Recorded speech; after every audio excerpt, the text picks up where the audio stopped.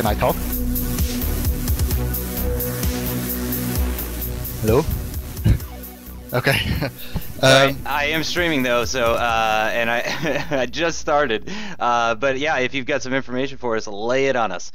Okay, Telly is not showing up at the moment, but I know that this guy can come a little bit later. So we're going to delay the first race, which was Telly against Moritz 1998, and it will be delayed until Telly shows up. So we're gonna start off now with Cape TK 92 and myself as the first round. Perfect. Thank you so much. Well, actually, who is Moritz 1998? Because actually, I don't. He got a bye as well, just like Telly. Oh, just like Telly. Okay, gotcha. I was wondering why I hadn't seen those guys. Okay, thank you so much. Best of luck. All right, everyone. Hello and welcome to the final day of the AOR Race of Champions. It's the knockout stages, and we are actually just about ready to begin. We got somebody already asking about who's going to be in the final day. We do have a couple of people that got a bye just purely out of luck. That's Moritz 1998 and Telly. But right now one of them is currently not around, so we are going to be waiting on Telly, I believe they said it was. In the first race, we've got Ownage versus Kerry Nolden. Ownage versus KPTK 92. Coming up after that is going to be Starks versus Skits. That's Cam Stark versus Skits. And then after that, it's going to be Adrian Falcone versus Boss 1996, and then after that it's going to be Krama versus Tagamis or Timu Valkijärvi. And actually I am very focused right now actually on just getting into the server, and thank you Race Fanatic for posting the Google document there. You guys can click on that link and you can get all sorts of information about who's going to be racing and what sort of cars they're going to be racing as well. We've got the BMW 1M Stage 3, the BMW M30 E30 DTM, the Ferrari 458 Italia, and we've got Ryan Littlemore with us. Hello. How are you feeling today, Ryan? Bad. For those of you who may not know, Ryan, despite moving on to the final round, too ill to partake in today's races. But so you're going to be joining me for a little bit of commentary, though, or for at least part of it?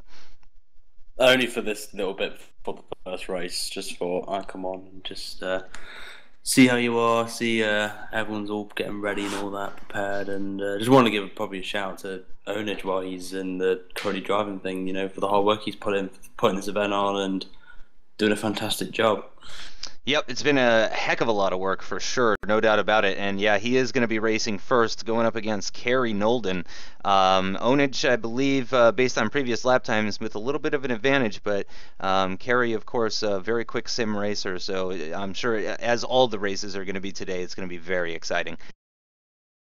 Yeah, I just want to point out as well, Race Fanatic is replacing me for this one, I think, because he did tweet me earlier saying thanks for the spot, so I thought I'm having a hunch it's him on there, but I won't keep you long, Justin, because I'm going to probably go back to bed, but I will be watching this from the sidelines in bed. I am actually in bed as we speak, so I just want to thank as well the people, really. I saw it on the chat last night and obviously the tweets today, so thank all you for being aware of what I am, and it's nice to know I've got people there who are worried about how my illness is, because I've been really that bad, so it's good to see that some of the community are out, and I want to thank them a lot, and yeah, I hope everyone does well tonight. I know who I'm rooting for, but obviously I ain't going to say that person's name because of the commentator's curse I've had throughout this whole entire event, so Ownage.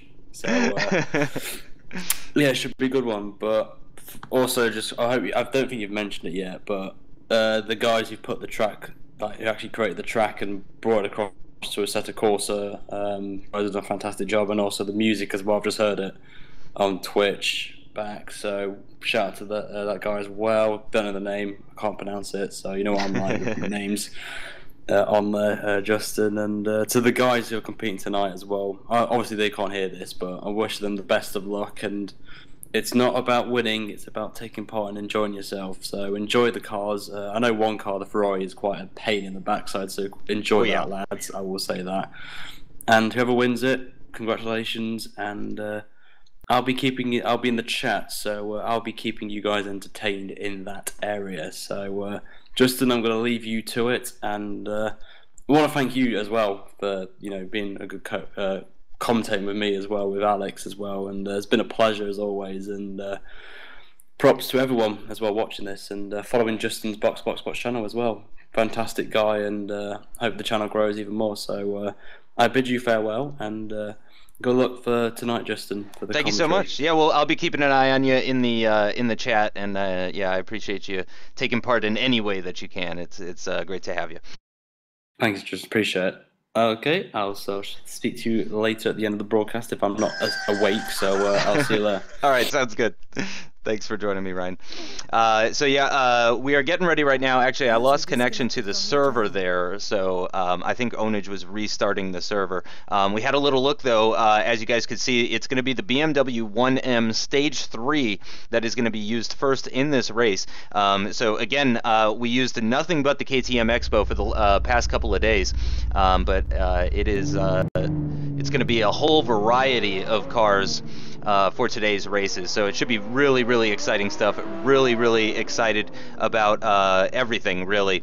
As Ryan mentioned, do want to do some quick shout outs to TX3, RC, and Stazer 92. We've mentioned them all week long, and I'm probably going to mention them again as well, because again, those are the guys that got this track in working order and everything like that. And again, thanks to Perturbator for allowing us to use his music, because that has been a crucial part of the stream as well. You guys can check him out at perturbator.bandcamp.com. I will be linking that later on. Also, underneath the stream, you'll see there should be some information about Perturbator there. So we're on the grid. Kerry Nolden with the inside line. Ownage with the outside line. We're waiting for the lights to go out, and they're away. Both drivers away very nicely. And because I am actually alone in the commentary today, I'm going to have to be switching a little bit between the two of them. Let's actually go ahead and do a battle cam. So there's going to be a little bit more camera changing on this one. Again, Ownage had the outside line for this very first lap of this first round, this first race of the Friday finale. And Ownage should have the advantage as he comes across the line. He does. He is nicely ahead of Kerry at the moment. Puts in a 30.6 from a standing start, and it's a 1.67 second deficit between the two of them as it stands right now. Because of other people missing, I do believe that there is some chances here that actually there might be some late stewarding things that are going on. Oh, I'm sorry about that, guys. I do apologize. Very sorry about that. There we go. I'm very sorry about that. I got wrapped up in the start of the race. There we go. Thank you, everyone in chat. Ryan sent me a little message on TeamSpeak. You haven't missed too much other than some exceptional driving, of course. But we are now, I do believe, on lap 3. Yes, this is lap 3. Ownage with about a 3/10 second advantage over Kerry Nolden at the moment. And we're coming towards the halfway point of this race as they come around. Kerry now Ownage with the slight advantage after running the outside line. Here comes Kerry, not far behind, and let's see what that deficit is now. 2.0. So again, Ownage appears to have the advantage as it stands right now after Kerry sets a 29.5 from the inside lane. Certainly not a bad time whatsoever. Again, different cars, so we are going to be seeing different sort of times. It's not really comparable to the KTM Expo. It's going to be, there's differences in power, there's differences in the handling, all sorts of stuff like that. Yeah, big thanks to Ryan for messaging me in TeamSpeak to let me know about that. I figured if somebody was messaging me, it was going to be something important. And there is, after 4 laps, the half-second deficit. So it looks like Ownage is going to take that win. And actually, that was only 4 laps. Let me just double-check to ensure that that is actually how it's going to go.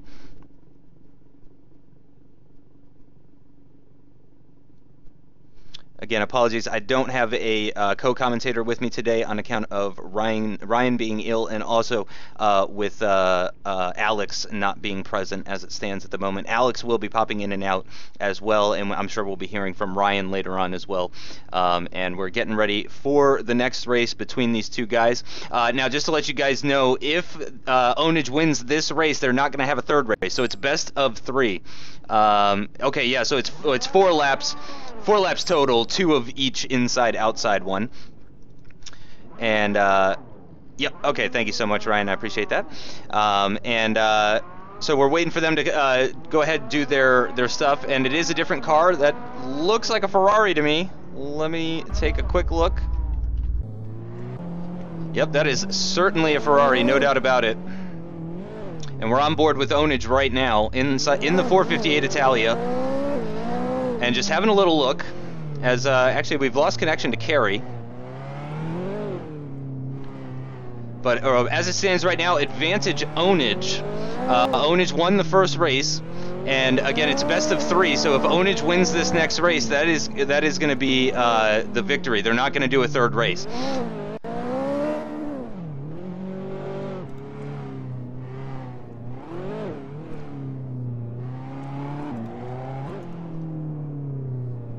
And if the third round does happen, that's when we're going to be seeing the BMW E30. It's the Group A DTM version, but that's for the third race. So for all of the races that you're going to be seeing today, the first car that you'll see is the BMW 1M Stage 1, or excuse me, Stage 3. Second race will be the Ferrari 458 Italia. Third race will be the 1990 BMW E30 DTM version. So, a lot of different challenges presented with this sort of car. The 458 Italia is not so great in the corners comparatively to the KTM Crossbow or the, or even that BMW 1M. It's a little bit more sluggish in the corners. It's got a wider wheelbase, I do believe, as well, if I'm not mistaken. So, a whole different set of challenges. It's also got a lot more power as well, so it's very easy to oversteer in this car, as Ownage is back into the pits. Kerry's still out on track and doing some laps right now, getting some practice in, and going through the final corner now. Yep, thank you, Ron. Thank you so much. If somebody wants to post the Google document in chat once again, just to give everybody an opportunity to pull that up, they can take a look at everything for themselves and find out exactly what's going on here. So we are on the grid once again. Ownage this time on the inside lane. Kerry with the advantage for the first lap of this race, as we're waiting for the lights to come on now. So again, just a 4-lap race this time. We've got 5 lights, 6 lights, and they are away, and we're gonna go ahead and we're gonna hop on board with Ownage. Sorry about that. And we're just going to have a little look-see, since he is the one that has the advantage at the moment. Again, if Ownage wins this race, that will mean that he wins this stage. And also, I believe that means we might not see Kerry again either. So potentially Kerry in danger, as Ownage getting very, very close to the wall there. You'll also notice some interesting things happening with the wheels on the car as they go over the bridge. That seems to only happen with the 458 Italia. And it is advantage Ownage, I would say, right now, with just over a second separating the two of them. It is definitely appearing that Ownage has the advantage as it stands right now. Also, just to let you guys know, we will be doing a number of driver interviews after each race, or after some of the races at the very least, so you guys will be able to hear from the drivers themselves and get some direct information. And here we go. Ownage crosses the line just 0.2 of a second up on Kerry Nolden as it stands right now. A little bit closer this race. It was about half a second separating them after 2 laps last time. Halfway through the race now, lap 3. Ownage on that inside line, the slower line. Kerry Nolden going to be looking for about a 1.2, 1.5 second gap or so. Again, this is a different car though, so the differences are going to be, there's going to be some slight differences between the lap times and different sorts of things like that. But as it stands, yep, Kerry does have that advantage, but it's less than a second between himself and Ownage at the moment. Haven't really seen any sort of issues from either of the drivers. Let's go ahead and spectate Kerry for just a little bit, and let's even go inside the Ferrari with him.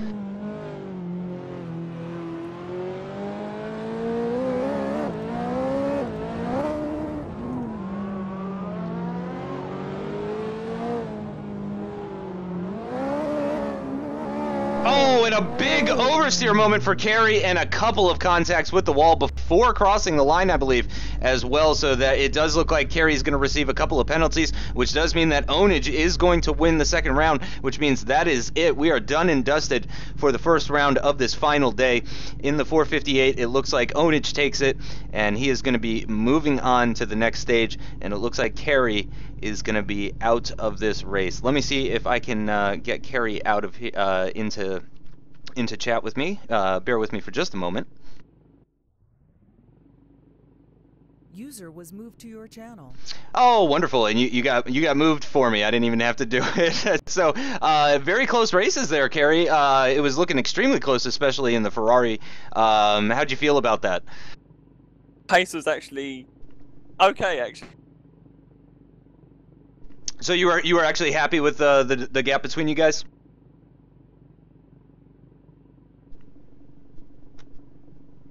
Actually, I can't hear you now.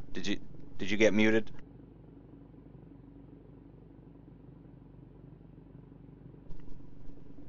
Can you hear me, Kerry?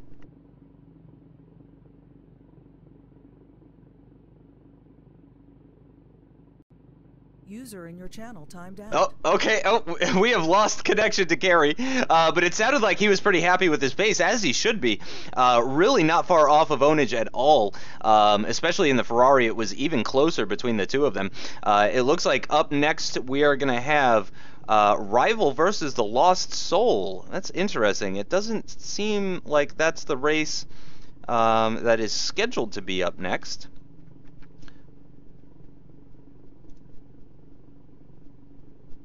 Yeah, I'm showing race...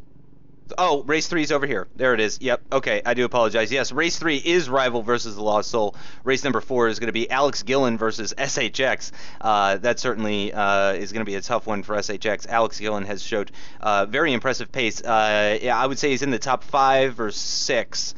As far as the drivers, at least in the KTM Crossbow. Again, we might see a bit of a shakeup here from people as the cars change. Certainly, people are going to be excelling at certain cars and having trouble with other cars. So I'm the only person on the server as it stands at the moment, and I'm hoping we'll maybe get Kerry back onto the TeamSpeak server so we can finish our discussion with him. But it sounds like his internet maybe just could not handle his pace. And it said, of course, there and just disconnected him entirely.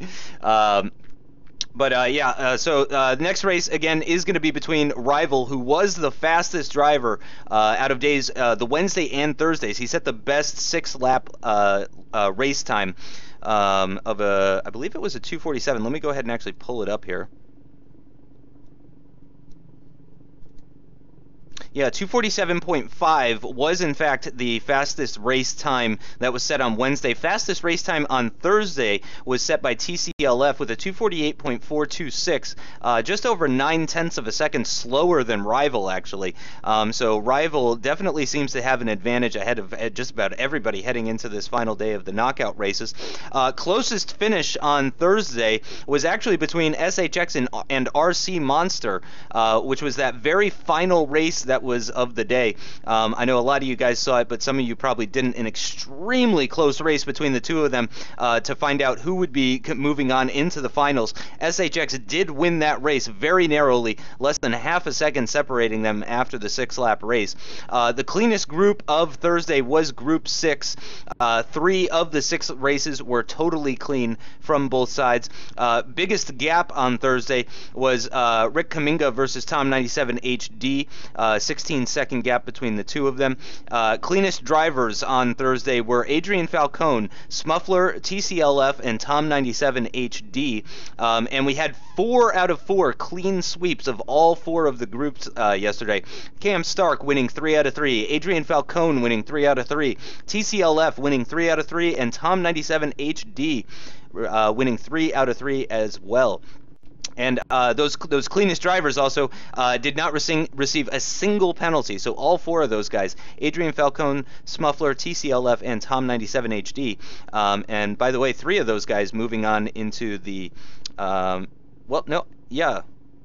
three of those guys. Well, actually, all of them moving on. I do apologize because we did have 8 people moving in from that day. But all 4 of those guys did not receive a single penalty in any of their 3 races. So 18 laps completed, and none of them seem to have had any issues. And actually, it looks like I've lost connection to the server, so bear with us for just a moment while I get back in there.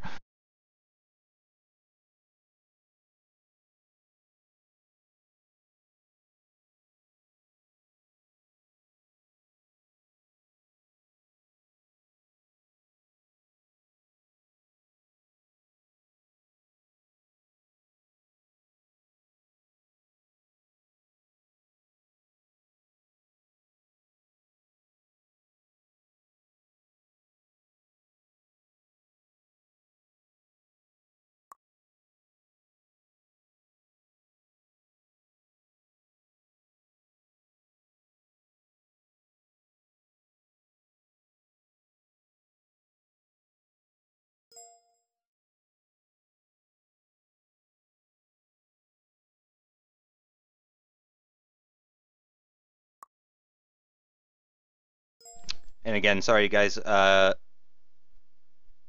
we go. It looks like Ownage had some issues with the server. I should be able to get in just a moment. Actually, it might kick me back out here in just a second here. Yep, I need to refresh the list and rejoin. So bear with us just a moment.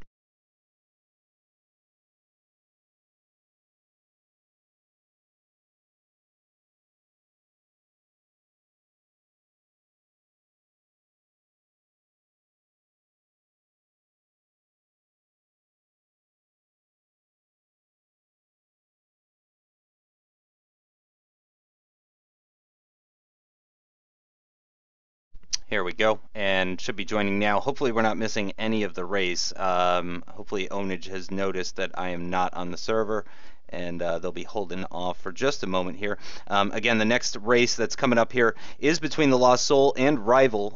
Again, Rival with the fastest time of the 2 days. It's not a matter of opinion or anything like that. He did just post the fastest time of both days for a full race distance of the entire 6 laps. And we are on the grid. Here we go, got there just in time. Rival on the outside lane with the advantage. The Lost Soul with the inside line at a disadvantage as we're waiting for the lights to come on now. And they're away. And, oh gosh, it wouldn't let me go back to the pits, so I had to exit. Very sorry about that, guys. I'm not sure what's going on with the server. Of course, the final day is the day when we would have the technical difficulties.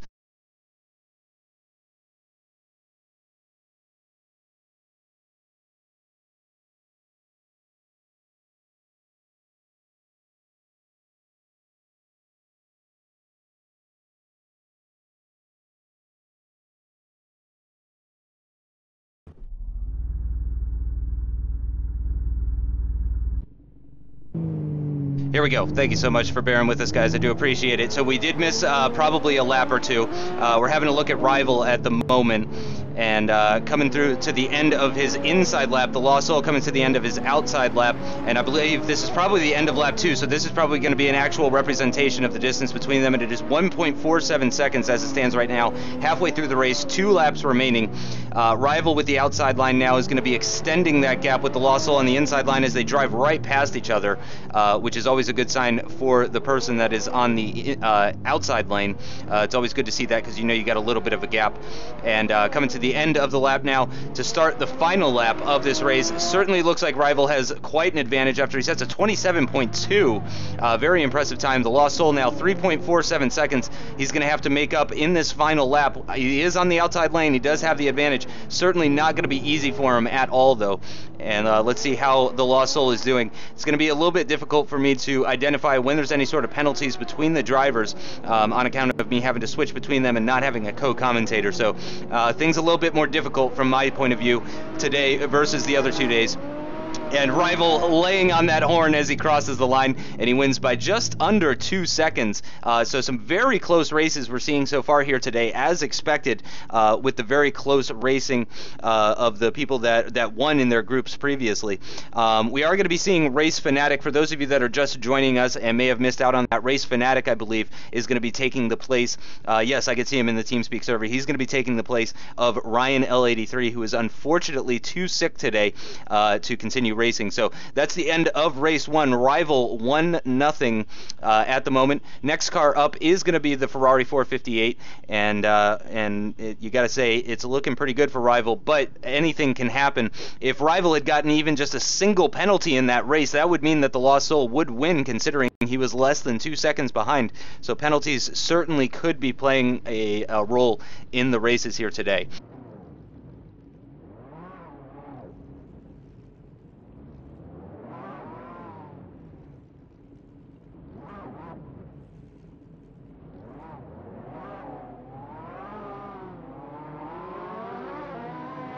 And both cars coming out on track now.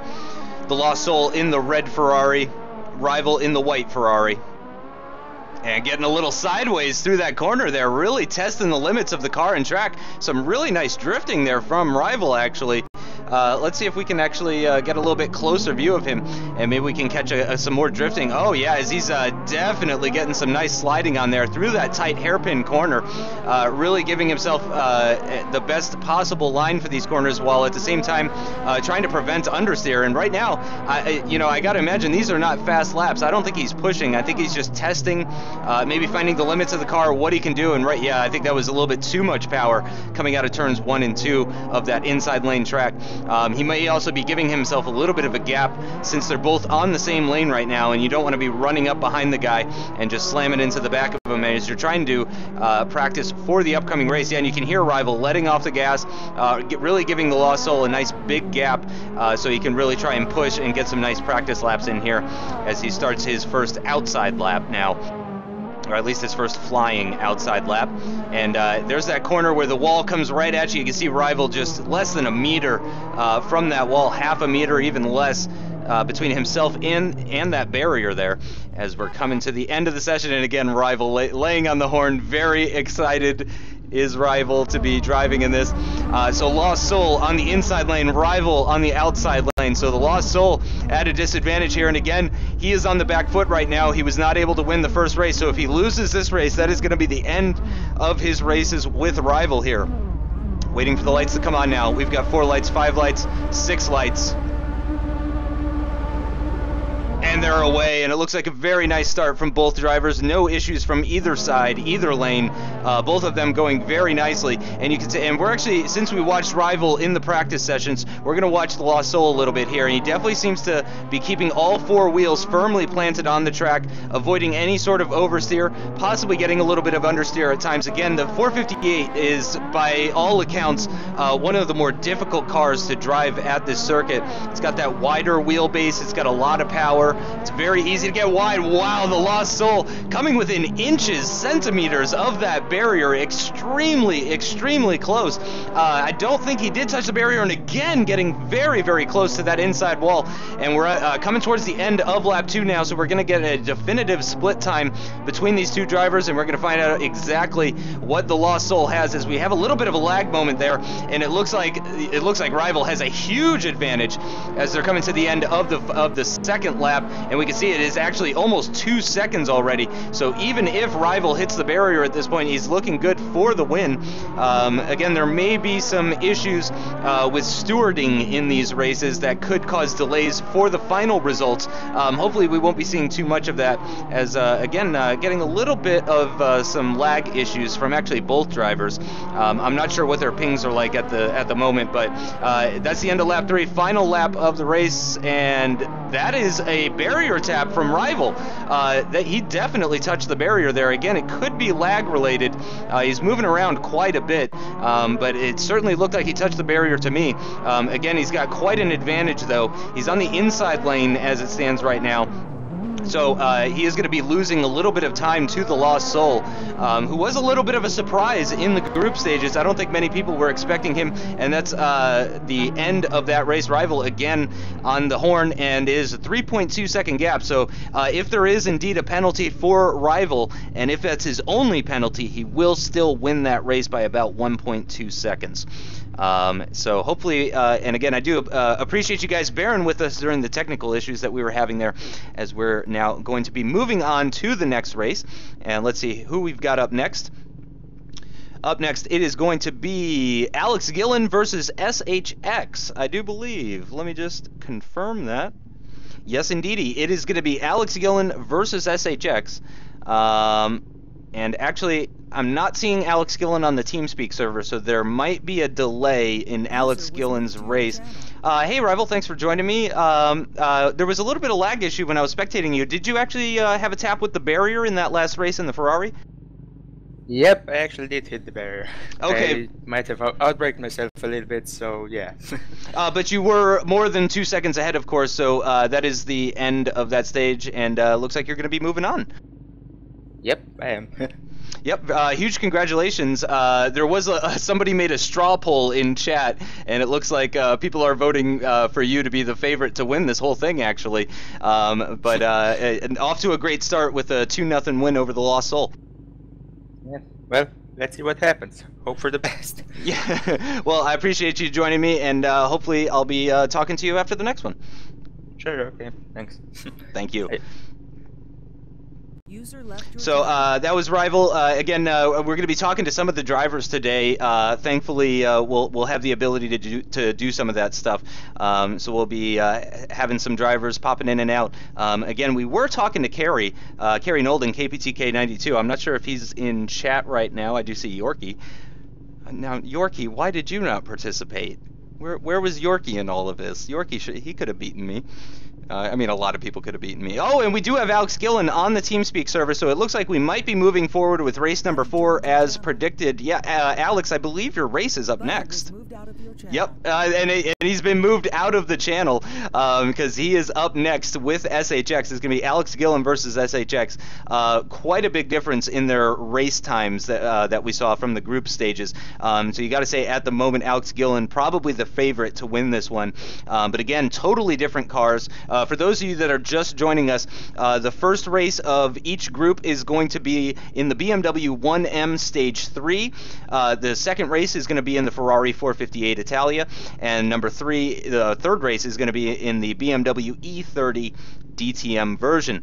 So far, it's been a clean sweep of all the races, actually. Ownage winning against Kerry Nolden 2-0, and then followed by Rival winning against the Lost Soul 2-0. So far, it's been a clean sweep of both of them. I'm sure Alex Gillon going to be looking to do the exact same thing here. There probably is going to be a delay in this race because, again, Alex Gillon really just got, I'm not sure if he just got home or what the deal is, but he just got onto the TeamSpeak server, so I imagine he is loading up Assetto Corsa right now as it stands, and I do apologize, guys, if I'm not able to keep up with chat. I did have co-commentators that were able to keep up in chat with me previously, and yeah, so it's a little bit of a different situation for me here today, and I do appreciate you guys bearing with me. Certainly not an easy task. I'm probably going to be pretty much talking non-stop for the next 4.5 hours, something like that. It's going to be an extremely long stream. I thoroughly expect to lose my voice, as those of you that stuck with us all the way to the end of the stream yesterday probably noticed that I started losing my voice at the end of the stream, and I fully expect that to happen again here today, especially without the benefit of a co-commentator. But now that Alex is here, hopefully he can relieve me of some of those duties at least part of the time, because obviously Alex Gillon is a competitor in this final day, and he's out on track right now, actually, in that BMW 1M Stage 3. SHX in the car now as well, so we'll be expecting him to come out very shortly. But yes, we are expecting a very long stream here, guys. My new PC is coming along very nicely. I'm taking my time with it, though, because I really want to go crazy with cable management and stuff like that. I do appreciate you guys asking. Yeah, I'm really taking my time with the PC build, but it's going very well. I'll be keeping everybody updated on Twitter on that sort of thing. But yeah, I am expecting a very, very long stream here today. Ownage expecting a very long stream here today. Believe it or not, I have actually called out of work entirely in order to make sure that you guys don't miss a single minute of the action. So that's how I was able to start the stream on time. We did have that technical issue earlier where I was not able to go to the garage, and it kept me on the track, so I had to exit the game and rejoin. So we did miss a couple of laps of that race between Rival and the Lost Soul, but again, just the first 2 laps, I would say, of that race with the BMW 1M, which I'm sure I'm going to call an M3 at some point, just purely because there's so much going on at all times. But again, Alex Gillon, SHX, both of them on track at the moment. It's UK versus Germany, and they're in a German car, of course, so hopefully SHX can boost his morale a little bit knowing that. But Alex Gillon was a little bit faster than SHX. in the previous group stages. Again, that was in the KTM though. This final day is more about who's the fastest driver, not necessarily in a specific car, but just in all types of cars.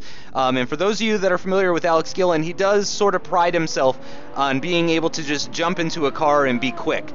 He's not the type of guy that likes to fiddle around with setup and stuff like that. He really just likes to get in and drive the thing and go as fast as he can with whatever the default setup is. That could mean that there's a little bit of a benefit for people such as Alex, who can just really jump into any sort of car and be quick. Obviously, Rival showing not that long ago that he has that same sort of capability, as he won quite handedly against the Lost Soul, again 2-0.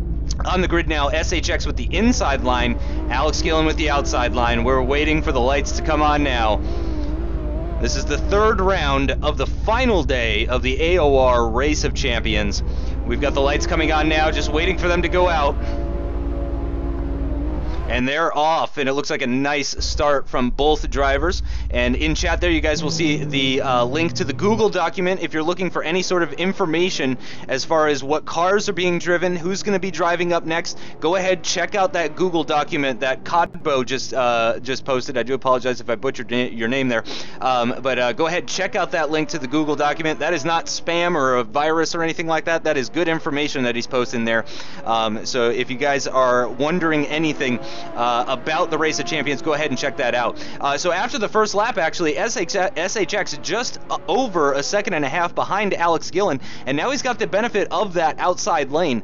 So if he can actually manage to be a little bit quicker than Alex, we could be seeing a pretty close finish here. As we're coming now towards the penultimate corner, it looks like Alex is going to have a little bit of an advantage, and he does. A couple of car lengths between the two of them as they come down through the final corner to finish up the second lap. Halfway through this race now, SHX just half a second behind Alex Gillon. Fantastic performance here from SHX, really much closer than I would have expected after the 2 laps that they've completed so far. Lap 3 now, Alex on that outside, the faster lane. He's going to be looking to have about a 2-second gap as they cross the finish to start the final lap of this race. SHX getting a little bit of wheel spin as he comes across the bridge now. And we're going to go on board with SHX here. And God, I love this car. I really do. I really enjoy the BMW 1M, not just in games, but in real life as well. And it is a 2.6 second gap, so advantage Alex Gillon. I haven't really seen any sort of wall contact from either of the drivers, so I'm not sure any penalties are going to be awarded in this race. Let's go ahead and have a peek at Alex as he goes up and over the bridge, catching a little bit of air before braking heavily down for the penultimate corner, and then nicely through the final corner. It does look like Alex Gillon is going to take the win against SHX, with SHX only 1.2 seconds, 1.25 seconds behind Alex. Very impressive showing from SHX there after the 4-lap race. So, barring any sort of penalties, as it stands right now, it does look like Alex is up on SHX at the moment, 1-0. And up next, they're going to be driving in the Ferrari 458.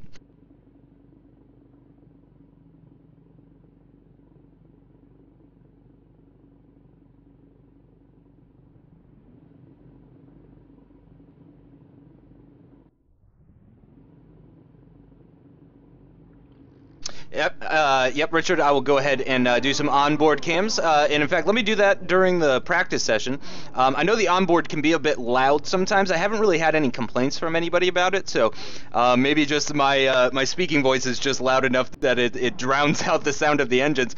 But as soon as Alex Gillon gets out on track here, I'll go ahead and do an onboard shot and just shut up for a minute as you guys can watch him work.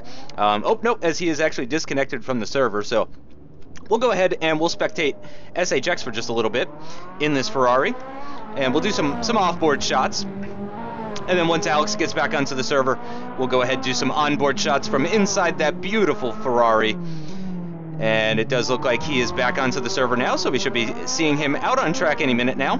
SHX getting very close. Oh, yeah, that's not the line you want to take for that corner at all. Again, for those of you that are just joining us, the 458 is very difficult to drive at this track. It's got a very wide wheelbase. It's got tons of power, so it's certainly challenging, to say the least. And let's go ahead and go on board with Alex Gillon here.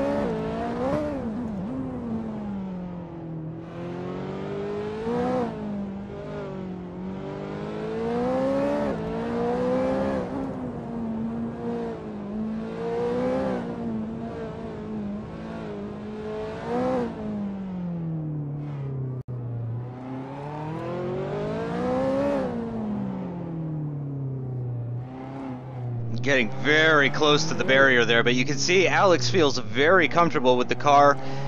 Seems to have excellent control over everything. And yes, I do. Yeah, I know that 2 laps is actually 1 lap, but again, it does actually give a lap time every time they cross the start-finish line. So we call it a 4-lap race, or at least we have been for all of the days. Not just myself, but the other commentators included. And again, since there is a lap time at the end of each one as you cross the line, so it's 4 laps, 2 laps if you want to consider it as 2 laps being 1. So it's a little bit shorter races this time. So this is to decide if SHX is going to continue or if Alex Gillon is going to clean sweep him, and they're away. Alex Gillon on the inside line, SHX on the outside line to start this 4-lap race. Going on board with Alex Gillon now. Let's go ahead and do some exterior shots here, as going nicely through the corners there. And again, you can really just see the control that Alex has over that nice red Ferrari. Of course, Alex is pretty keen on driving Ferrari. He used it in online league racing for AOR in the past, and SHX with the advantage. 1 second though only after driving that outside part of the circuit. Alex now on the outside part of the circuit is going to have the advantage, and certainly he's going to be looking to be at least 1 second faster than SHX. As he's going through this very, very tight hairpin. I gotta imagine that is one of the more difficult corners to navigate of this circuit in the 458, and it's actually quite close between them. SHX really hanging in there. Last time after 2 laps they were separated by about half a second, and it is again about half a second.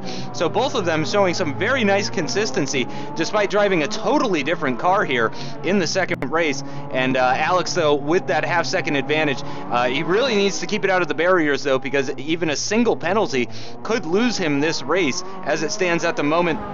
Going up and over the bridge, and the pair of them very close, but of course Alex is for the final lap going to have the advantage of the outside lane. SHX, it looks like, is going to cross just barely ahead. So Alex very nicely in that inside lane last lap, actually, really keeping that gap very small. This is the final lap of the race. Again, if Alex wins here, that is going to be him moving on, and SHX will be out, unfortunately. So coming through the penultimate corner, final lap of the race, and Alex with a nice gap to SHX behind him, and just very smoothly through the final corner, and SHX gets a little penalty there through the final corner just to add insult to injury, and that is going to be another clean sweep.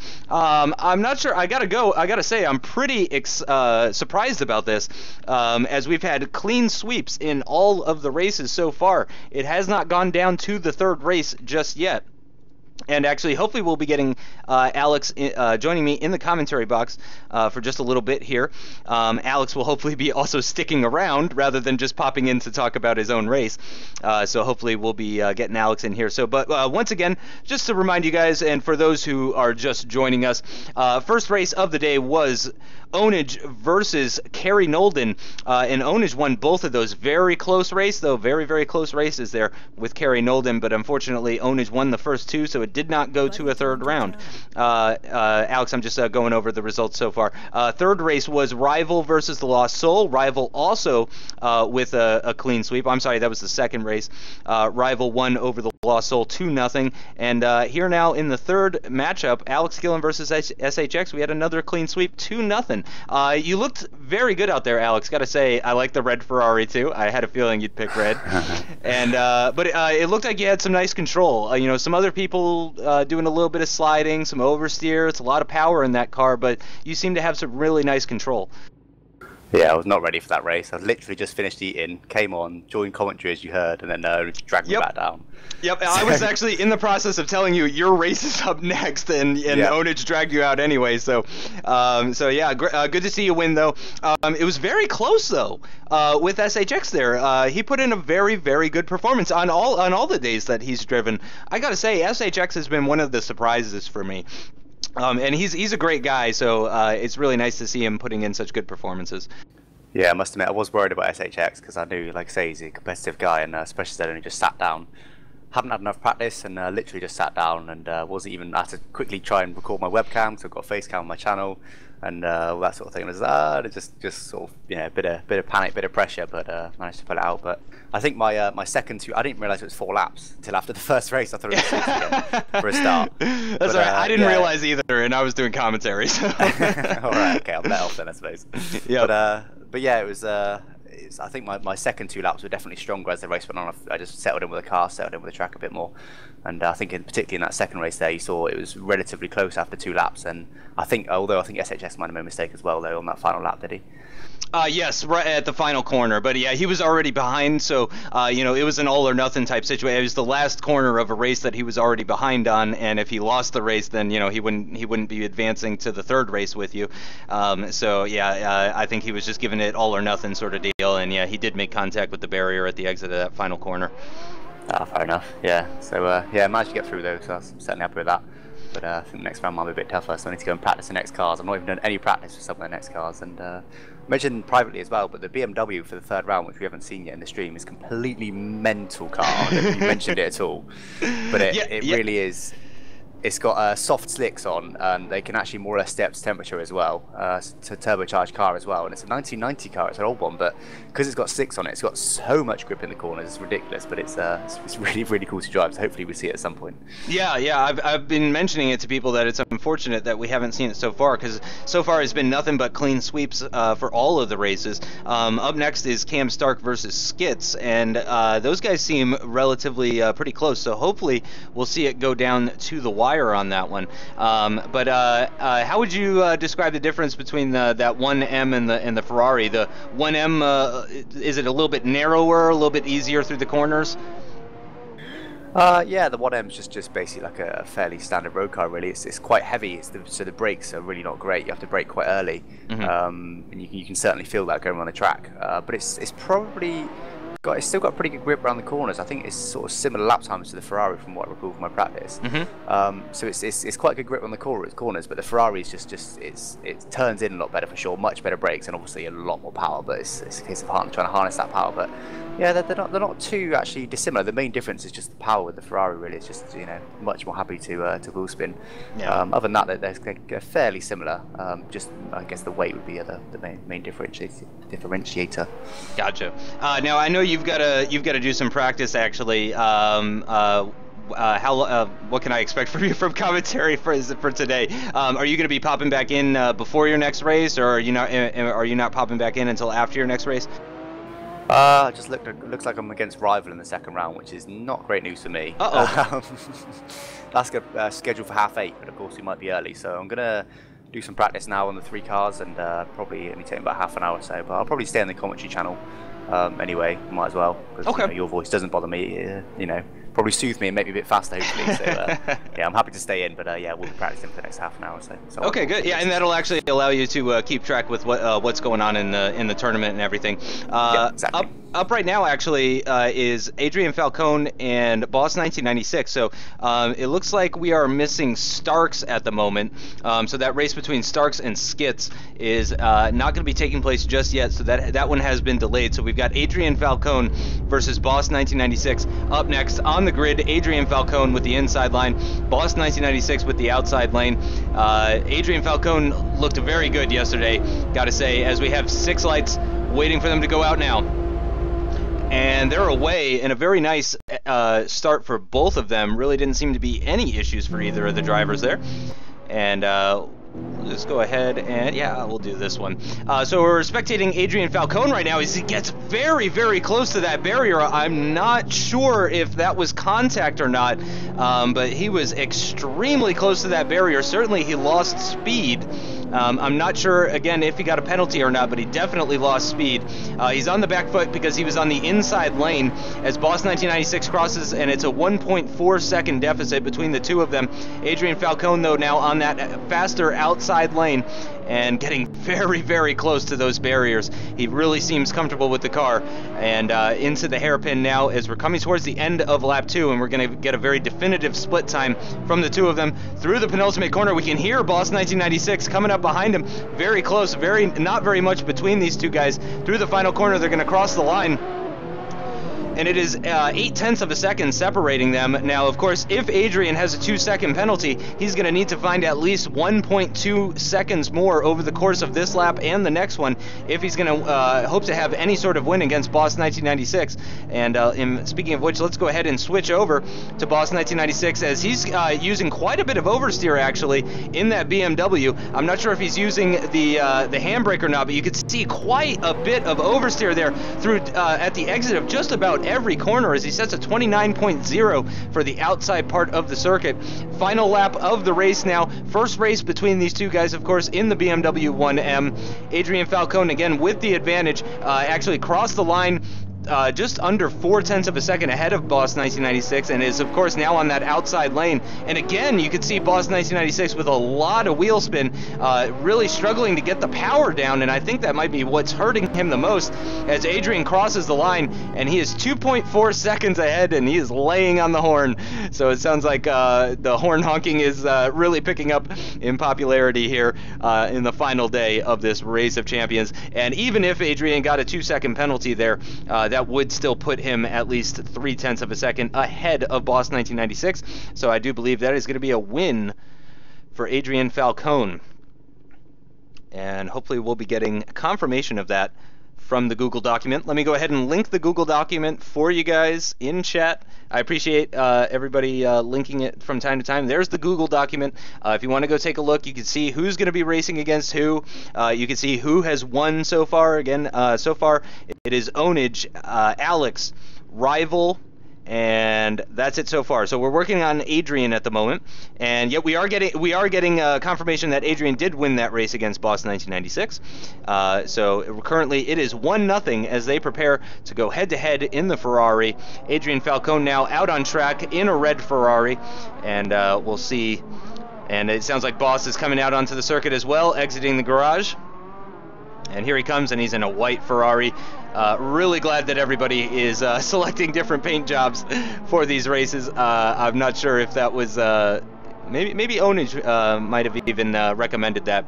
But hopefully we'll see a third round here, because so far everybody has just finished after 2 races. It's been nothing but clean sweeps so far, as both drivers out on track right now and doing a bit of practice. And actually, let's go ahead and go on board with Adrian Falcone here.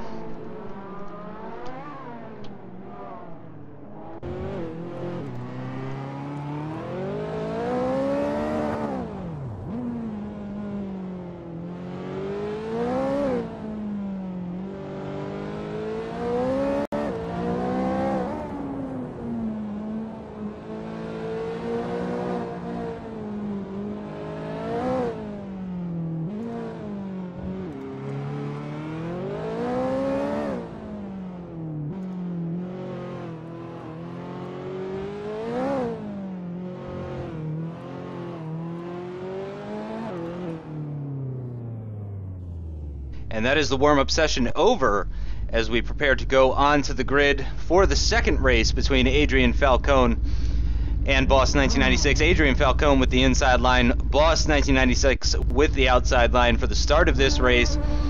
Gotta say, I'm rooting for Boss 1996 just so that we can see that BMW E30. 4 lights, 5 lights, 6 lights. And they're away, and both drivers again away very nicely as we're into the final stages of this championship. No surprise that we're not seeing any sort of issues at the start of the race. Boss 1996 again on that outside lane, that faster outside lane. Adrian Falcone on that inside lane. And Boss 1996 should have that slight advantage as they're coming through the penultimate corner now. It is not much between them, though. They're nearly side by side coming out of the penultimate corner. Less than a car length between the two of them.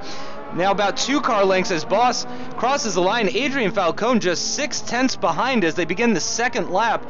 Adrian Falcone looking like he's got the early advantage so far in this race. And here he is going underneath the bridge and into this very tricky hairpin, even trickier in that Ferrari. Very difficult And into the penultimate corner now, we can hear Boss 1996 coming up behind him, very close, just a couple of car lengths between them. As we cross the line, we're going to get our first real split time of the race. 1 minute, or I'm sorry, 1 second, .25, 1.25 seconds between the two of them as it stands right now. Advantage Adrian Falcone with just 2 laps remaining. Boss is really going to have to pick up the pace here. This is all or nothing for him at this point. If he cannot find 1.25 seconds over the course of this lap and the next one, that's going to be him out of this championship, and he is going to lose to Adrian Falcone, who will be moving on to the next round, getting very close to the barrier there as they start the final lap of this race, just 1/100th of a second separating them. But of course, Adrian Falcone now has that outside lane, and he's going to be looking to extend that gap to much bigger than 1/100th of a second.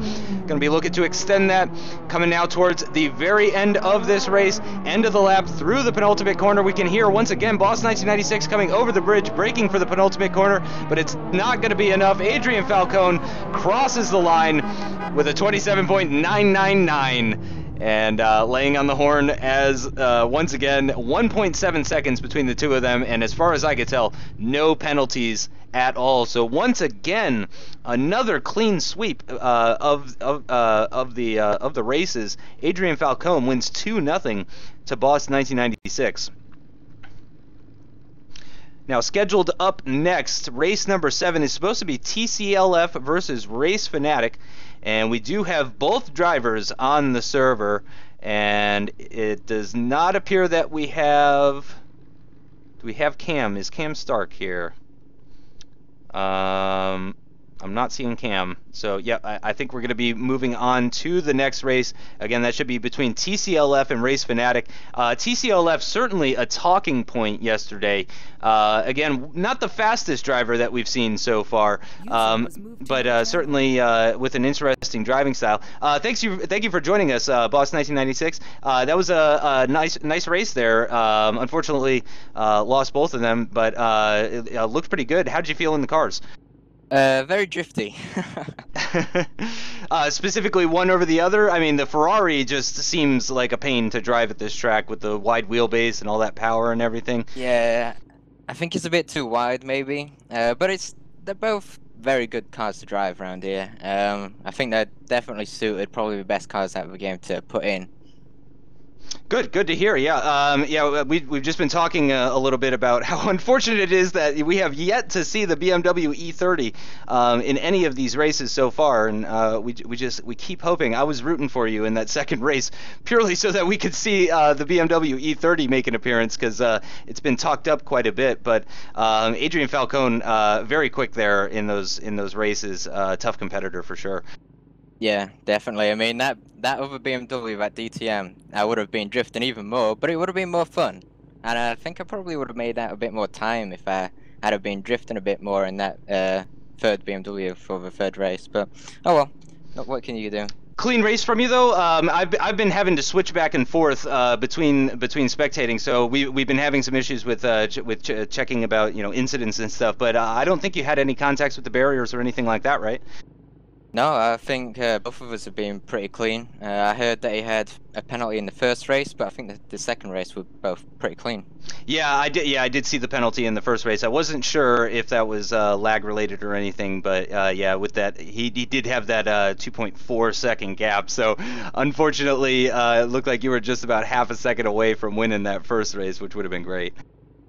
Yeah, it would have been good. Then we might have been able to see that BMW, eh? But oh well. Well, thank you so much for joining us and driving in the championship, and hopefully we'll see you again soon. Yeah, it's been really fun, and I'll see you later. Bye. Have a good one.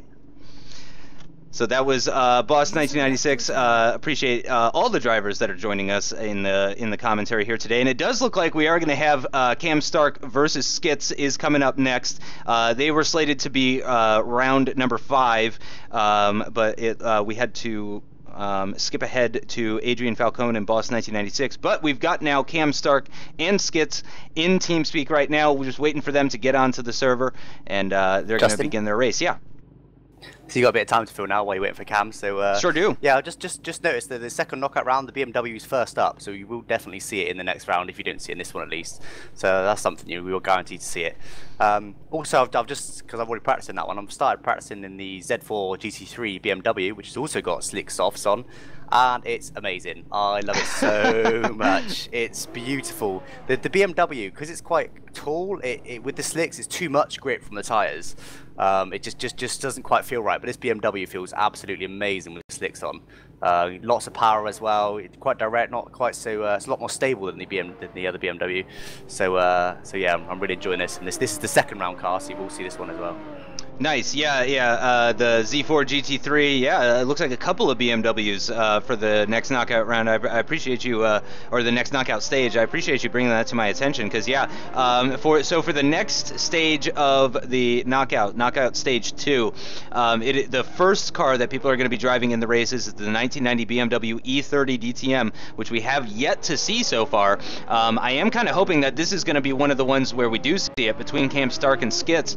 I'm hoping that these guys are going to be close enough that maybe we'll see them get one win apiece and have to go to a tiebreaker in round 3. But as it stands right now, we have yet to see it, but we're going to be seeing plenty of it in the next knockout stage, along with the BMW Z4 GT3. And then if they go to a third race in knockout stage 2, we're going to be seeing the Lotus 211. Interesting car, that one. Quite a tiny vehicle. Since I've still got you, Alex, are you going to bother practicing the 211, or are you just... Oh, yep, I'm just moving on to it now. Right, because you're going up against rival. Yeah, exactly. Yeah, I'm not gonna. Yeah, I practiced for the BMW last one as well. Just worth, doing a couple of laps. But the BMW is as well capable of mid to high. The older BMW mid to high 25s, so very quick. The Z4 probably high 24s. I just did a 25.0 in it, so high 24s at least, I would say. Wow. So very, very quick cars with those slicks. Of course, on such a slow track, the tyres really make a huge difference. Wow, that is amazing. So yeah, really, really improved lap times from those sorts of cars. So that should be a lot of fun to see. So again, you guys are going to be seeing a variety of cars today. It's not just the KTM Crossbow. In fact, you won't be seeing the KTM Crossbow at all today at any point. Knockout Stage 3 is going to feature the Corvette C6R, the Formula Abarth, the Kutch 2000 SL, the Ginetta G55 GT4, and the Lotus 211 as well. So again, a number of cars slated to make an appearance in the racing here today, as we are ready to go on the grid with Cam Stark and Skitz. Cam Stark on the outside lane, Skitz on the inside lane, as we're waiting for the lights to come on now.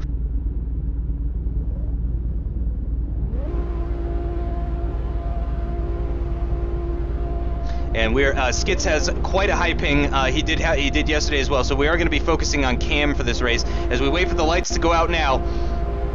And they're away, and it looks like both drivers away. Cam slow to pull away. Definitely not a great start there from Cam Stark. As we go on board with him now, he is on the back foot for sure, and he's on that outside lane though, so he should still be crossing the start-finish line at the end of the first lap ahead of Skitz, but certainly not with the gap that he maybe would have hoped. It seemed that he got the launch good, but I think he may have shifted an extra time straight up into second gear, because he pulled away. The launch was good, but then his revs dropped, his speed dropped, and look at that, just half a second separating the two of them. It looks like advantage Skitz as Cam touches the wall.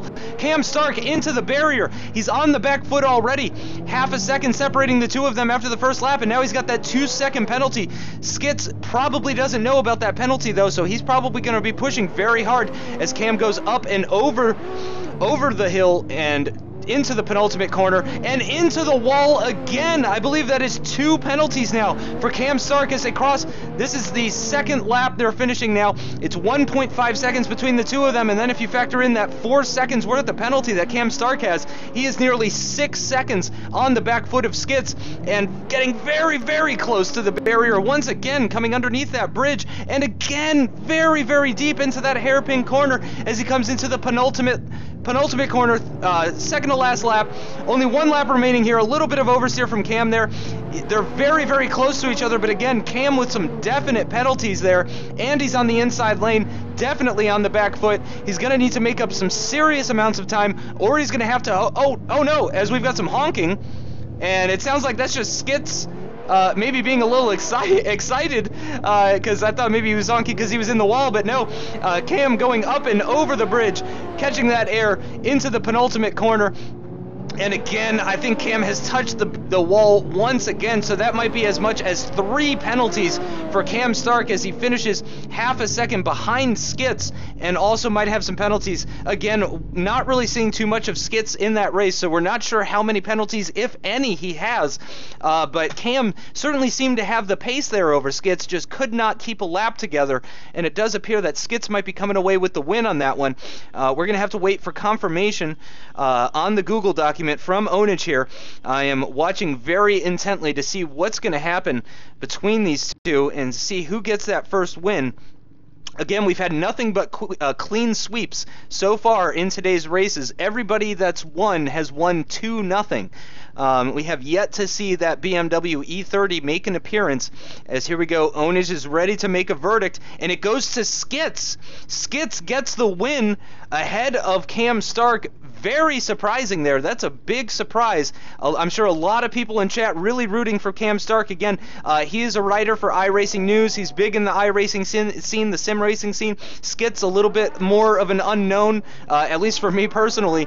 And now they're going to have a totally different car to contend with, as Cam is already out on track. Certainly he's going to be looking to make the most of this practice session and have a clean race and avoid the barriers. We might be seeing our first tiebreaker of the day so far here today. If Cam can just have a nice, quick, clean race, if he can win against Skits here, then we will be seeing that BMW M3 E30 for the first time so far today. And there is Skits now beginning his warm-up lap as he, nope, he's coming to a stop. There we go. No, he's getting it together as Cam is brushing up against the barrier already. So Cam already seems to be having some issues, and he's definitely through the gravel there. And let's actually go ahead and go on board with Cam. Nope, as he's come to a stop actually. Yep, and just mentioned, Justin, Ownage does ask you to brush against the barrier to make sure you got the correct track version, so everyone will touch it at least once on their outlap during practice. Beautiful, thank you so much. Obviously, actually, I don't even think I was ever in any of the driver briefings. So the only times I really get to talk to Gillon are at the beginning and end of the streams. Of course, the end of the stream yesterday, all he contributed was "woo," which was very interesting to hear from Ownage. It's not often that you hear that sort of excitement from the Dutch Iceman. I'm going to go ahead and give him a brand new nickname here today on the stream. He was very excited about yesterday's stream, as was I, and as were all of the viewers. Absolutely thrilling from start to finish. Maybe with a little bit less known drivers in yesterday's stream, but I gotta say the races were even closer, actually. It was fantastic stuff to watch yesterday. Even better today. It's been extremely close. I don't think we've seen any gaps bigger than maybe 4 seconds. Of course, it's only 4 laps versus the 6 that were done yesterday, but we're on the grid now. Skits with the inside lane in his red Ferrari, Cam on the outside lane with his white Ferrari, waiting for the lights now. 4 lights, 5 lights, 6 lights. And they're away, and both drivers away very nicely there, heading down towards turn 1. And we're gonna focus on Cam because he's got the slightly better ping in comparison to Skits. So we're not gonna be able to really see if there's any sort of issues with Skits as far as penalties are concerned. It does seem that Cam is maybe taking his time a little bit more in this Ferrari 458, nicely through the hairpin so far, looking good for him. Again, had the benefit of the outside lane, so we are looking for an advantage, getting very close. Oh my gosh, I think his mirror almost touched the barrier there, but oh no! And Cam has hit the barrier again. And on lap 2, the start of lap 2, Cam straight into the barrier, locks up his front wheels. That's going to be a 2-second penalty. He's on the back foot here. He's going to have to push very hard while having a clean race as well if he's going to have any shot of continuing on to the next race against Skits here. Up and over the bridge, catching air, braking now for the penultimate corner. He does have the advantage as they're coming across the line to end lap 2. We're going to get a nice split time here.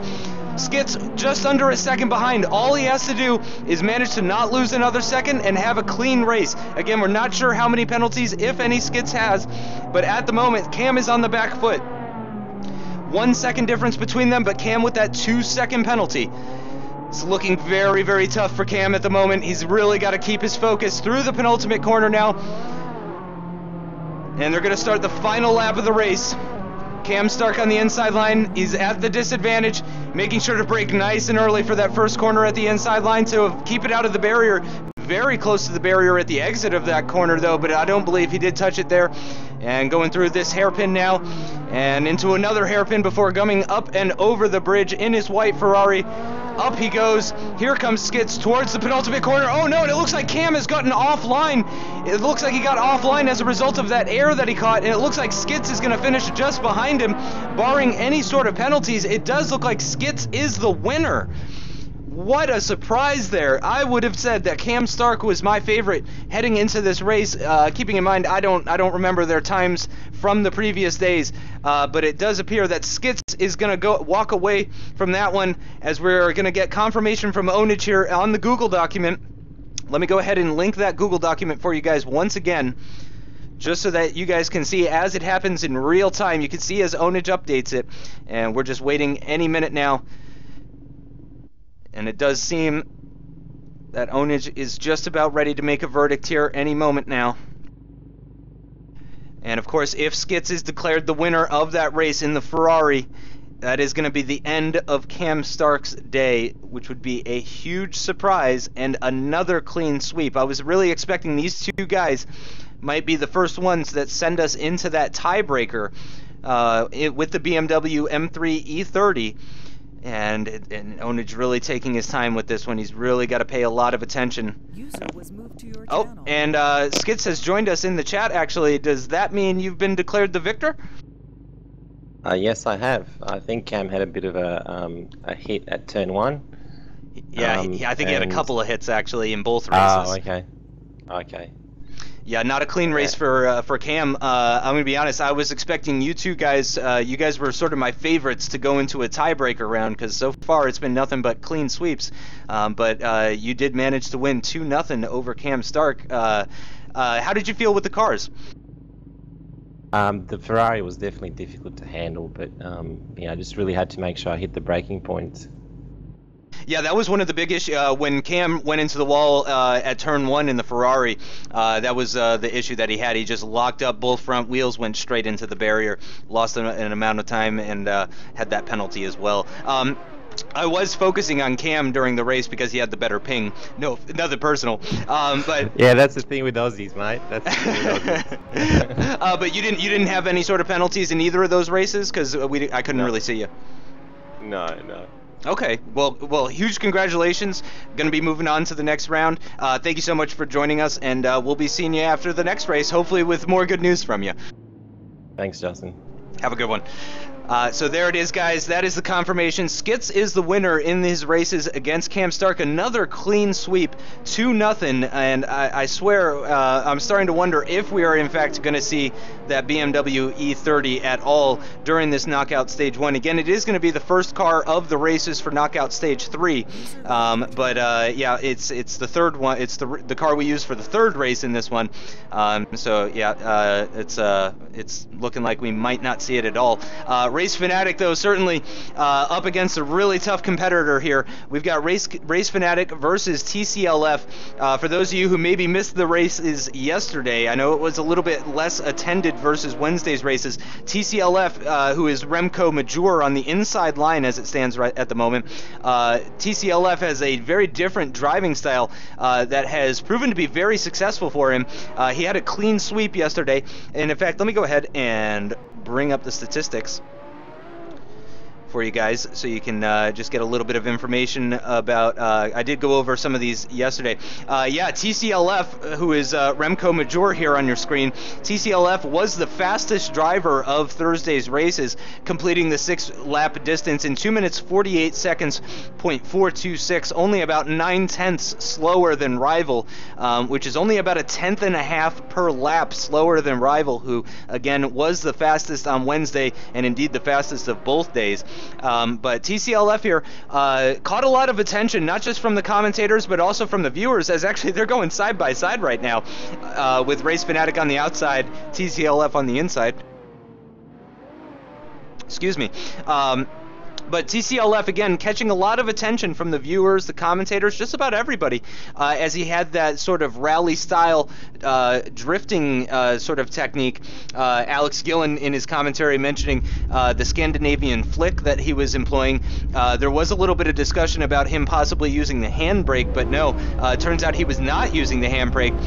He was really just being very aggressive with the throttle, the braking, using that Scandinavian flick to shift the weight around, and he's got the outside line, TCLF on the outside for the first race, and they're away, and it looks like Race Fanatic actually losing out at the start there, was not able to get as good of a start as TCLF, and we're going to go ahead and go on board with TCLF, and I'm going to give you guys an example of how he drives, and you can see it right there, going underneath the bridge, lots of oversteer, but he's managing it, keeping it under control, and here he comes out of the corner, and again with that oversteer, I'm going to go ahead and actually, I'm just going to shut up for a couple of laps, and I'm going to let you guys see exactly how TCLF handles this race at this track with this car.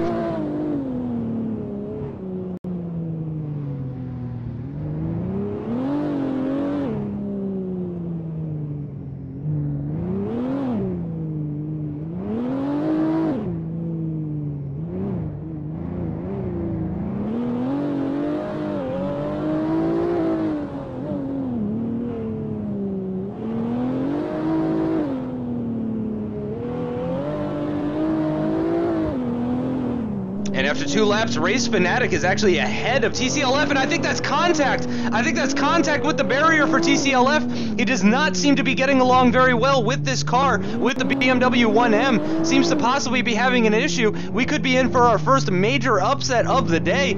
Certainly TCLF was the favorite heading into this race. Race Fanatic wasn't even supposed to be in today's races, but because of Ryan L83's illness, he is taking over for Ryan L83. Here we go. Race Fanatic only 4/10 behind, but he's got the benefit of the outside lane, and he might not have any penalties, and we do believe that TCLF has a 2-second penalty as it stands right now. You can see him sliding through that corner into the hairpin now, and it looks like we might see our first upset of the day. Cannot believe it. Race Fanatic, a driver that was not even supposed to be here today for the final rounds of the championship. Here he is. It looks like he is going to win against TCLF in the first round, barring any penalties, of course, once again, but he did cross the line first, so if he has anything less than 2 penalties, it does look like Race Fanatic is going to be the winner of that first race with TCLF. That is a huge upset if that turns out to be the case.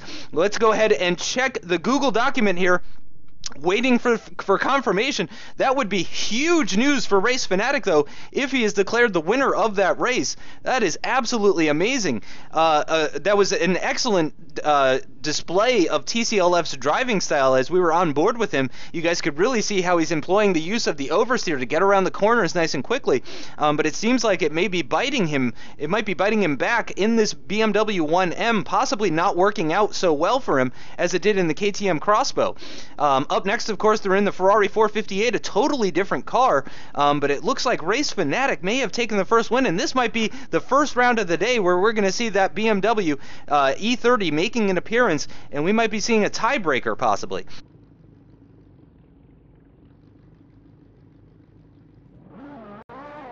If I could just jump in there, Justin, I'm actually not all that surprised to see Race Fanatic taking the win there, to be honest. With the race I had with him yesterday, he showed some real pace there. So I'm not too that surprised, and I think we might have said it privately, not publicly, so I'll repeat it. Me and Ownage both said that we don't think TC something TCLF. TCLF, we didn't think his style would work with all cars. Yeah, it works with the KTM, right, which is quite a low-powered car, so not so much with these cars that have just naturally got more grip, so yeah. And I mean, certainly, I gotta imagine, if he's struggling in the BMW 1M, he's gonna struggle even more in the Ferrari 458, because you really can't get sideways in that thing. It's got so much power, it's so wide, I mean, I don't see how it's gonna work out for him.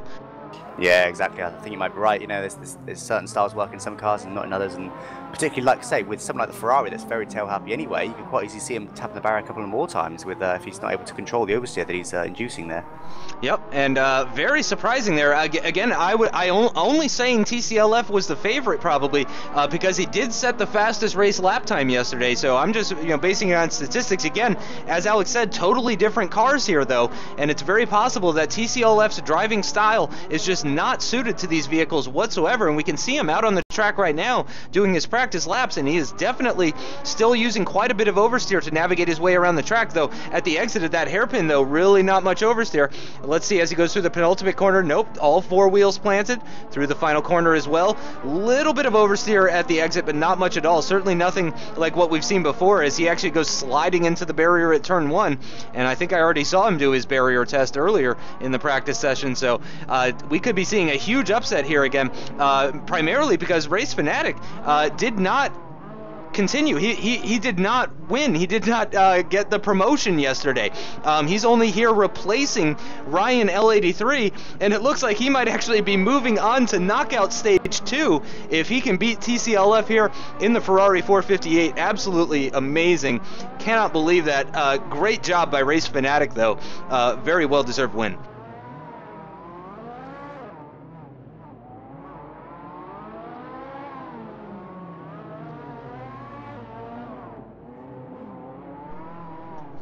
And I believe they're going to be coming to the end of their practice session very shortly here. I think I might join you for the next one, Justin. I've just done some more practice in that BMW that we slated for the 3rd round, and I figured out a good way to describe it. It's like taking your average road car, putting a set of soft slicks on it, and then giving it a massive turbocharger. That's basically the result you would get if it was the E30. Drive, obviously. Yeah, because it just feels wrong. It's just got too much grip, and it's just it bobbles, and it's not pretty at all. But it's takes a bit of skill to drive. So hopefully with my bit more practice, I'm hoping that Rival hasn't practiced so much in it, and hopefully I can take a win then. But I'm still not expecting to go through, I must admit. Yeah, I mean, certainly it's not going to be easy going up against Rival. No doubt about that. It's certainly going to be a challenge. But again, I mean, you're no slouch either, so certainly Rival isn't going to be able to take it easy on the track. He's going to have to push hard, and with the penalties being 2 seconds for such a short lap, anything can happen. We're on the grid now. TCLF on the outside lane, Race Fanatic on the inside lane. If Race Fanatic wins this race, that is going to be TCLF out of the championship. We've got 6 lights waiting for them to go out now. And they're away, both drivers away very nicely, neither one of them with any sort of clear-cut advantage heading into the first corners. And we're going to go on board with Race Fanatic, actually, since we focused on TCLF for the previous race.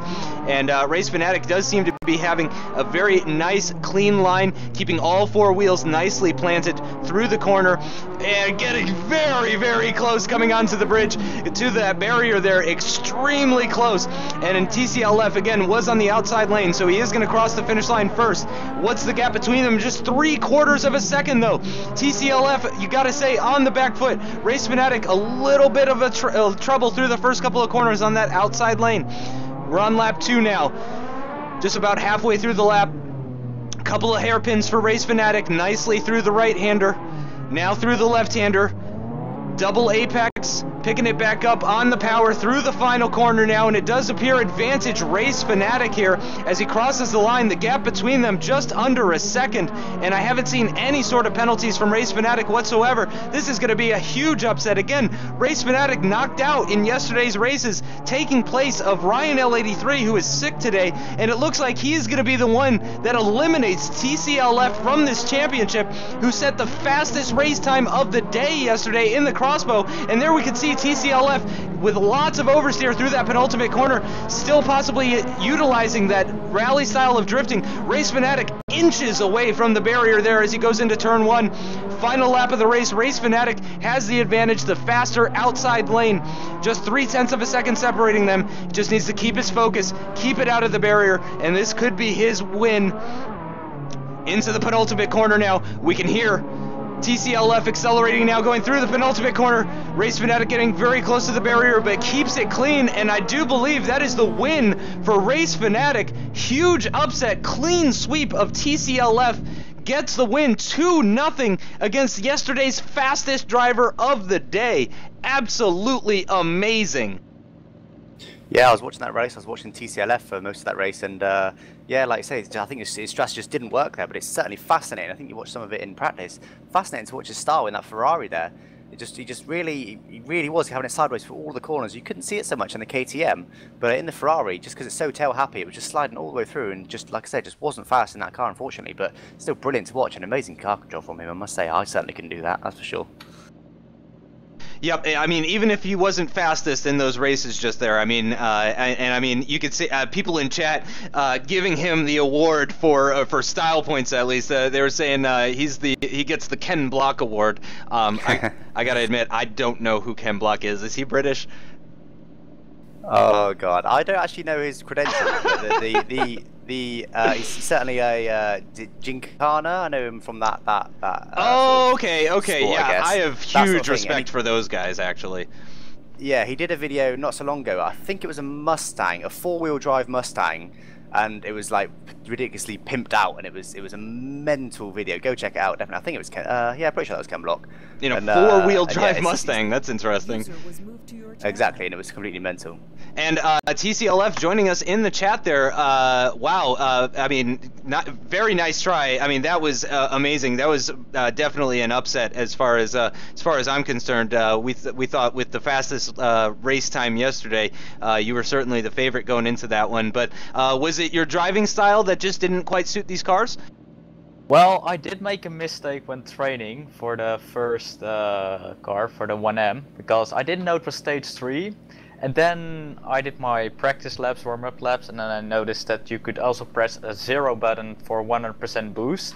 So the first turn I went drifting through the whole turn. Wasn't really optimal.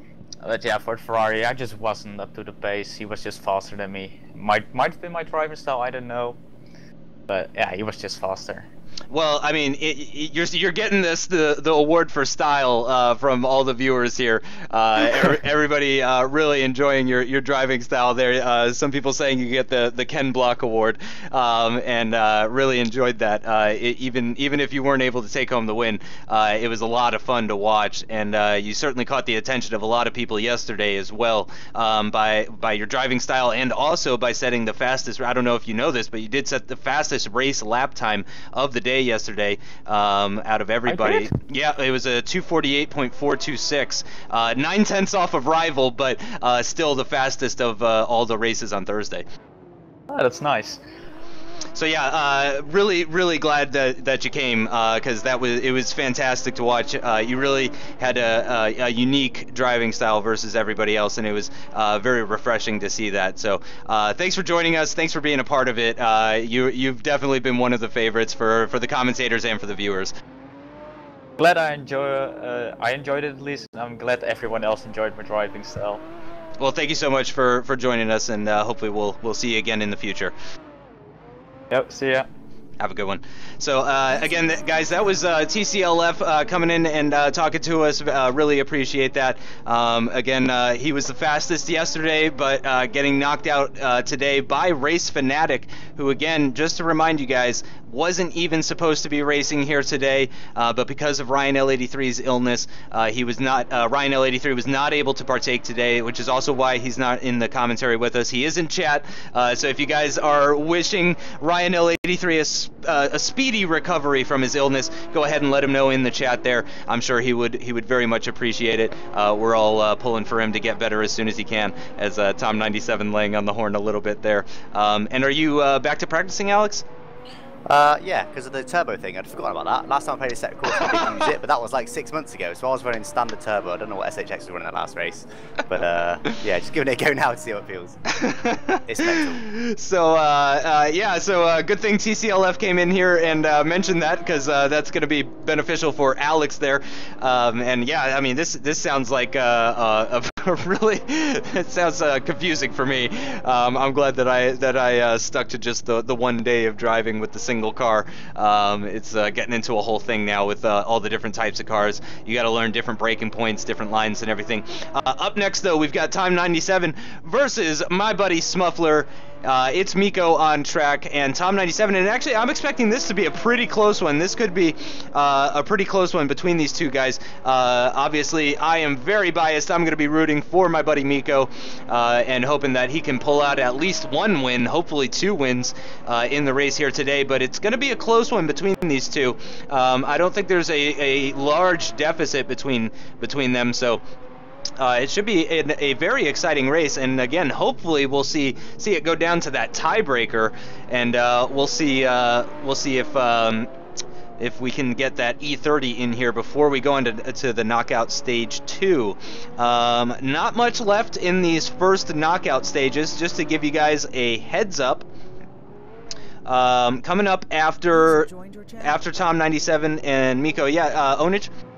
Hi, we're ahead of our schedule, so I guess I would pop in here. But I do have an update.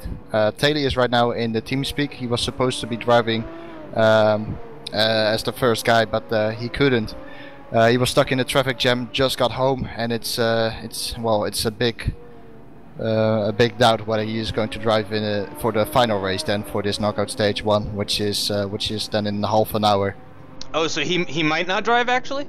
Yeah, and in that case his opponent is going to go to the next round straight away, and that is Moritz 1998. Wow, so Moritz 1998 might get a second bye then actually, and move on to the next round without having turned a wheel yet.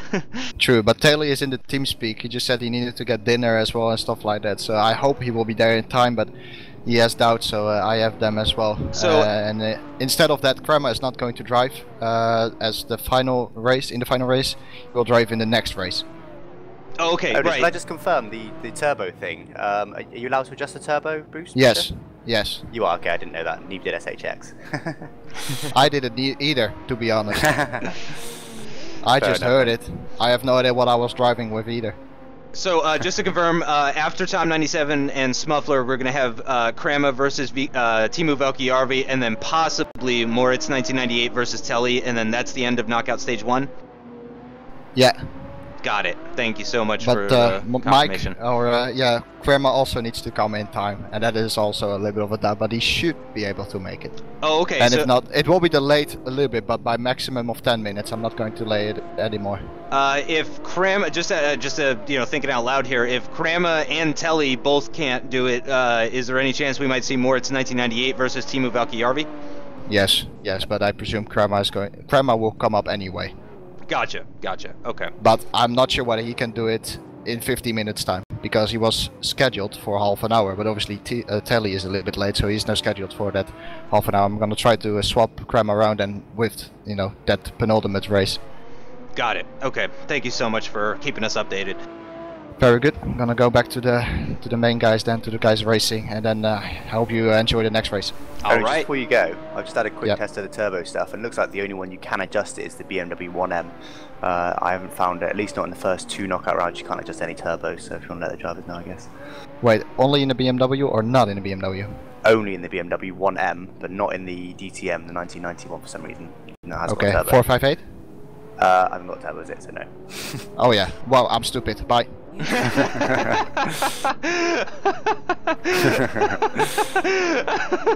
Oh, bless him, he's a big Ferrari fan as well. He would actually be quite ashamed of himself now. Oh man, I mean, I don't know if the 458 has a turbo. I'm gonna be perfectly honest. Sometimes supercars start blending together a little bit, and it's you would if you'd driven it though. If you'd practiced it, you would exactly. I've just done. So to be fair to Ownage, I've only driven it, not long ago, and he hasn't. So yeah. Right. It looks like Mikko and Tom 97 here are they're loving each other at turn 1 there. Cars just like pressed right up against each other, and they are on the track now. So it is the first race between Smuffler and Tom 97 HD. Mikko's got the outside lane, or excuse me, the inside lane. Tom 97 with the outside lane, so he's got the advantage for the first lap of this 4-lap race once again, as we're waiting for the lights to come on now. And again, I am rooting for Mikko here. 6 lights. And they're off, and Mikko definitely with an advantage there for sure, no doubt about it. Tom 97 a little bit hesitant to get on the power, and I am going to go ahead and go on board with Mikko for this race, and we're just going to keep an eye on him and see if he gets any sort of penalties here, because of course if he does not get any penalties and he finishes ahead, that will definitely mean that he's the winner. Mikko with a little bit of oversteer as he's coming up and over the bridge now. Again, he was on the inside lane, so he should be quite a bit behind Tom 97 here as they're coming through the final corner, and let's see what that split is. It's only half a second, so at the moment, gotta say, it looks like advantage Mikko, getting a little bit of oversteer through that high-speed turn 1, turn 2 section at the outside lane as we're on the second lap now. Mikko running a little deep there before coming underneath the bridge. Now he's into the hairpin, nicely around the hairpin. No issues, no oversteer. We did see Mikko in between those two two hairpins at the outside lane. We did see him get some oversteer in the KTM Expo in yesterday's races. No issues this time as they cross the line at the end of lap 2. Mikko is up 1.5 seconds, so it's looking very good for Mikko as it stands right now, as we're on lap 3 now, less than 2 laps remaining. Mikko's coming now into the hairpin before going up and over the bridge and catching that air. I'm actually on board with Tom. If you want to, you can do it on Smuffler, just go in the chase cam and just watch how much this car tilts as it goes on the corners. I mentioned before about the weight, and you can certainly see it if you go in chase cam. Wow, yes, see, I'm in the chase cam now, and actually you can, for our viewers, Alex just pointing out how soft the suspension is on this car. You can really see the car leaning in the corners. Unbelievable, actually. It's almost like he's on a motorcycle or something, the amount of leaning this car is doing in the corners. Even this very slow speed hairpin corner, you can see how much lean is going on with this car. Mikko with a little bit of oversteer there. It looks like he might just be having fun with the car now as he comes across the finish line, and it looks like he is going to be 2.4 seconds the winner in that race. So great job from Mikko there. Gets his first win by almost 2.5 seconds over Tom 97 HD in that first race. Up next, it's going to be race number 2 between these two guys, and it's going to be in the Ferrari. Yeah, like I said, I was on board for Tom for that whole race, and he did keep it clean, but very close to the barrier multiple times, within millimeters. So he's certainly, I think he knows the width of his car quite well. So if he can just pick up the pace a little bit in this Ferrari, I think he was taking it quite easy. It just seemed he was braking a little bit early, accelerating quite softly. But this Ferrari is a much more aggressive car, so we'll see. It could well swing back in Tom's favour for this next race. Yep, and again though, all these races incredibly close, and we did predict it in the earlier streams, Wednesday and Thursday streams. We did expect that with the fastest guys, of course, moving on, that we were going to see some very close races, and I don't think we've seen a single race that's been separated by more than 4 seconds. Again, it is a slightly shorter race with today's because it's only 4 laps, but again, it's been extremely close between everybody. Yeah, I don't know if you can see the message there. I just told you to press 11 to remove the virtual mirror, and he says Telly and Moritz is next. So I assume Telly he's actually back now and ready to race. Press F11 to remove the virtual mirror. I assume he's seen it in your stream. I haven't seen it. How come? Like, why shouldn't I have the mirror? I don't know. He obviously just wants it removed, but you don't have to. He's just advising you. Okay. Well, actually, I'm pretty sure F11 is bound to the button of OBS that stops the stream, so I'm pretty sure I really don't want to press F11. But we've got Mikko out on track. He's driving a car that's as white as the Finnish snow. And yeah, you like that one? And going through the hairpin, and right there where he just was, in between those 2 hairpins, or I guess the second one's not quite a hairpin, but that's where Mikko was really losing traction quite a bit in the KTM Crossbow yesterday. Again, I am biased because he is my partner in crime for YouTube, so I was watching Mikko quite intently in yesterday's races, and I did notice he was losing traction quite a bit in between those 2 hairpins for that outside lane, but really doesn't seem to have been an issue so far in today's races. Yeah, it's interesting just watching him as well on board, and looks like he's using first gear, which I don't believe I did in my races, because this car's just got so much power, and it's just so... big fit from Tom there, though. Must have tapped the barrier and into the crowd, killed several people. It's not great news for Tom. Killing people before a race, because it's got to be some sort of bad luck, surely. And he's actually going to have to disconnect and reconnect. So if you could actually take us through with Mikko while I run to the bathroom real quick. Okay, anyways, yeah, like I say, Mikko's sticking to second gear now, though, by the looks of it, so perhaps he might have realised that first gear is just a little bit too short in this car, and it's even in second gear, you can boot the throttle and still get some wheel spin. It's just got that much power. You saw a little bit of the rear end kicking out there from Mikko in the last corner, but he's gone deep there, tapped the barrier, and he should not do that in the race. Down to first again, look, straight away, the rear end's kicking out. But of course, this is only practice. He could be doing this just a bit of showboating rather than hardcore practicing. I was certainly guilty of that in my group stages. Not so much today. I've been more trying to, you know, get some practice in. And again, the rear end just kicking out, just the slightest touch on the throttle in first gear. It's just so short, and the rear end just flies out. And coming through the penultimate corner now. That's a bit more smooth through there. It's keeping through second now, and again through there. And looks like he's backing out of it though. So I guess he's probably finished his practice there. And looks like Tom, is he back in the server? I can't see him, so Tom's not back yet, so it looks like Smuffler... Well, I think we might be seeing some donuts, yes. As he did yesterday, Smuffler, forever the show-off, doing a few donuts. I'm thinking right saying the only driver that's done donuts in this entire championship, and trust muffler, but it is sort of half his stream, I guess. So I guess that's why he's doing that in his white snow Ferrari, as Justin said. And looks like Tom's in the server now, so he's managed to rejoin.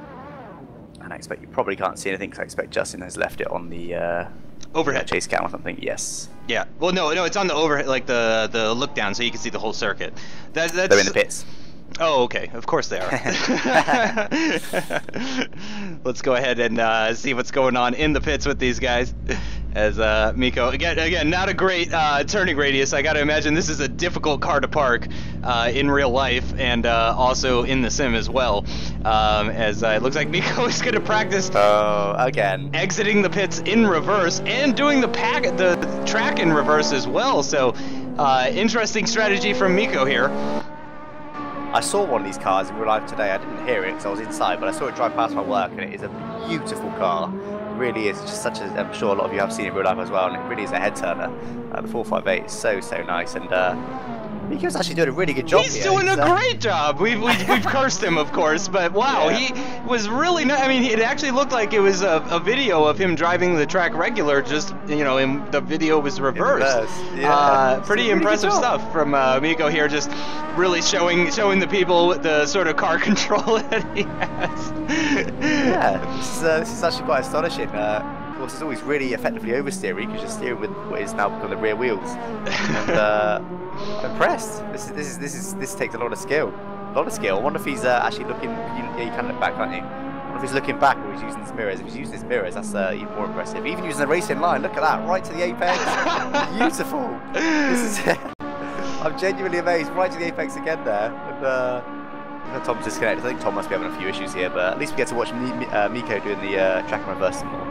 It seems like every time there's some sort of technical issue, Mikko is the one that's on track to entertain us, and I gotta say, we couldn't be blessed with a better driver to be on track, because, I mean, he is really not taking this seriously at all, as he has completed an entire lap now, in reverse, actually. It's a shame that we're not getting some lap times from him.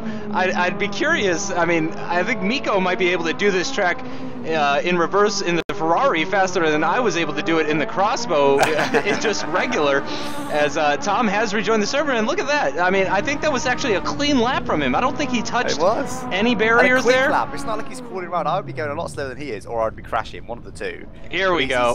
He's actually keeping up to the speed, and there we are. Tom's coming out, so he's didn't want to crash him off, so he's coming to the bits. Yep, and I don't know if did Ownage talk to you about specifically choosing the red Ferrari? Because it seems like in every race, one person's been in a red Ferrari, the other one's been in a white Ferrari, and it's almost as if Ownage has somehow organized this to where nobody's using the same colors. As we're watching Tom 97 now, getting a little bit of oversteer at that hairpin, and laying on the horn. Laying on the horn a little bit. I think the reason for the colors, I think white stock. So that's why you're seeing a lot of white cars, but also, the standard Ferrari color is red. That's why I chose red, because it's standard Ferrari color. So I think that's just pure luck that we're seeing red and white, but it's the most likely colors, as I said.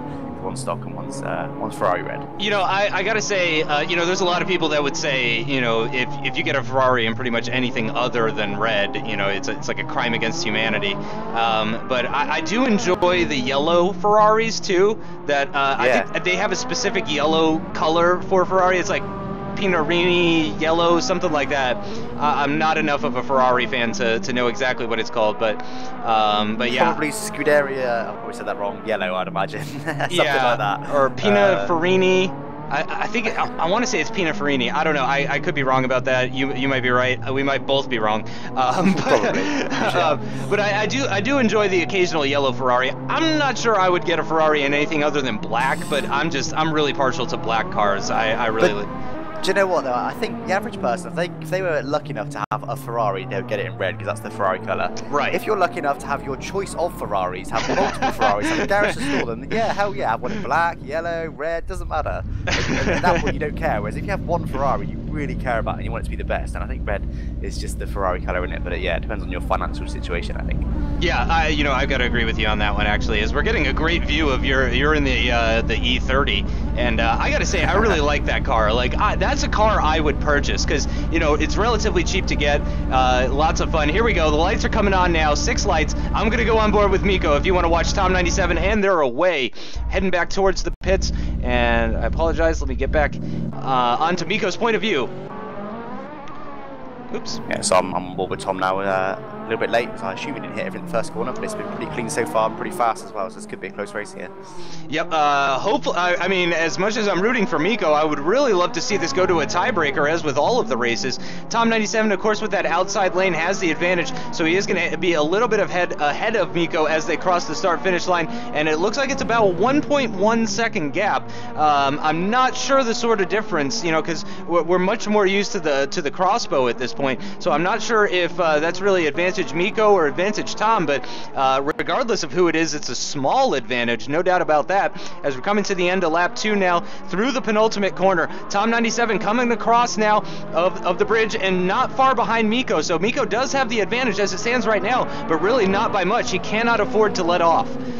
No, now it's all about who's going to adapt quickly to the cars, because even with a bit of practice, it's nothing like race practice. So those first 2 laps are more about getting settled into the race, and now it's about pushing and seeing how close you can get to limits without stepping over them.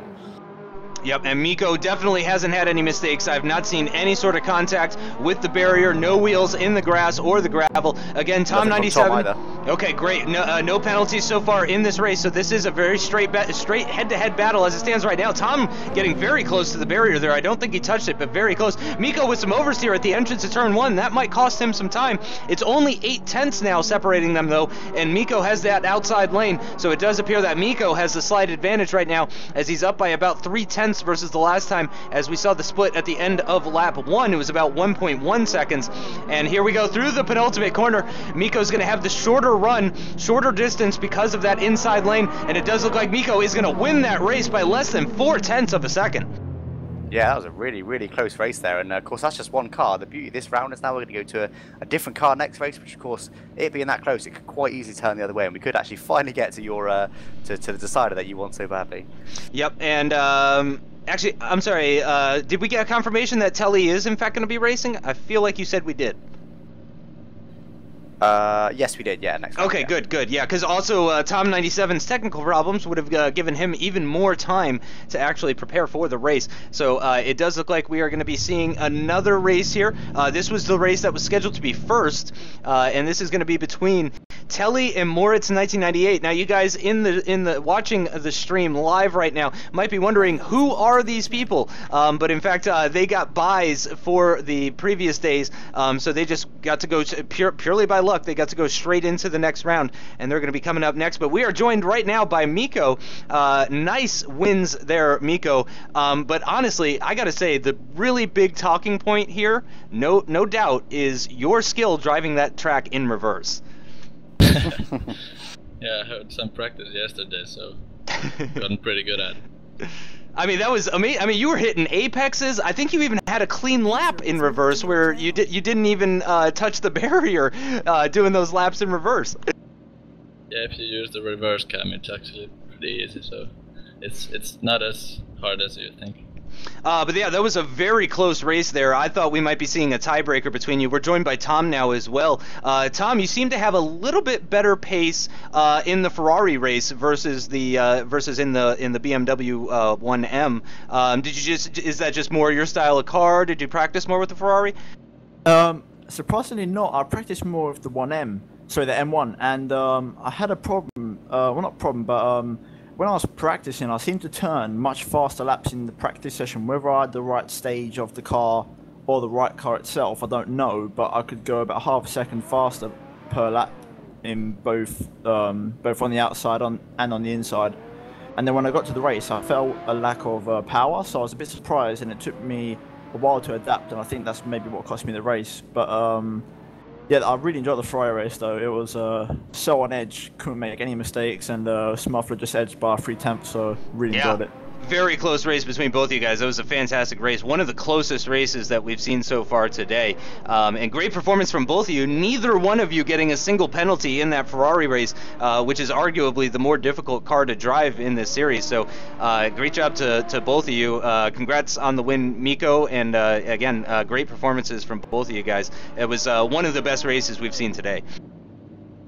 Yeah, thanks a lot. I told Gillon I really enjoyed it, and yeah, I hope it does another one soon, and I'm definitely going to be back for that.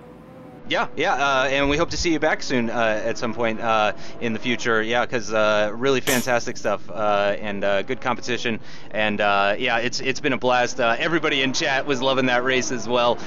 So you guys put on a fantastic show. Do we already know who you're up against in the next round, Mikko? I'm not sure actually, so I might need to check. Have you already done practice? Race Fanatic. Oh, Finnish versus Finnish battle. That should be a good one. And have you done practice in the next cars, Mikko? Just a little bit, just a couple of laps per car, so I probably need to do some laps. Gotcha. Well, looks like you're in the 4th race, so what, 9 o'clock here, but it'll be the 4th race anyway, so you've got a bit of time to do a bit of practice. Okay, yeah, so you should have a little over an hour even. But thank you both of us, thank you both of you for joining us, and I'm sure we'll talk to you again, Mikko and Tom. Thanks for putting on that great show for us. Yeah, I was so determined to try and get that E30 out of the pitch for you, mate. I do appreciate it. We will be seeing it in the next knockout stage, but yeah, thanks again to you guys. Great job, both of you. Yep, cheers. Great race. Yeah, good luck for the rest of the tournament, Mikko. Yeah, cheers. So that was Tom and Mikko, both of them joining us. That's the first time we've had both competitors actually in the commentary channel to talk to each other, actually. Again, just for you guys that maybe missed in the previous streams or just maybe forgot, the drivers are in TeamSpeak together along with Ownage. So for this race coming up right now, Moritz 1998 versus Telly, they're both in a chat room in TeamSpeak right now with Ownage. So they are able to communicate with one another, so certainly there is communication that is happening between the drivers. I imagine not while they're actually driving. Certainly you don't want to be giving anything away. I imagine they're going to be muting their mics, but here we go. So these are the two drivers that we have not seen yet so far at all in any of these days, and the lights are out. Moritz 1998 with the inside lane, so he's going to be on the back foot for the start of this race, for the opening lap anyway. And let's go ahead for the first couple of laps. We're going to go and we're going to watch Moritz 1998, again one of the two drivers that got the bye, and he was just automatically sent into the final round. A very nice drift through that corner. I'm not sure if that's the fastest way around the corner, but that was very nice looking, as he is not that far behind Telly. Penalty there for Telly for sure. He just cut the inside corner slightly with one wheel. Oh. And, yeah, I was watching Moritz as well for the opening lap, and I think he's employing the handbrake. So a little bit of different style. I don't know if you'll be able to see it. Oh yeah, that was a definite handbrake sound that I just heard right there going underneath the bridge. It looked nice though, and again using that handbrake here at the hairpin there, and looking very, very nice actually. Again using the handbrake, so it's at least 3 times of the lap that he's used the handbrake already, and it's looking like it's working out for him quite well, as he does a 27.9 for that outside lane. And again the handbrake, you can hear the revs drop. You can hear that handbrake being used once again at the entrance for this corner, and then into this next corner, sliding his way through. Very similar style to TCLF that we've seen before in previous races. And I'm going to go ahead and go on board with Telly now, despite... Oh, no! And that's a definite penalty for Moritz. Definite penalty through the penultimate corner. He's touched the wall, and that's going to put him on the back foot for sure. Just 0.4 of a second. 1 penalty each. It's very close between these guys. There's 2 penalties actually now for Telly, if not 3, to be honest. He's not been the cleanest. There was one corner he actually cut it slightly with his tyre and then went into the barrier, but that probably only count as 1. But there's certainly at least 2 penalties coming Telly's way. Okay, so I am actually going to go ahead and just keep it on Moritz, because he is putting on a fantastic show in this BMW 1M, doing a fantastic job at really sliding that thing through. And let's see, as Telly comes across the line, it is 1.8 seconds, and it sounds like Telly had some more penalties versus Moritz 1998. So fantastic job from both of those guys, but it does look like Moritz 1998, with that rally style of driving, is going to take home the first win. Yeah, absolutely. I'm just relating to Ownage to say that Telly had at least 2 penalties, just to make sure that, because if he was watching Moritz there, he would have only seen 1. Of course, and would have had to review the race. So I'm pretty sure now that Moritz took that win there for the first race. Yep, and a very nice win it was indeed, especially considering these guys are brand new. I mean, this is essentially their head-to-head battle, their group stage battle, more or less. But of course, rather than using the KTM crossbow, they're going to be switching it up and using the Ferrari and, of course, the BMW 1M, which we just saw. And just to answer a question in chat, we are still in the knockout stages. This is still knockout stage 1, in fact. We've still got knockout stage 2 and knockout stage 3 before we get to the finals, and quite a variety of cars still to see here today in the stream. All we've seen so far, though, is the BMW 1M and the Ferrari 458. Have not seen any other cars so far. It's been nothing but clean sweeps. Again, just to go over the results for those of you that might just be joining us as we're waiting for the second race between these guys. So far, Rival wins 2-0 against the Lost Soul. Ownage wins 2-0 against Kerry Nolden. Alex Gillon wins 2-0 against SHX. Skits wins 2-0 against Cam Stark. Race Fanatic, the big upset, wins 2-0 against TCLF, who was again Thursday's fastest driver. Adrian Falcone wins 2-0 against Boss 1996, and Mikko, aka Smuffler, wins 2-0 against Tom 97 HD in what was probably one of the best races that we've seen so far today. Again, this is the race between Moritz 1998 and Telly. This was scheduled to be the first race of the day today, but because of issues with Telly getting stuck in real life traffic, that unfortunately did cause a delay, but he was able to get here in time before we began knockout stage 2. So we are seeing this race between the two of them, and this will determine who is going to go on to knockout stage 2. And after that, we're going to have possibly Krama versus Teemu Valkjärvi. Are you still practicing right now, Alex, or can you check with Ownage on the status of that Krama versus Teemu battle? Yeah, I'll double check. No, I'm not practicing anymore. Thank you so much. Yes, to confirm for you, Race Fanatic, TCLF was the fastest driver. He had the fastest race time on Thursday. Let me go ahead and pull up that time for you here. Thursday's fastest race lap time, 2 minutes 48 seconds, .426, and that was set by TCLF. And he was beaten by Race Fanatic, who again, for you guys that are maybe getting here late, Race Fanatic taking the place of Ryan L83, who is unfortunately too sick to participate, and I don't mean sick in the badass sort of way, but sick in the actual ill sort of way. He was not feeling good at all today. He wasn't feeling good yesterday or the day before, but just because he's so well sick, he was able to join us despite how well sick he was. So big ups to Ryan L83 for being a champ and taking part in yesterday's activities and also Wednesday's activities, and being a part of making all of this happen. And once again, I get to have a look at the back of that beautiful E30 that you're in there, Alex. I don't know if you know this, on the back bumper it's got a map of the Nürburgring, the Nordschleife, and it is sexy. I love that it has the Nordschleife map on the back of that car. Or Nordschleife. I do apologize to all the German viewers there. We've got 6 lights now. Moritz 1998 on the inside line, Telly on the outside lane. Telly's going to have the advantage for the opening laps. We're going to go on board with Telly this time, Alex, if you want to take Moritz. I'm actually taking Telly because Ownage just asked me to for stewarding. Okay, no problem. There's definitely contact with the barrier there, though, so at least 1 penalty there for Telly already, so it's not a great start for him for sure. Yep, I was actually spectating when that happened as he was going underneath the bridge there, and some very interesting things happening with the wheels of that 458 as they go over the bridge. Another penalty for Telly there, just cutting that corner with his inside tyre there, so already 4 seconds of penalties coming his way in this race, so certainly not a great opening lap from Telly there. Yep, and he's already on the back foot, not including the penalties as well, as they actually crossed the line, not even, 0 hundredths of a second apart from each other. there. But now, of course, Moritz 1998 with that outside lane is going to have the advantage now, so he's certainly going to be crossing the line at least a second ahead of Telly, who does have a couple of penalties already. And there it is as he crosses the line. We're going to see it's 1.8 seconds, not factoring in the penalties. Moritz not very nicely through that corner, heavy on the curb, and not a great line either, sort of squaring off that corner, and it's not really what you want to do. But again, keeping it out of the barrier, which is really all he needs to do.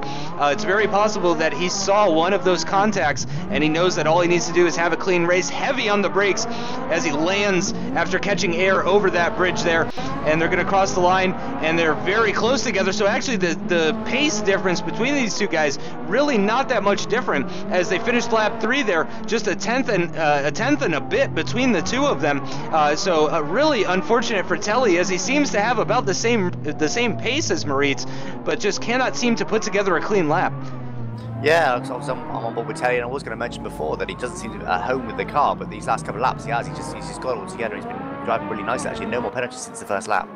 And that is the end of the race, and it does appear that Moritz is going to win that one without contention, 1.8 seconds ahead and with 0 penalties. So once again, even between the two guys who just so happen to randomly be placed into this group, it's another clean sweep of 2-0, and that is the final race, everybody, I do believe, unless we're going to be getting that race. No, the Kramer race is going ahead at 8 PM, Ownage mentioned. Kramer might be 2 minutes late, so we'll, as of now, we'll probably wait about 10 minutes or so maximum 5 past. If not, we'll carry on, but that is scheduled to go ahead. Okay, so we just got to wait a little bit though. So it looks like Timo Valkjarvi is going to have a good amount of practice time here as we're waiting for Kramer to come onto the TeamSpeak server here, so we can begin the final race of the knockout stage 1. We've had 8 races so far, and all 8 of them have been clean sweeps, 2-0 in every single one of the races. We nearly had some of them go to a tiebreaker. It was very close, for example, between Tom 97 and Mikko. Certainly one of the closest races, if not the closest race of the day, was that race between Tom 97 and Smuffler, as Alex is going to go out on the track and give us something to take a look at. And actually, I'm going to go ahead and go on board with you, Alex, and then I'm going to grab a quick snack. I'm going to take this opportunity since it might not present itself again. So Alex, I'm going to go... Can I go inside the car with you? Hold on, I'm not on the right tires or anything. Didn't think that felt right. User was moved to your channel. Oh, and actually we've got Telly in the channel here now, and Moritz 1998 joining us as well. Moritz with some very clean races there. Telly not so much. A couple contacts with the barrier there. I'll actually go ahead and start with you, Telly. Was that just nerves, lack of practice, a couple mistakes? What would you attribute that to? I don't know, definitely lack of practice. I probably should have put a few more laps in, but yeah, I just go around the first corner, like in the 458 as an example. I went around and I started going a bit too wide on the second part of the apex, and then, yeah, I got a bit of oversteer and then understeer going under the bridge, so I hit wall, and yeah, it was just a messy race. Yeah, I mean, not an easy car to drive, that 458 on this track. Very challenging, that we've seen from plenty of people. And you guys were a bit of an unknown going into this race, because obviously we hadn't seen you guys on Wednesday or Thursday. But it was still, you seem to have similar pace. Once you got to terms with the car and the track there, Telly, for example, in the later stages of the 458 race there, I mean, really, Moritz wasn't able to pull a gap anymore at that point.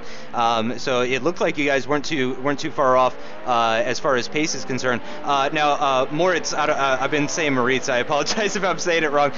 Were you focusing on just keeping it out of the barrier? Were you pushing? Tell us about your races.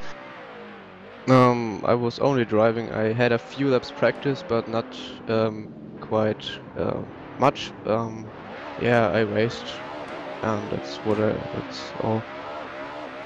Well, congratulations on your win. Of course, we'll be seeing you in the next one. Tough luck, Telly, but still, clearly you had you had good pace. Yeah, had a good time. Yeah, it's really fun. Hey, I lost 3 races in a row on Wednesday, and I still had a good time. So yeah, we should have a race, man. We should have a race. Yeah, we'll get Hamish in there, and all the other guys that got wooden spoons. We'll get everybody together and have a fun race. Start club. Well, thank you guys both for competing and for joining us in the chat here and talking with us. Moritz will hopefully be talking to you later on. Good luck in your future races, and again, thanks to both of you for joining us. Thank you. So that was both drivers again. Actually, we got the benefit of talking to both drivers there. In the previous ones, it was really just one at a time, but getting both drivers in there, and we're just again waiting for Krama right now, who is going to be going up against Teemu Valkjärvi. Right now, Alex Gillon out on track and just putting in some laps in that BMW E30. And actually, Teemu's out there in the BMW 1M. Alex, I do see that you're not too far behind him. Are you attempting to catch him right now? No, I did catch him and then just did some donuts to let him get ahead. This car is faster with the slick tyres, so it's a bit pointless, really. How's the car feeling, though? Can you maybe comment on how it feels versus the 1M? Quite difficult because I have to take one hand off the wheel to to use my push to talk button, but I'll give it a fair go. And yeah, I mentioned before, it is literally just like a road car, banging a big turbo and slick tyres on a road car. It's exactly what it's like. Hang on. Shifting down my left hand. And yeah, and I find the brake balance is quite rearward as well, which makes it really unstable on corner entry.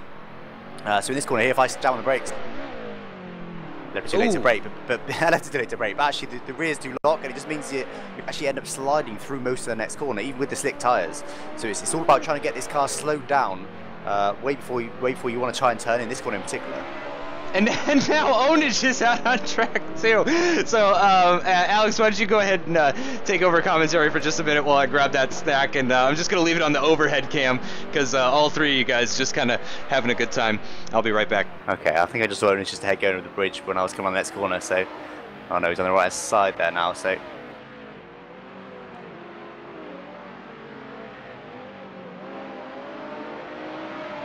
And again, one-handed driving here. Team just pulled over there, same time as me. And I need to just tipped over the wall by the looks of it, so he is in the pits at the moment. Hopefully he comes back out. And we can have a bit of a side-by-side action. There's Teemu who just does a massive drift I see there. Was that a spin? Ended up being a spin. Well, maybe that was a donut actually. Looked like he was on the track to me, but maybe that was actually a donut he was put in there. And still hoping Ownage will come out on the track. Let me see if I can message him, see if I can get him out on track. I literally just put "come play." That's all I put. So we'll be in different cars, but it's always good fun to be close, especially on a track as tight as this. And let's get in the pit, see if we can find him.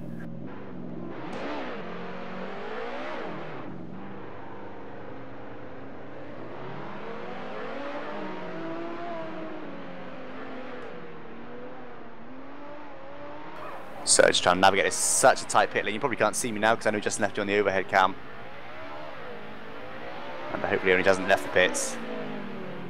No, he's still in the pits for now. Okay, we've got to leave now, so it looks like we're skipping to knockout stage 2. Krama's comes after knockout stage 2. I don't really know what that means. But I do need to leave because of course I've just set lots of quali laps. And it'll mean that the next driver will have to set more laps than me in order to be in front of me on the grid, so that's why I had to leave there. And I'm not sure how this is going to work. Actually, you might need to restart the server altogether.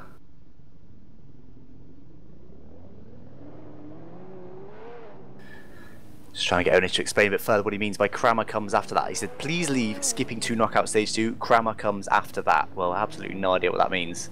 Krama comes after knockout stage 2. So I guess we're delaying, okay, I guess we're delaying the final race of knockout stage 1 until we've done a couple of races of knockout stage 2. Which I guess would make a lot of sense because we won't need Krama's race result until, yeah, it looks like until the final race. Actually, no, maybe not. But anyway, it looks like we're rejigging the order now anyway, so yeah, good to see. I've got no idea what you're going to be left seeing now, to be honest with you, because I'm out the server and I've got no idea what's going on. But yeah, so next up then we'll run through the cars. So like I said, that BMW I was just driving is the first car for this next knockout stage. So it means you'll see everyone driving that car. And like I said, it's a very tricky car to master. I think I did manage to get on top of it when I did my practice, but I'm hoping that other people didn't. And nice bong there, Justin, that I heard. I assume the viewers heard that too. What was that? Plugging your headset in or something? Yeah, it was. My bad. Okay, and yeah, so then Then second, we got the BMW Z4 GT3, which I mentioned in the last round, and that's a really cool car to drive. Same tyres, soft slick tyres, but it just feels right. It's got a lot more power, so you can actually get some wheel spin. That BMW, you can absolutely full throttle in first gear, and you will not get a little bit of wheel spin if you're in a straight line. In fact, you actually have to use the clutch to stop the car from stalling. So it's not quite so powerful, but the BMW, like I say, is great fun. And the Lotus 211 being the final car, which if it goes like it did last knockout stage, we won't be seeing that, but hopefully we will. And I hope mine doesn't, though, because I didn't like that car at all. I feel fairly confident with the BMW, purely because I've practiced quite a lot, and I feel like I've got on top of it. The Z4, I don't know, to be honest. I mean, I'm up against a rival, so however I look at it, it's going to be difficult. But yeah, the Lotus 211, it wasn't great. Not compared to the other two on slicks anyway. It didn't feel amazing, I must admit. And Justin, you back properly now? Yes, yeah. Sorry, I was just shoving some food in my face. You know, we're already 2 hours in, and we're not even done with knockout stage 1 yet. So I figured I'd take advantage and just kind of refuel a little bit, and feeling a little bit better now. Thankfully, no sort of time constraints today. I don't know if you heard this part, Alex, but I did just actually straight up call out of work. Good man. Well, that's what I like to hear. Because I won't miss the day's worth of money, and yeah, I really wanted to make sure that we caught absolutely everything here. As Moritz and Ownage going out on track now together in that BMW E30, and Ownage in that very nice black and gold. Please, nobody in chat mention anything about that dress on Twitter. The car is definitely black and gold, no doubt about it.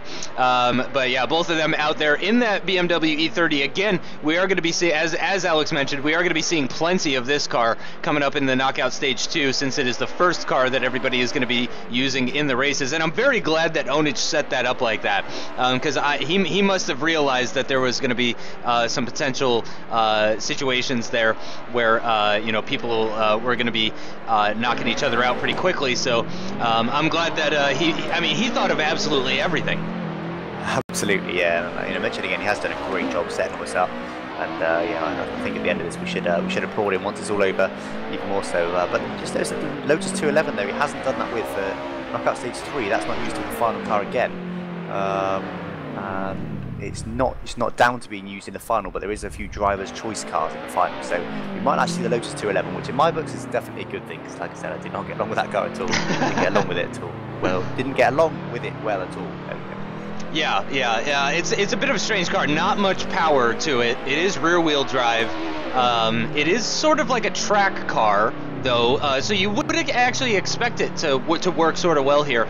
I remember when Ownage was setting all of this up, and he was asking about cars and stuff like that, I was the one that mentioned the Lotus 211 and said maybe that would be a good choice.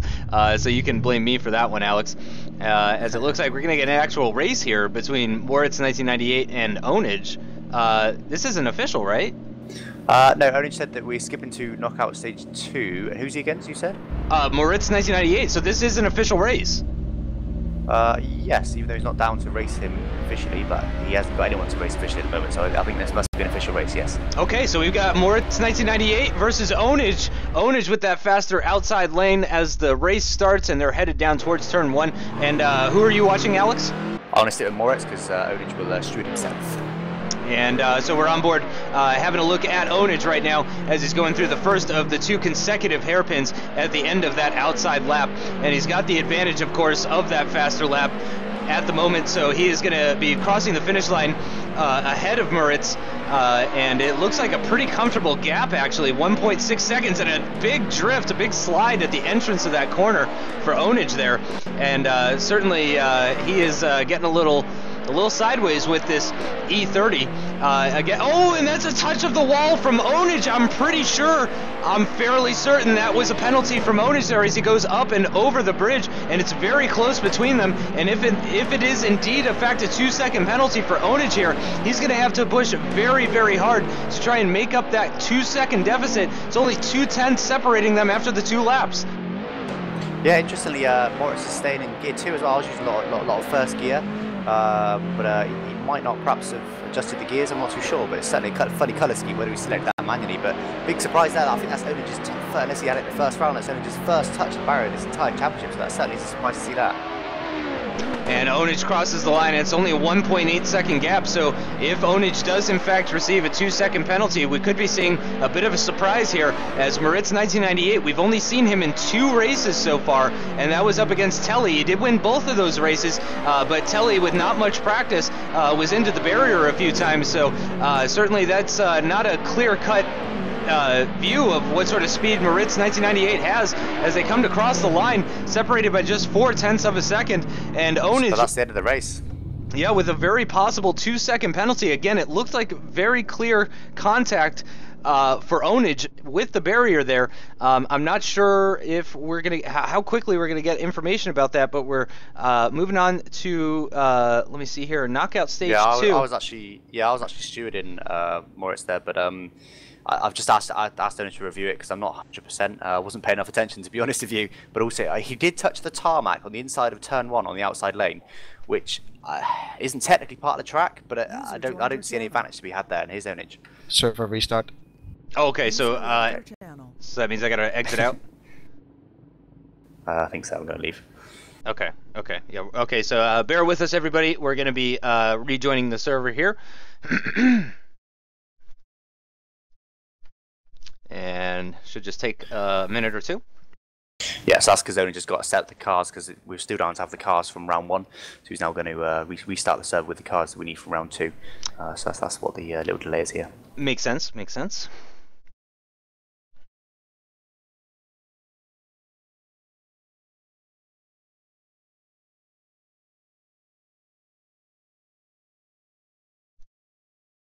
Just asking if he touched the barrier, but you were pretty sure he did tap the barrier.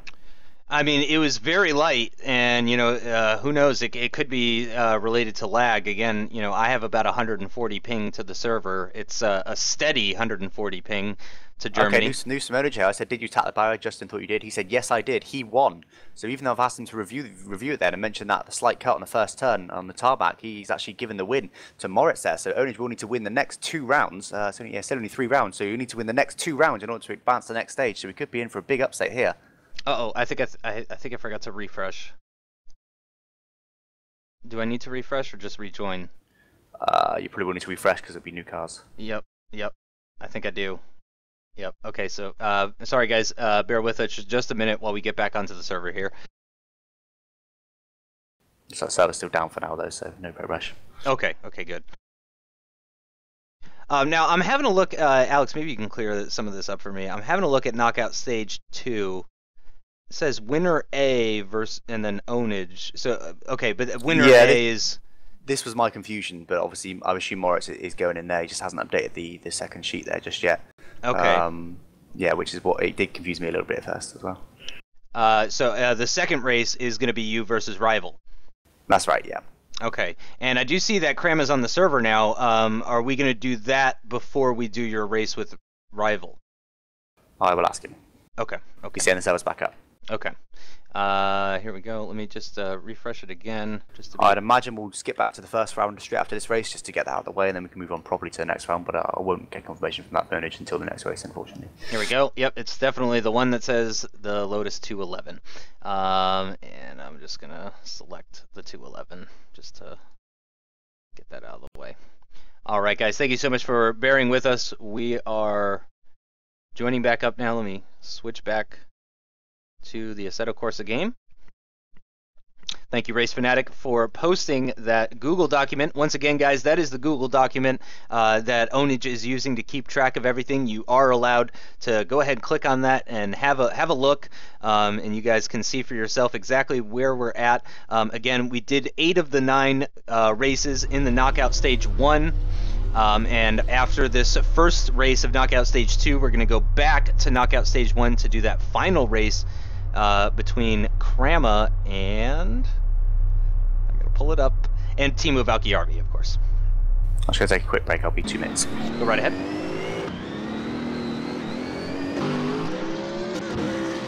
All right, so both cars out on track again. As you guys heard there, we are getting confirmation as these cars are very loud.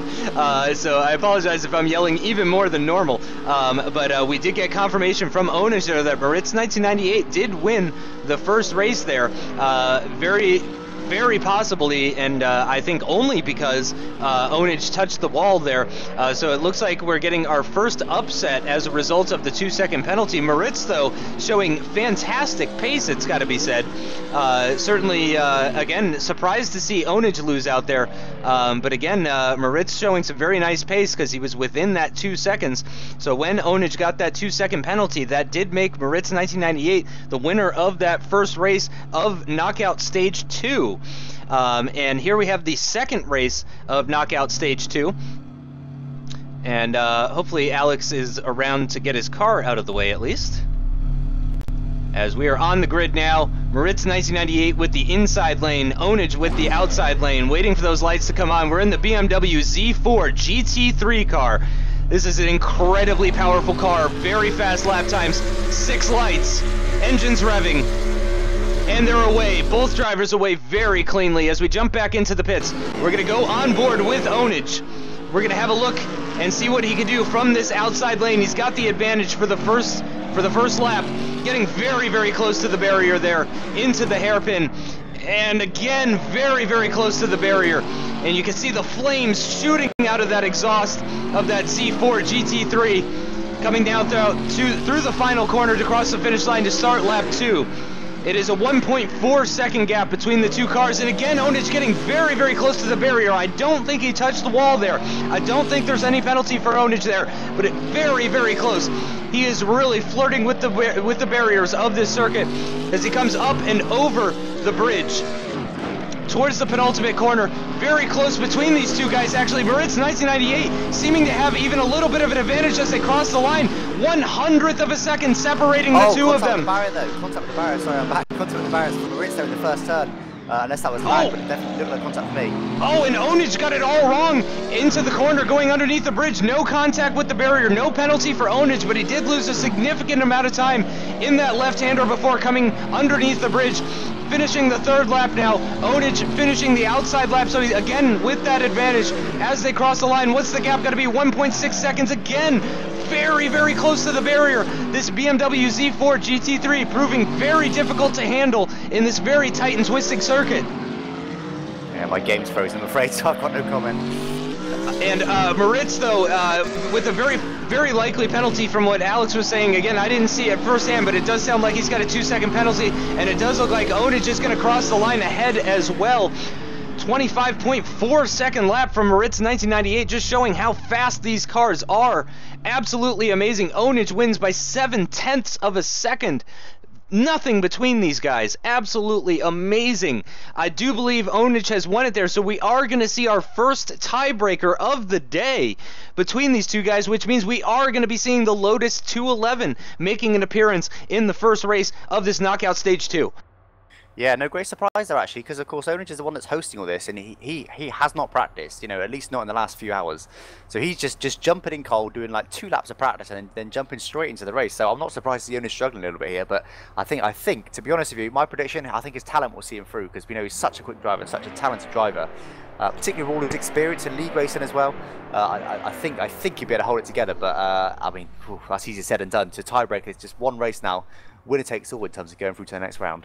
Yep, and the pressure is building as every knockout stage gets completed. Just more and more pressure being applied to the shoulders of these drivers. Moritz 1998, this was only his 4th race that he's competed in so far in this Race of Champions. And of course, he's a little bit more of an unknown, but proving in these last couple of races that he's got the pace to keep up with Ownage, possibly even the pace to beat Ownage if Ownage continues to get penalties, as we can hear him coming out on track now in that Lotus 211. And there is Ownage in the lead right now of these practice laps. Moritz actually is going to practice his start as he comes to a stop on the start-finish line. You can see lots of wheel spin from that Lotus 211 as he launches and goes in to start his first practice lap in the Lotus 211. Very, very different car from the BMW Z4 GT3. This is a huge change. I mean, polar opposites, like doing a total 180. I mean, they're both rear-wheel drive, but I mean, that's about where the similarities end. Yeah, absolutely, and I did snip off for a minute there. I did hear the last 30 seconds of what you were saying, but yeah, like I said, this is a very different car from the previous two. That's for sure. It's just it just feels like a really old car, and I think it is a fairly old car, but it feels like almost like a a 1970s or 1960s car. I don't know if it is, but it's certainly a lot different to those last two cars, particularly that last Z4, which of course is a really modern car. Actually, I think this car is pretty modern, and I'm already losing my voice here. I'm pretty sure it's at least 2000s, if I'm not mistaken, because I think it's supposed to be sort of a successor to the Caterham Super 7. I don't know if that's a car you're familiar with. It's also open cockpit, very tiny, rear-wheel drive. Production 2007 to 2011 according to Wiki, but it just feels, I guess just because it's basic, it's stripped out and it's basic car. Yes. It just feels old in that respect, but it's, like I say, just totally different to the previous two cars. So, and honestly, that's one of the reasons, race. That's why I like it, because, I like those types of cars, I guess, more so in real life versus video games, but, yeah, as you said, very stripped down sort of basic vehicle, and very lightweight, though, very lightweight. I'd be interested to, at some point in the stream, find out the curb weight on one of these cars, because they do not weigh very much at all. So here we are, our first tiebreaker race of the day between Ownage and Moritz 1998. For the first time, we're going to be seeing somebody actually going into a third race, and this is for all the marbles here. We've got 6 lights, Ownage on the inside lane, Moritz on the outside lane, and they're away. And let's go ahead and jump back to the pits very quickly. I don't want to miss any of this race. And I'm going to go ahead and go on board with Moritz, or are you... I'm taking Moritz because he's shooting himself. Gotcha. Makes sense. So we're going to go on with Ownage, and I'm actually going to go ahead and do a overhead sort of T-cam view so you guys can really appreciate what it's like for Ownage to drive this car here at the Race of Champions in the final round of his race, very close to the barrier there. I'm not sure if that was a touch or not. Moritz crosses the line first, but only 0.7 of a second between the two of them. Yeah, starting a very close race, clean for now from Moritz as well. He managed to keep out the barrier, so it's looking good, and I think it might be a close race, but Ownage, I think, had a slight advantage at the end of that first lap. Yep, I gotta agree with you on that one. As coming through the penultimate corner now, and we can see Ownage definitely has an advantage at the moment. Again, he got very close to the wall there, but I'm not sure if he actually touched it or not. I'm gonna go out on a limb and say no. Wow, and that's a 26-second lap from Ownage actually in this Lotus 211. So the Lotus 211 proving that it is a very capable car here at the Race of Champions. Yeah, absolutely. It's not slow at all, and I did look up the weight for you. It's 670 kilos, so it's a really light car. It's lighter than a Formula 1 car, so it's certainly light. And like I say, it just feels completely different to the previous two cars. It looks like Onage's got a bit of advantage, and it's actually an odd-numbered lap. So Onage's got a definite advantage there, over a second ahead. He needs to keep it clean for his final lap. He will advance through to the third knockout stage. And it looks like Ownage definitely has the advantage, as Alex was saying. Final lap of the race now. Ownage on the outside part of the lap as he sees Moritz going through that double right-hander of the inside lane. Ownage now approaching the penultimate corner of the outside lane lap.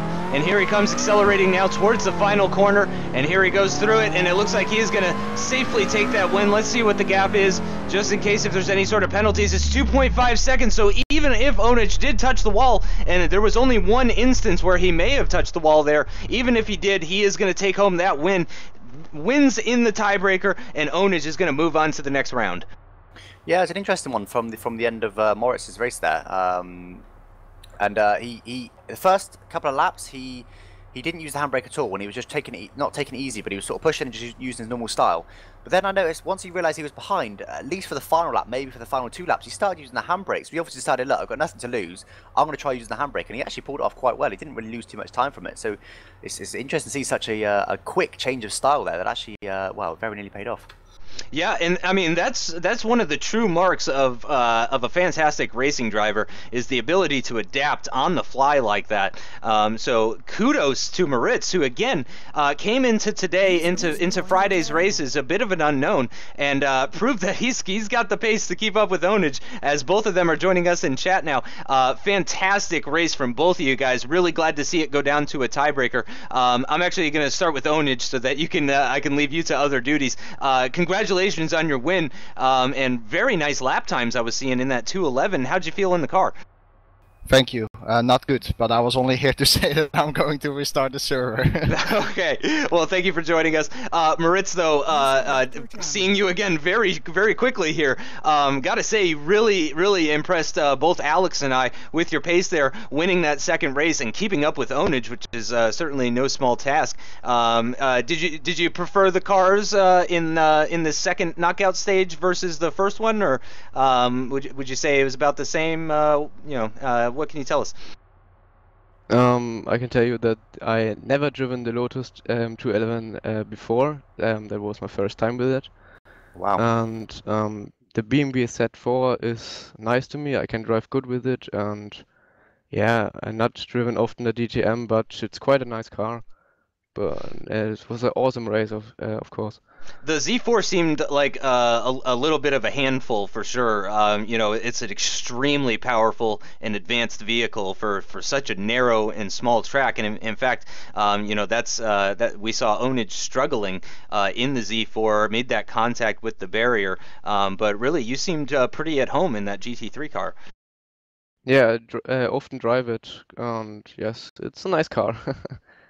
Well, very, very nice performance. Again, you guys were the first ones to actually go to a tiebreaker so far today. Very close races from both of you, especially considering, you were just jumping in on the final day here, so we weren't really sure what to expect from you, but that was a fantastic race with Ownage, and fantastic job by you. Yeah, thanks. And thanks again for joining us. We are restarting the server, everybody. So bear with us as Ownage. We're going to be doing the Krama versus Teemu Valkjärvi race is coming up. Again, this is the last race of Knockout Stage 1. We did 8 of the 9, and this is the final one. We were waiting for Krama to get on here, and he is going. And they're going to be doing this now. So, but again, we do have to restart the server because of the different cars that are being used. So we're just doing that right now. So bear with us just a little bit while we take care of that. And Alex, do you know if it's back up? I've not heard anything.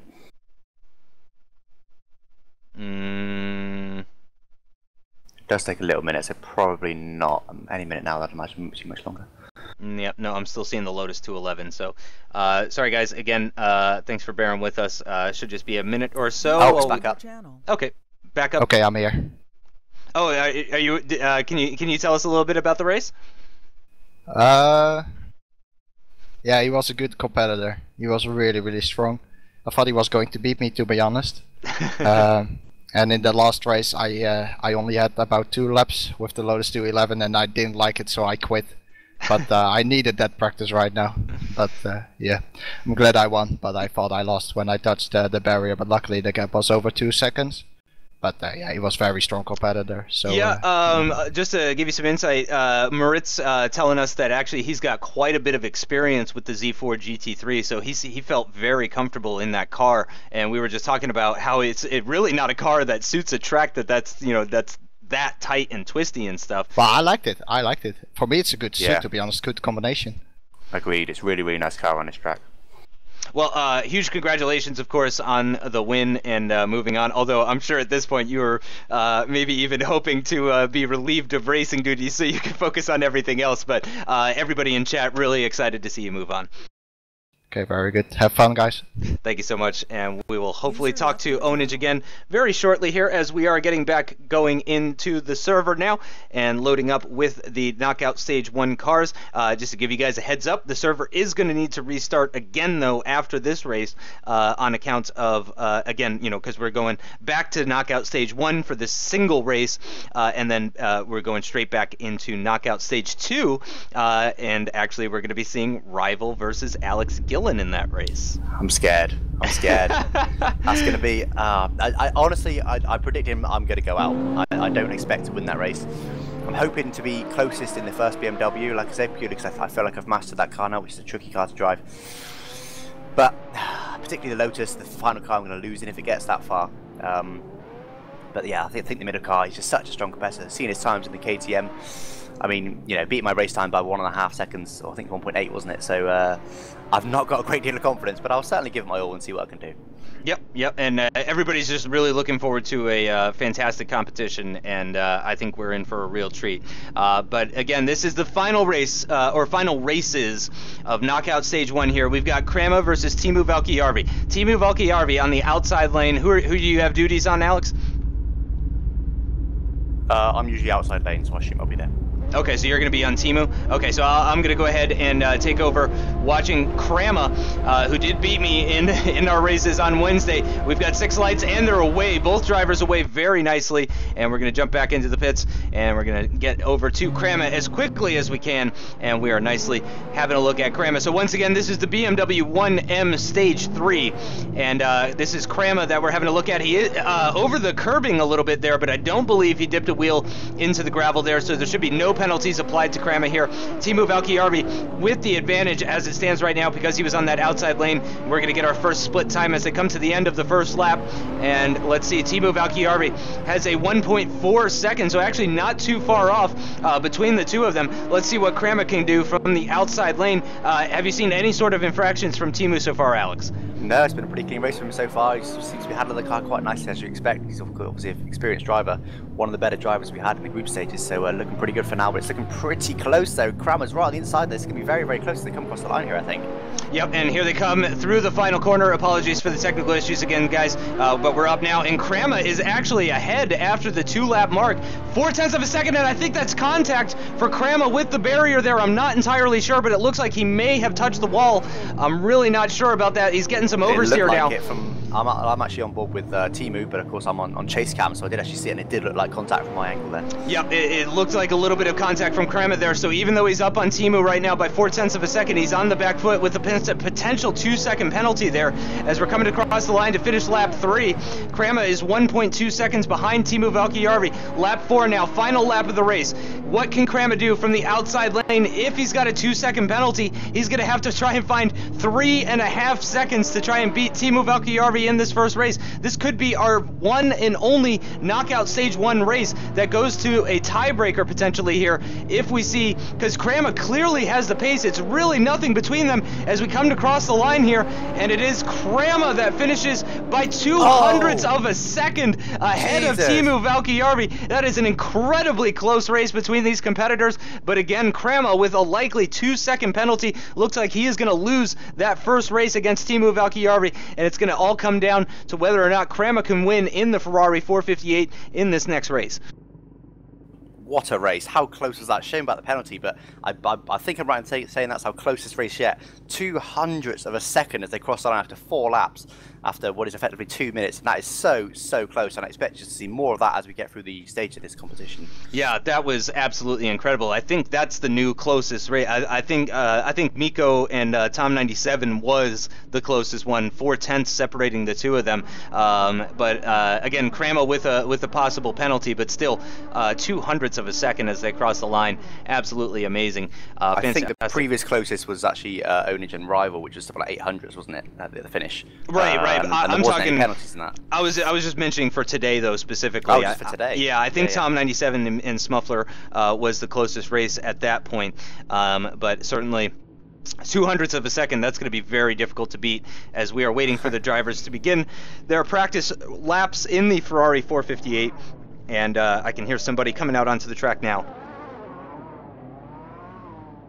And it is Teemu Valkjärvi in that white Ferrari beginning his practice laps. Krama in the red Ferrari. Again, everybody seeming to pick different colors for the 458. Not for any other cars, but very nice of them at least. And Teemu going for the white as well. And Krama in the red. And both drivers not really separated by too much in this warm-up session, so they'll be able to get a nice feel for one another.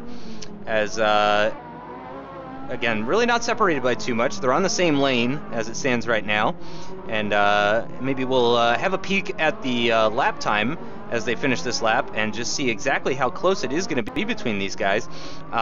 Surprisingly enough, you know, Krama does do some Assetto Corsa. He is a streamer, so if any of you guys are looking for streamers to follow that do sim racing and that sort of thing, Krama doesn't do it all the time, but he does stream a good amount. But Teemu Valkjärvi, a well-known... If you're watching there, Krama just had a bit of contact with the barrier, just got a bit too much wheel spin out of the final corner there, and ended up not being able to catch it, fished him a little bit into the barrier. But of course, it's only practice. He could have just been having a bit of fun. And of course, I was not paying attention to the times, even though I said out loud that I would.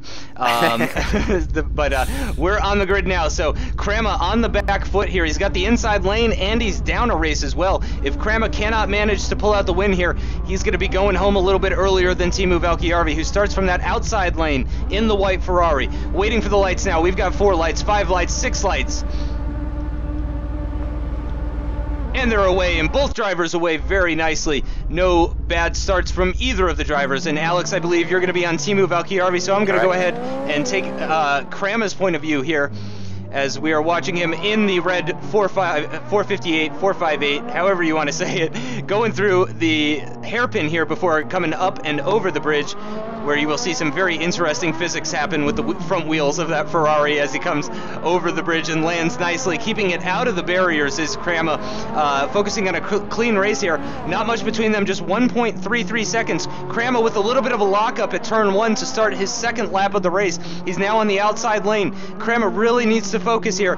This could be the first pair of drivers to actually go to a third round from the knockout stage group 1. We've already seen Ownage going into the tiebreaker and coming out on top, winning 2 against 1 through the penultimate corner into the final corner, very close to one another. Who is it going to be as they cross the line? It is Krama by 0.04 of a second. Incredibly close between these two drivers. No mistakes from Krama so far. Sounds like Alex hasn't seen any mistakes from Teemu Valkjärvi yet either.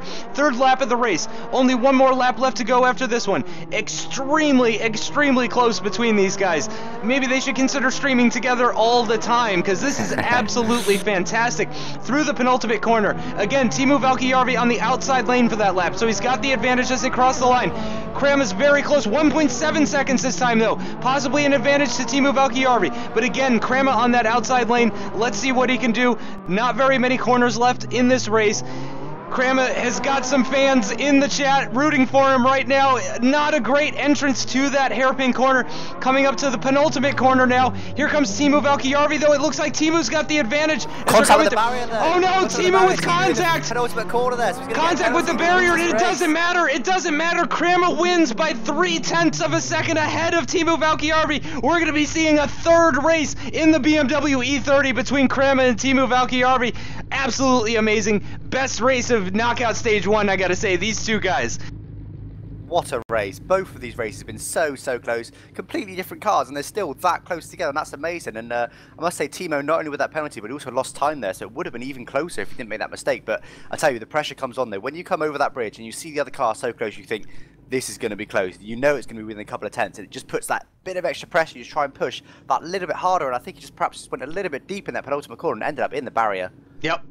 But again, it didn't matter. I mean, certainly it would have slowed him down a little bit, but Krama had 0.3 on Teemu, so I certainly think that Krama may have had that one in the bag regardless, because certainly we don't want to take anything away from Krama. A fantastic race from both of these guys, and there it is. We're seeing the BMW E30 coming out on track for the one and only time in the knockout stage group 1.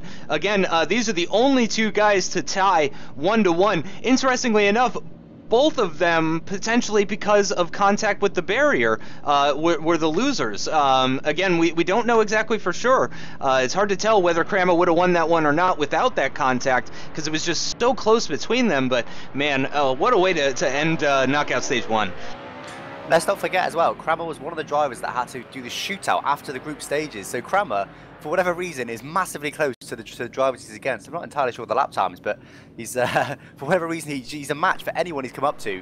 Just not quite able to get enough of a gap to be able to beat them, straight up. And he's had enough track time, I suppose. Perhaps that's what he's aiming for. He wants as much track time as he can, perhaps for the stream. That's a very good point. As actually, it appears that Teemu Valkjärvi has lost connection. Oh, there we go. He is back. and he is in the E30 now. So we should be seeing both drivers coming out on track in that 1990 BMW, which is really my sort of era for cars. I really like 90s cars. It's very possible because I'm a 90s kid, but I don't know if I can even call myself a 90s man. I don't know.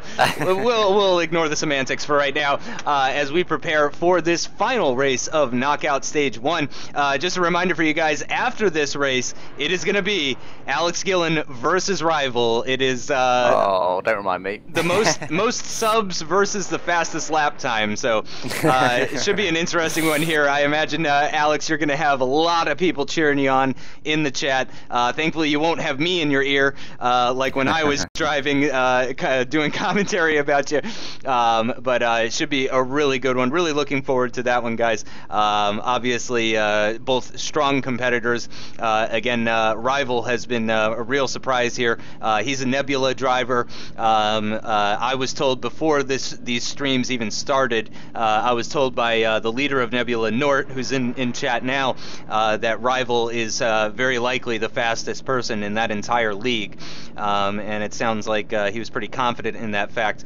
So Rival had quite a bit of hype behind him going into this Race of Champions, and so far he has not disappointed though. It's been over a day since we saw him though. Obviously we haven't seen Rival drive since Wednesday, and we haven't seen what he can do in the other cars. We've only seen him in the one KTM Expo, but certainly I expect him to be a strong competitor in just about any car. Yeah, absolutely, and like I say, I'm not expected to go through, so that's I guess just tells you exactly what I think of him. I think he's a really strong driver, and yeah, really looking forward to that races. And Ownage just mentioned to me then that Timu's having track problems, so not sure why they've suddenly manifested themselves in this third round here. Ruh-roh. So we just pardon? Oh, Ruh-roh. Wow. Okay. You know, like Scooby-Doo. That's amazing. It wouldn't have been so weird if you hadn't have stopped talking when I said No, it wouldn't. You could have just started it out, but I wasn't allowing that to happen. I was like, what was that? Because it was a weird noise you made. I had to try and figure it out. But yeah, I got it in the end. But yeah, so we're just waiting for Timu here to sort out his issues.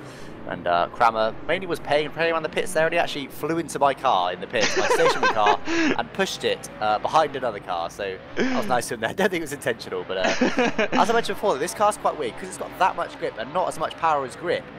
Like I said, if you absolutely floor it in first gear, you don't get wheel spin unless you do what he's doing now and you put a lot of steering angle in and do some donuts. But it's just got so much rear grip, and like I said, to pull away, you have to use a lot of clutch just to pull away. You can't.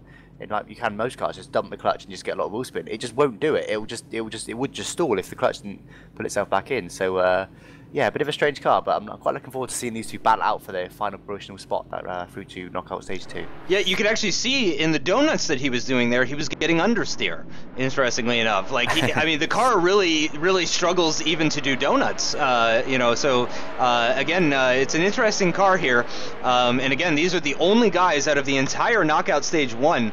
Oh, and I apologize. We did see Rival in Knockout Stage 1. I said we had only seen him in the KTM Expo. My apologies. Just way too excited. Information just goes right out. There's just too much going on. But yeah, obviously he did a clean sweep in Knockout Stage 1, just like everybody else, aside from Krama and Timu Valkjärvi. But yeah, Rival clean sweep of the Lost Soul, who was a big surprise on the first day, I believe it was, or was it the second day? Again, information going right in and out, but the Lost Soul was a strong competitor. Really surprised and really happy to see him doing so well in this Race of Champions. But yeah, Knockout Stage 2, we're going to be seeing Rival versus Alex Gillon right after this race between Krama and Timu Valkjärvi. So far, I got to say, this has been the best one. I mean, I really enjoyed Mikko versus Tom 97, but I mean, this has just been absolutely amazing between Krama and Timu. If I could just briefly mention as well, I know it's only practice, but their practice times they were only 600ths apart, so I think we could be in for another very close race here, and I'm really looking forward to this. Amazing. Thank you so much for pointing that out, actually. 600 separating them in practice. Krama with the inside lane, Teemu Valkjärvi with the outside lane. We've got all 6 lights on, waiting for them to go out now. Again, really no wheel spin from this car, unless you're dropping the clutch like they just did, and they head off towards turn 1. And I'm going to go ahead and go on board with Krama once again, since Alex is spectating from the outside, spectating the outside lane. So Alex is going to keep an eye on Teemu Valkjärvi while we watch Krama. And he is in that black and gold, or yeah, I could go with yellow, BMW E30, coming now over the bridge into the penultimate corner. And a beautiful car. I really enjoy the boxy shape. And Krama really tough through that final corner there. Oh no, and a big slide and a big hit into the wall at turn 1 of lap 2 for Krama. That is definitely a 1-second penalty, and he's all over the shop now. Really just seems to be struggling in this car. Had a hard time coming into that turn before going underneath the bridge. He's coming into the penultimate corner now, and just actually Teemu not that far ahead. In fact, I would say Krama is a little bit ahead. I thought Krama was struggling, but again, he does have that 2-second penalty for sure. So at the moment, I'm not sure if Teemu knows this, but it certainly seems that he's got about a 1.7-second advantage over Krama. Yeah, there's no contact at the moment for Teemu, but he's had a big slide down coming through the chicane. Managed to keep out of the barrier, but I don't think it's certain that he's not going to get it. And on the looks of his driving, it looks like he perhaps didn't practice so much in this car as he did the previous 2 cars. But it's very close again. It looks like Krama's made up a chunk of time though. He's only a few tenths back by, so he might get no! And another penalty for Krama. That's 4 seconds. And after he was catching up with Teemu Valkjärvi, that is very disappointing to see. 4 seconds worth of penalties for Krama here, and I believe this is the final lap of the race. Yeah, you are right. So it's looking like a fairly comfortable win for Teemu in the end with the penalties, and it's a shame because it was looking like such a close race for his mistakes there. And even still, it looks so close. Look at this, side by side, come through the penultimate corner here. Yeah, through the final corner now. Teemu is going to cross the line behind Krama, and I wonder if he knows. And look at that, 0.3 of a second separating them. But Teemu Valkjärvi certainly the winner with no penalties. Krama with at least 2 penalties. Teemu Valkjärvi continues on. He is going to advance to knockout stage 2. Big congratulations to Teemu Valkjärvi. Huge congratulations to Krama. Well fought race from both of the drivers. Absolutely amazing. Gotta say, one of the best races we've seen all week between these guys. Very, very close. Almost nothing in between them. And of course, I do believe the server is going to be restarting again now. Yeah. Okay, so I'm going to go ahead and leave the server. And I will be up next. And Alex is up next, up against Rival. And we're going to be seeing, of course, the BMW E30 in the first race, the BMW Z4 GT3 in the second race, and the Lotus 211 in the third race. Welcome, Krama, to the commentary channel. Thank you. Tough break in that last race with the couple of contacts with the barrier, but I mean, in the end, still you were separated by only 0.3 of a second. So I mean, I gotta say the 2 of you guys have put on some of the best races that we've seen absolutely all week. Almost nothing between you guys. Really enjoyed it, and you were the only group in knockout stage 1 to actually take it to a tiebreaker to the third race. So big congratulations to you, sir. Thank you. Yeah, it was a shame with the wall, but it happens when you overdrive. Yeah. I mean, obviously, very easy to make mistakes at this track. Yeah. Certainly, At first, I could feel it was when I did brake, my back end was just sliding. It was just a noob mistake, but yeah. But I mean, fantastic job again. I was saying the 2 of you guys should maybe start up a racing club just between the 2 of you and just start releasing YouTube videos or doing live streams of just you guys racing each other, because I mean, it wasn't just one race. I mean, it was all 3 races. I think. Yep. I think all 3 races the 2 of you were separated by less than 0.4 of a second when not including the penalties. So I mean, that really was amazing. I could see it was really close, especially in the first race. Yeah, but I hope it was good to see. I'm not sure if it was the first race, but I think one of those races you guys finished 200ths of a second apart from each other, which I think is going to go in as probably the closest race of the entire day. But yeah, again, bit of a shame, obviously. I think both of you guys deserve to go on to the next knockout stage. I was kind of rooting for you because you were from my group on Wednesday, so I was a little bit pulling for you there. But again, great performance, and it was great seeing those races. Yeah, thank you. Oh, thank you. And thanks for joining us to talk briefly there about the race. I do appreciate it. Anytime. And hopefully we'll see you in the future for if we ever do Race of Champions stuff. Really hope to see you there for future stuff. I will join, of course. All right. Thanks again for joining. See ya. User left your channel. And again, that was Krama, guys. Krama not advancing by the skin of his teeth, just missed out. And guys, there is a black screen on right now because I don't feel like switching because then I might forget and you guys might miss some action. The server is restarting right now, so the black screen will go away as soon as my Assetto Corsa client starts back up. I appreciate you guys bearing with me, but again, I just don't want to risk having that the other screen up in front of the race. So I'm just going to go ahead and leave it on the black screen as it is right now. Again, that was Krama just missing out, but still putting in what is arguably some of the best performances that we've seen all week between Krama and Teemu Valkjärvi. Really, really amazing stuff. Again, coming up next, we have, and it looks like the server is up, so I'm going to go ahead and join that now. Here we go. Coming up next, we've got Rival versus Alex Gillon. This is a race that I know a lot of you guys have really been looking forward to here. I see Andrew in the chat. Thanks for joining us, Andrew. Nice to see you. But yeah, we've got Alex versus Rival. Alex Gillon, obviously a big figurehead in the online racing community, specifically for the Codemasters F1 games, not so much for sim racing, certainly. But he's been a strong competitor all week long. He's been, again, I've said it before, I'll say it again, I believe Alex has probably been in the top 5 or 6. He's up there with Rival, Ownage, Adrian Falcone, TCLF, who again struggled in the cars during knockout stage 1. The cars just really didn't seem to suit his driving style. But I would place him right up there in the top bit as well. All of these guys, fantastic competitors. And unfortunately, I am once again all alone in the commentary booth. So my voice is only going to be getting worse from here on out, as we're about 3 hours into this stream now, and we're just now getting into the meat and potatoes of knockout stage 2. This is the second head-to-head battle. Again, for those of you who may have missed it, the first battle in the knockout stage 2 was Moritz 1998 versus Ownage 133. I don't know why I said the 133 part. You all know who he is. And they went. It went to the tiebreaker. It went all 3 races. Ownage ended up winning 2-1. Moritz, though, showing that he was an incredible competitor and well deserving of being in that knockout stage 2. That was a fantastic race between the two of them, and one of only 2 head-to-head matches that we've seen so far that went into a tiebreaker.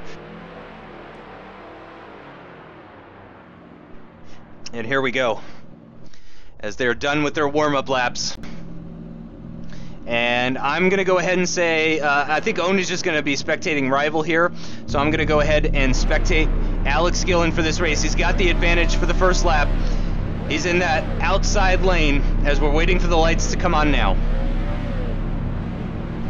And here they come.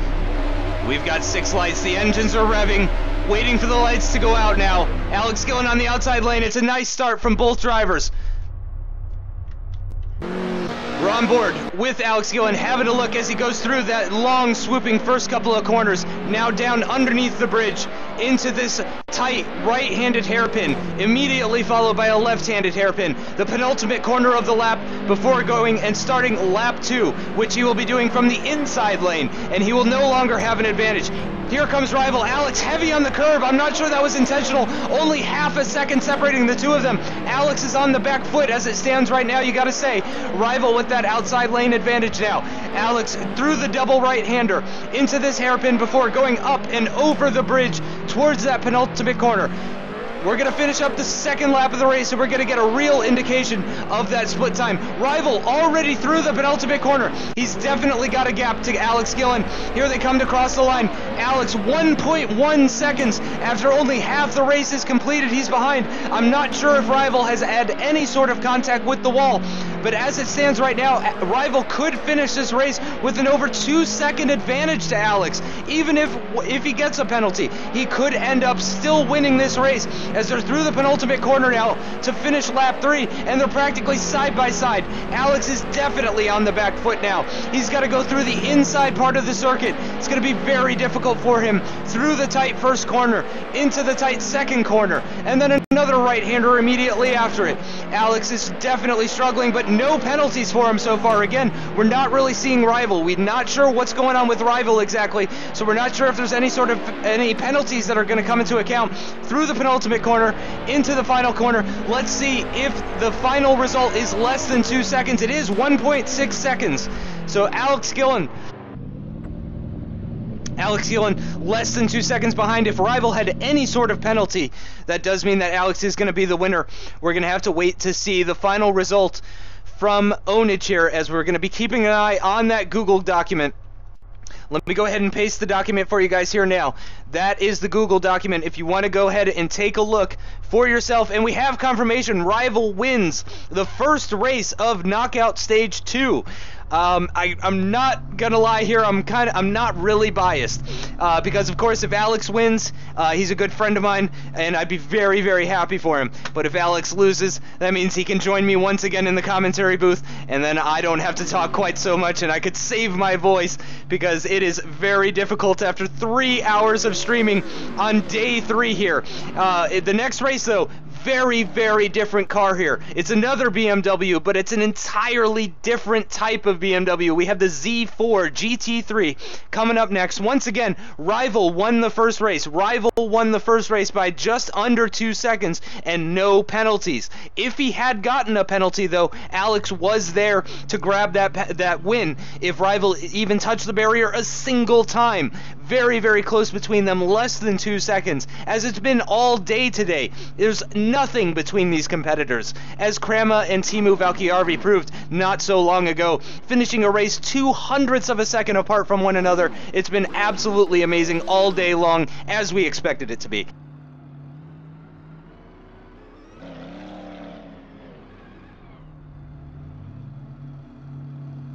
And there's Alex. No, he's going back into the garage there. I'm not exactly sure what's going on with Alex right now, but it sounds like somebody is coming out on track.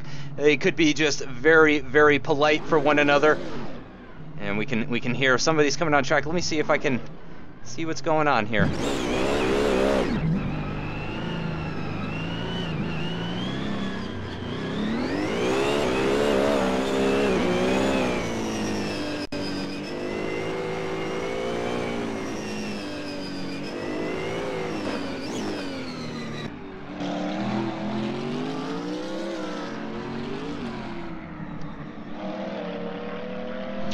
And we're having a look at Alex right now, as he's going to start his first flying lap from the inside lane. And he's got Rival not far behind him. Let's keep an eye on their lap times and see if Alex can maybe pull out some sort of advantage. Again, very different type of car is this BMW Z4 GT3. Totally different. Going over the bridge into the penultimate corner. Slamming on those brakes while the car is totally airborne. Very difficult track here. Alex, this is 27.0 for the inside lane. Rival 7/10 faster that lap with a 26.3. Let's see if Alex can improve. No, that's going to do it. That is going to do it for the warm-up session. So here we go. The cars are on the grid now. Alex Gillon from the outside lane. Rival from the inside lane. And once again, I believe Ownage is going to be watching Rival, so I'm going to go ahead and spectate Alex once again. Here come the lights. And the engines are revving, very loud engines in these Z4 GT3s. And they're away, both of them away very nicely, neither of them with a clear-cut advantage. And here comes Alex underneath the bridge for his first lap. into the first right-handed hairpin, followed immediately by a left-handed hairpin to finish up the lap. Only one corner remaining as they finish lap 1. Let's see what the gap is going to be. Again, Alex had that opening lap advantage. It looks like it's very close, 0.8 of a second. It seems that Alex has found a little bit of time in comparison to Rival. Rival now with that outside line, Alex Gillon with that inside line.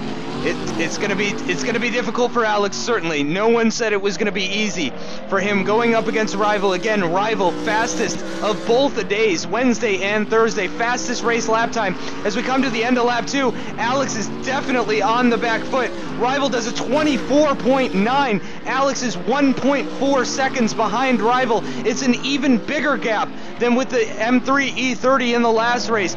Alex has only 2 laps to try and make up this 1.4 second deficit. Gotta say, it's not looking good. 0.7 a lap.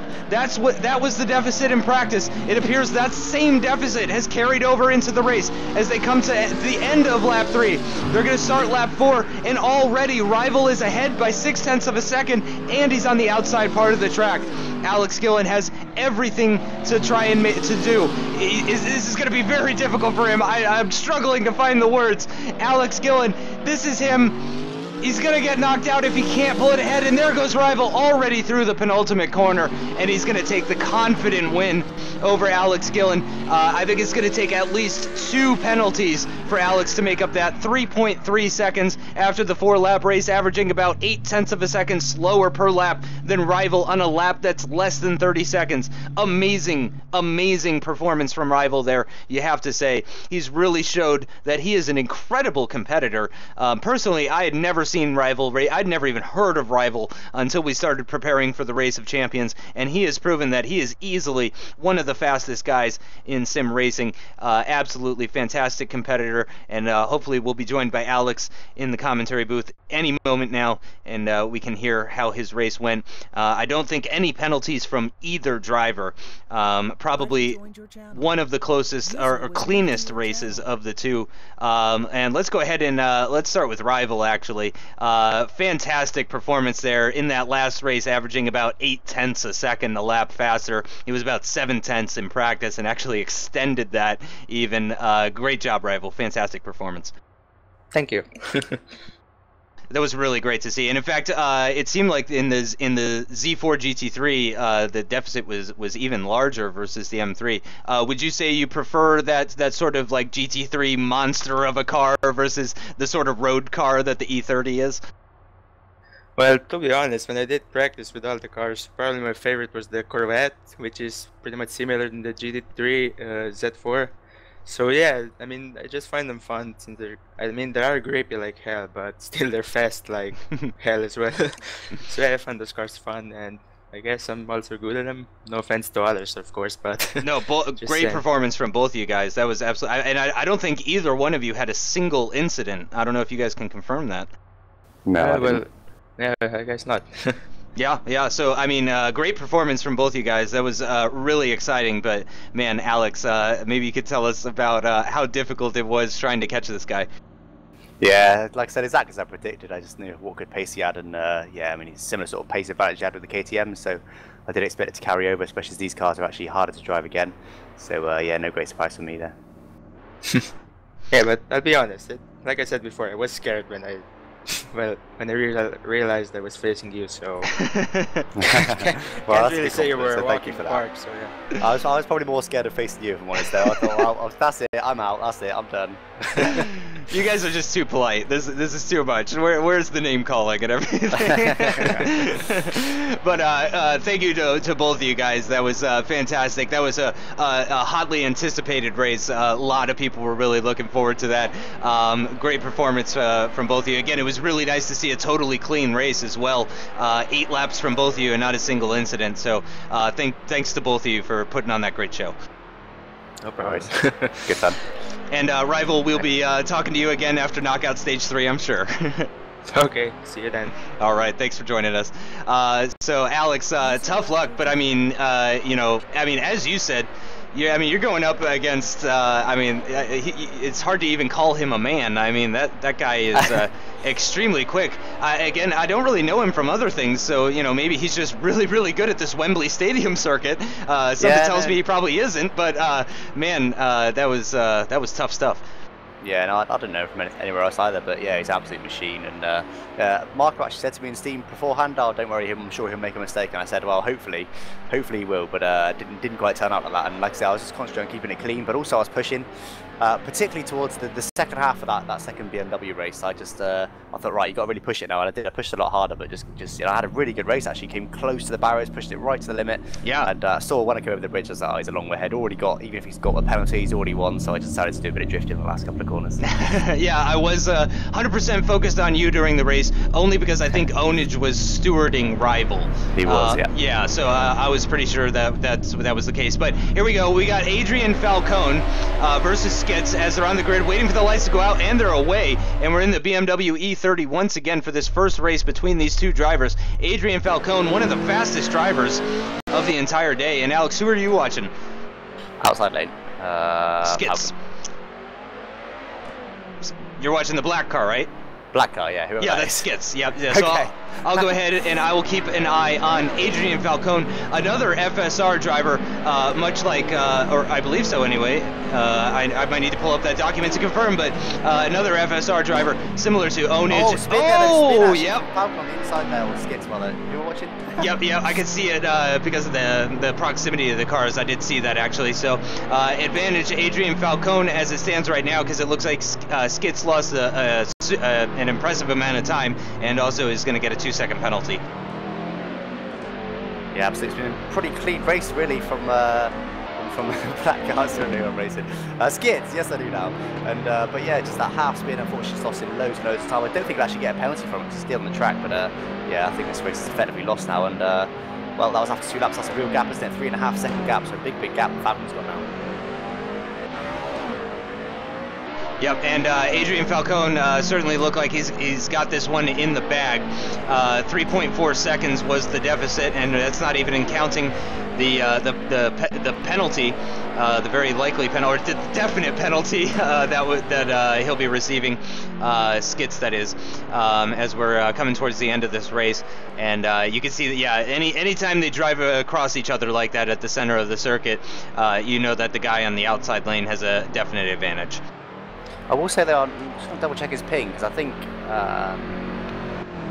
yeah, it's like 300. Oh!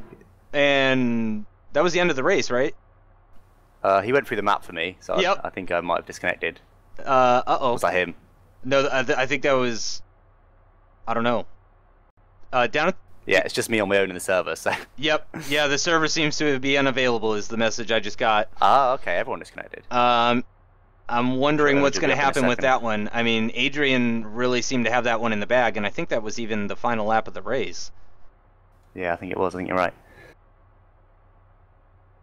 Okay, well, I can definitely exit the server. Again, guys, you are going to get a black screen, only because I don't want to switch between scenes and OBS and risk missing any sort of action. So I'm just going to leave it on the black screen for right now. Apologies, guys. It seems that the Assetto Corsa server, which is a... it's not being hosted by any individual. Ownage paid money for this server, and something has gone wrong, so bear with us here. While we get going. Just a reminder, guys, since we've got some time here, let me go over a few things. Alex, if you could let me know once the server is back up, or is it already? I'll let you know. Actually, I think it is already.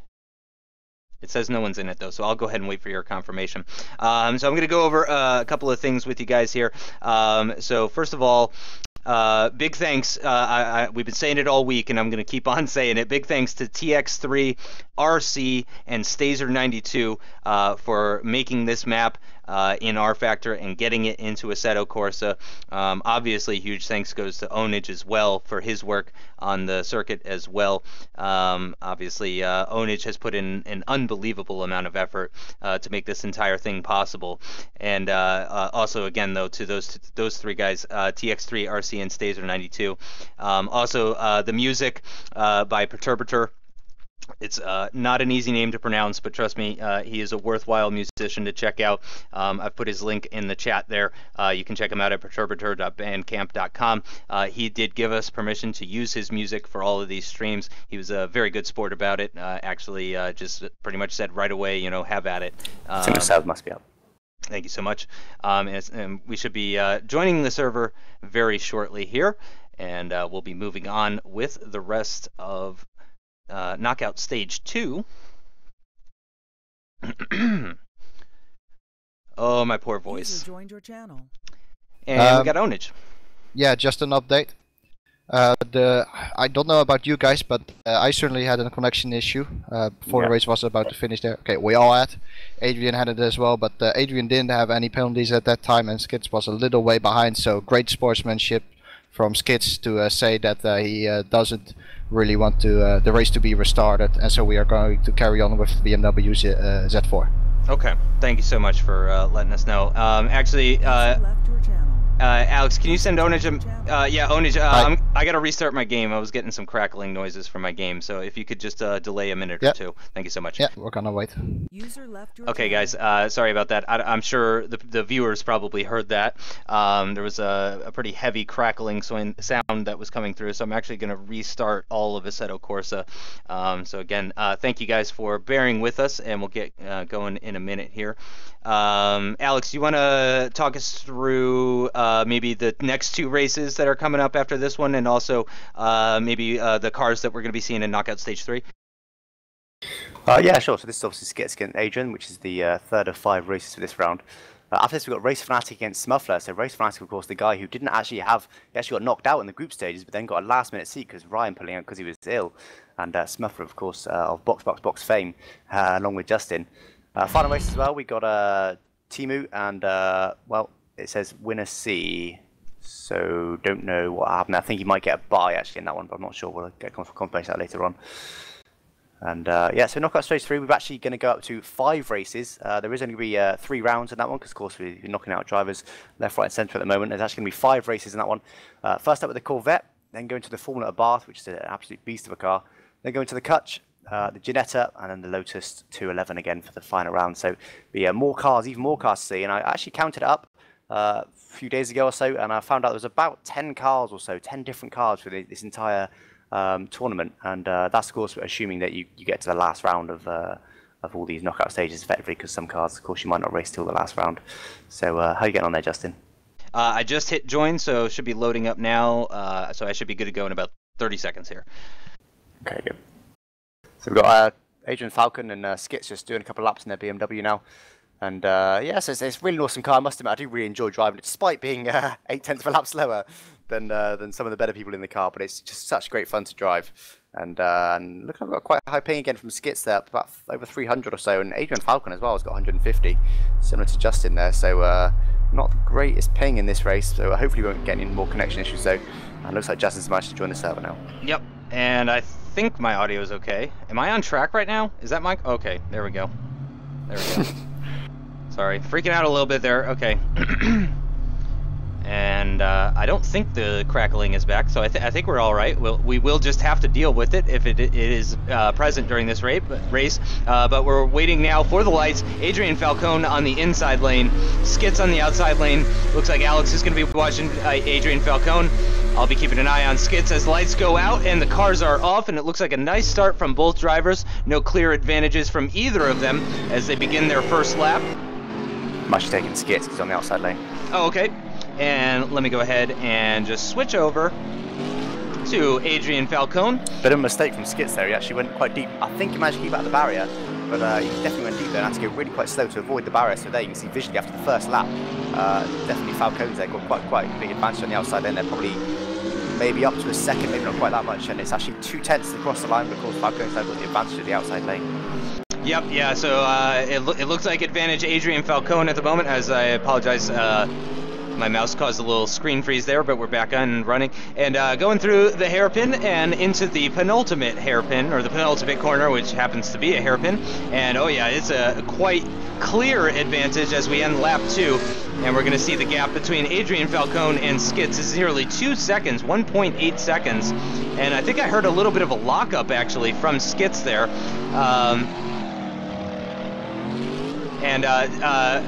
Adrian Falcone, though, whoa, he got a little bit on the curb there, but he did keep it out of the gravel. Goes up and over the bridge and through the penultimate corner, and he definitely has an advantage now as they're starting the final lap of this race. Adrian Falcone from the outside lane, and he's already a second ahead of Skits. And so it looks like Adrian Falcone, barring any sort of trips into the grandstands, is going to be moving on into knockout stage 3. Yeah, absolutely, and not sure if it's lag, but there's definitely a few mistakes from Skits here, but I think it's just also slower pace is the main problem, really. There's not been any major mistakes, and Falcone comes across the line now, and I believe that's the final lap, which it is indeed, and a little bit of oversteer there for Skits as he comes across the line, takes P2 by almost 3 seconds there, so quite a big advantage there for Skits, for Falcone in the end. Yep, Adrian Falcone proving once again that he is an incredibly tough competitor, and he wins the second race 2 in a row against Skits. So that is race number 3 done and dusted, or round number 3 done and dusted for knockout stage 2. Up next is going to be Race Fanatic versus Smuffler. It's the Battle of the Fins coming up next. I'm actually just about out of time for tonight, unfortunately. I might be able to pop in every now and again, but I've got to go now for most of the races, unfortunately, just as we start getting to the points at the end of the tournament. But I'll be sure to check it out on the on your past broadcast on Twitch, because I'm certainly excited to see, particularly who gets through to the final. And well, after that race, I think for the win, I'm going to predict there's going to be Rival with the win, to be honest, because he's such strong pace, and of course beat Ownage, who's also, we know, has got really good pace.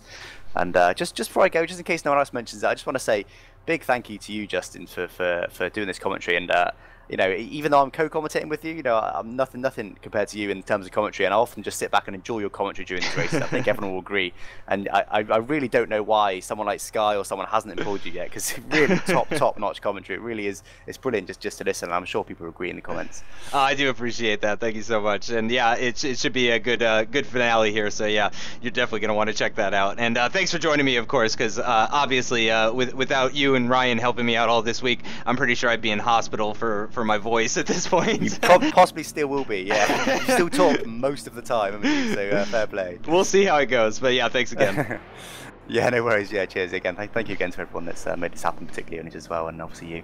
So yeah, cheers. Like I said, I might pop back in a little bit if I get time, but you're welcome to it. Yeah, pop in the middle of a race if you want to. You're more than welcome. Yeah, try and give your voice a little bit of a break perhaps if I can, but yeah, cheers anyway, and I'll see you guys later. Thanks.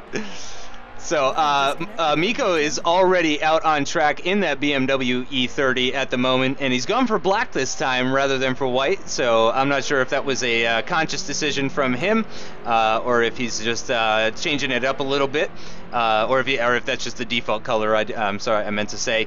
And he has gone right off the circuit. Do we have another server issue?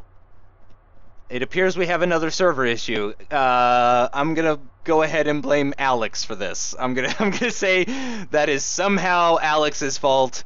He has caused the server to crash. Hopefully, yeah. So it looks like the server is once again unavailable. I do apologize, guys. Of course, we start having all these technical issues on the final day, the most important day of the entire thing, is when we seem to be having all of the technical issues. Yep. Somebody needs to start waving the red flag.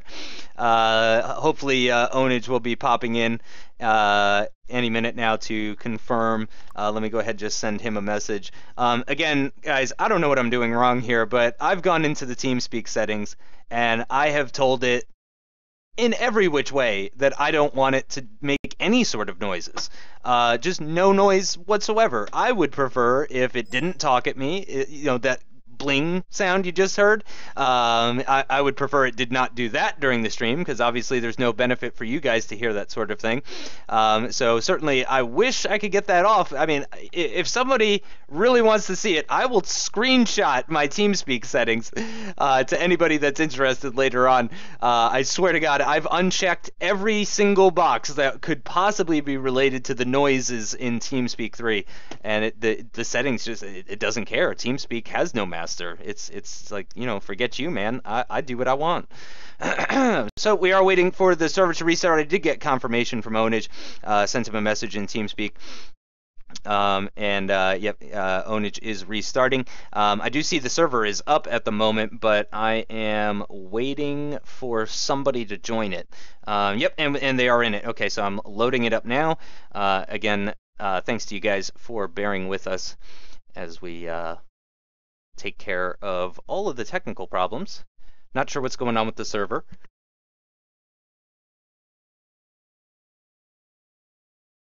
And again, just to remind you guys here, in Knockout Stage 2, we're in, and we've got Race Fanatic versus Smuffler.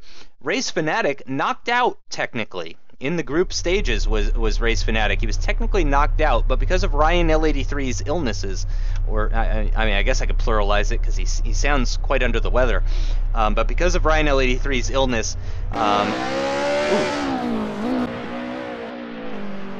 because of Ryan's illness, Race Fanatic was given the opportunity to continue into Knockout Stage 1, and Race Fanatic went up against TCLF, who is the fastest driver on Thursday, and actually beat him 2-0, which was a big surprise today.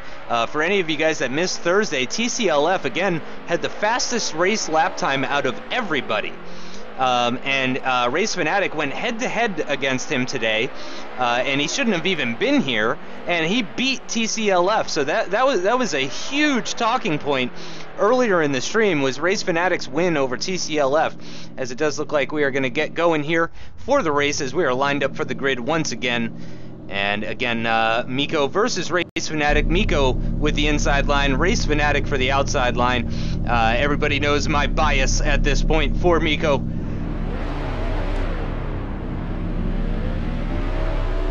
And we're just waiting for the lights to come on now. We've got 5 lights, we've got 6 lights. And they're away, both of them away very nicely. Again, no advantages really being seen here. And I'm going to go ahead and we're going to have a look at Race Fanatic for the opening stages of this race. Again, though, in my heart of hearts, I am cheering on for Mikko right now.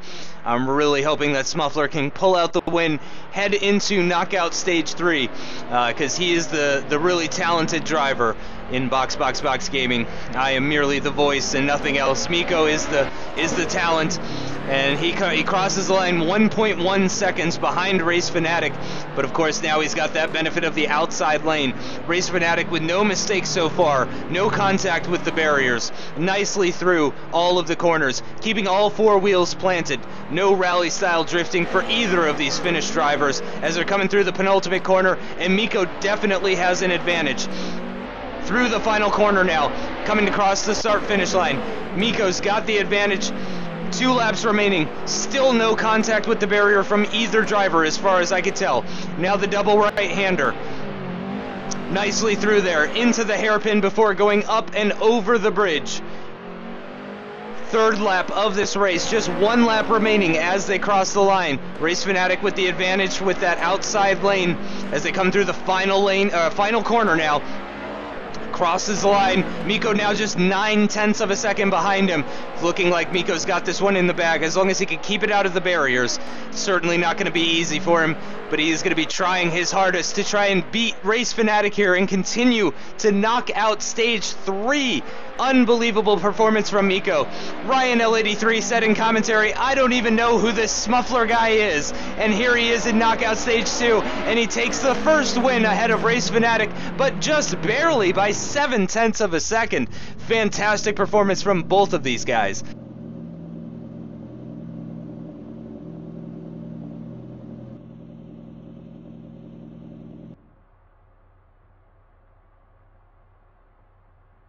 And I'm sorry, guys, I am losing my voice now for sure. It is starting to happen. So I appreciate you guys giving me a little bit of a break in between the races to just sort of rest my vocal cords, rest my throat. It's been certainly a difficult week. It has not been easy. Still, I would prefer commentary over racing any day. Otherwise, you know, if I was sitting here racing for 3 hours a day, I would be probably 100 pounds based on the amount of sweat that my body would have lost at that point. So, in spite of everything, I'd rather do nothing else. This is exactly what I want to be doing, is doing the commentary here for the AOR Race of Champions. It's been a fantastic week of racing so far, and we've got plenty of amazing racing coming up still, as we're going to have the second race now between the Finnish drivers, Race Fanatic and Mikko. Fantastic to see so many Finnish drivers in the finals here. It's really been a wonder, and it's no wonder, in fact, that there are so many F1 World Champions, more F1 World Champions in Finland per capita than any other country, at least last time Mikko told me. Obviously, they are a country that is very, very fond of that fact there. Thank you for that, Tim. I appreciate the comment. Yes, I do need a nice mic. That's something I plan on getting in the not-too-distant future now that I'm getting my new PC built. Really hoping to start bringing some higher quality audio commentary for you guys in future races. No, not to talk down on my Logitech G930 headset, considering the fact that this is a wireless gaming headset. It's got some really, really nice quality on it, and I've never once been disappointed in the purchase. So both cars out on track now in that BMW Z4 GT3. Smuffler in the black one, Race Fanatic in the white one. It's black versus white. Mikko could take the win here. Oh, as we've actually lost connection to Ownage, I do believe, excuse me. There we go, Ownage is back on the server. Because I do believe we cannot start the race without Ownage, since he is the primary steward. So we would have had to wait for Ownage to come back on the server, but it looks like he's all over it now. Mikko was doing some practice for sure. Definitely got some practice laps in. He did his knockout stage 1 race quite a while ago, I want to say an hour ago or so. So Mikko was able to get some nice practice in using the BMW E30, the M3 E30, and also this Z4 GT3. And hopefully, if he was smart, he did some practice in the Lotus 211, because Race Fanatic has proven, if nothing else, he is an excellent driver for providing an upset. He's might be considered an underdog, but certainly that's not going to stop him from pushing as hard as he possibly can. He's a very clean driver as well, so any sort of mistakes from Mikko at all in this upcoming race could mean the difference between victory and defeat.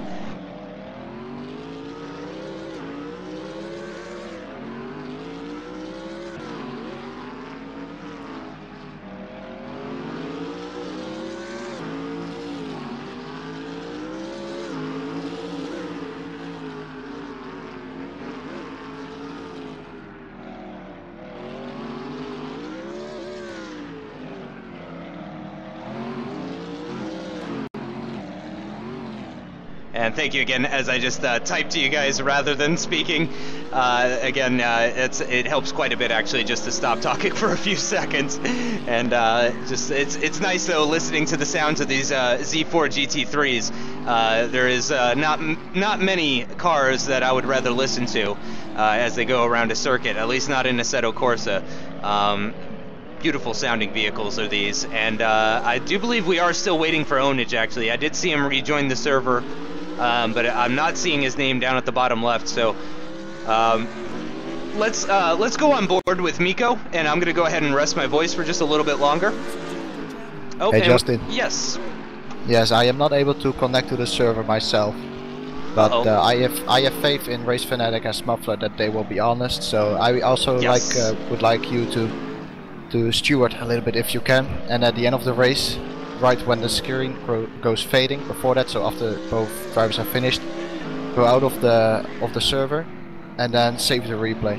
Okay, I'm gonna go ahead and just leave it on overhead view the whole time then, since we're watching both. Yeah, that will be fine. Now you do need to know the admin password, so where shall I send it to you? What's the easiest for you? Just send it to me in TeamSpeak in the chat message.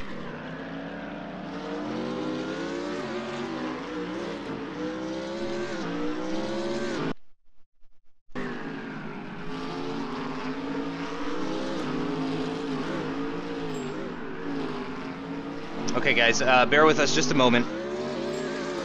Obviously without the axe. Okay, okay. Got it? Oh,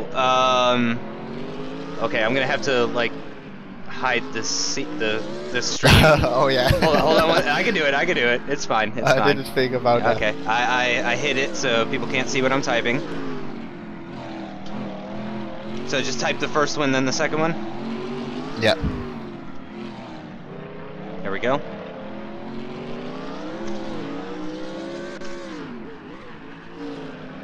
Oh, I forgot the underscore.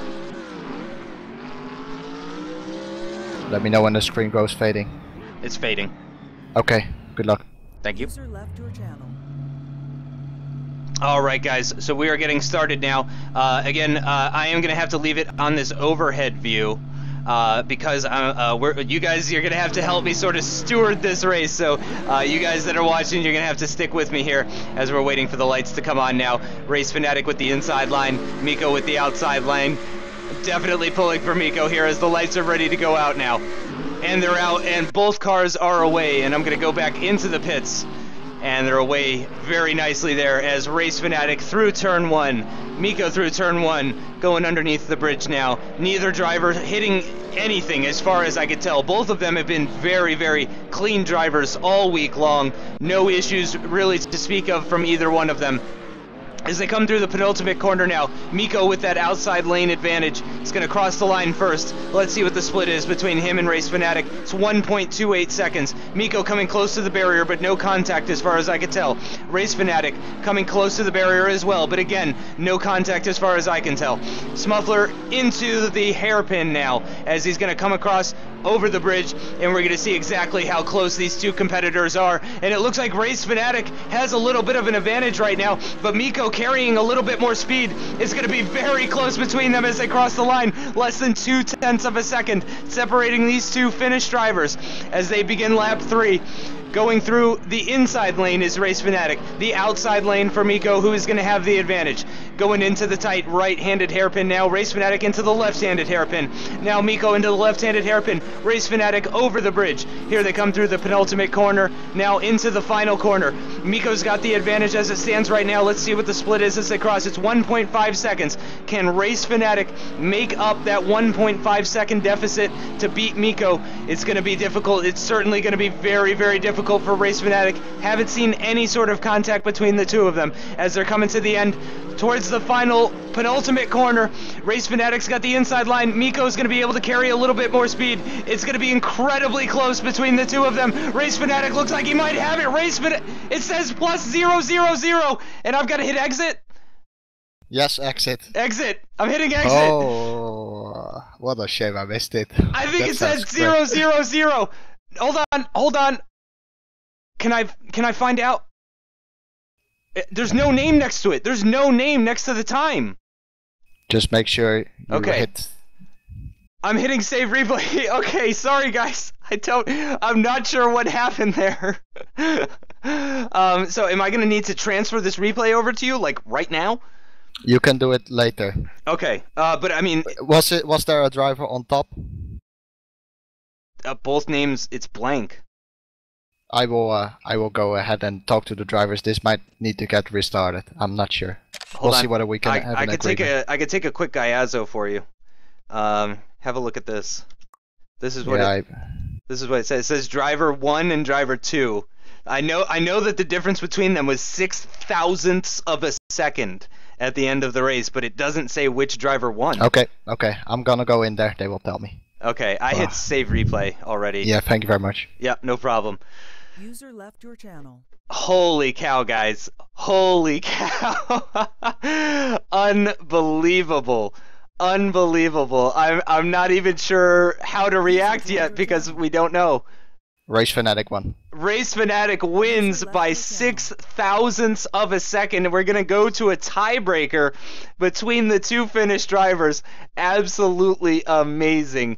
Cannot believe. Let me just check with Ownage.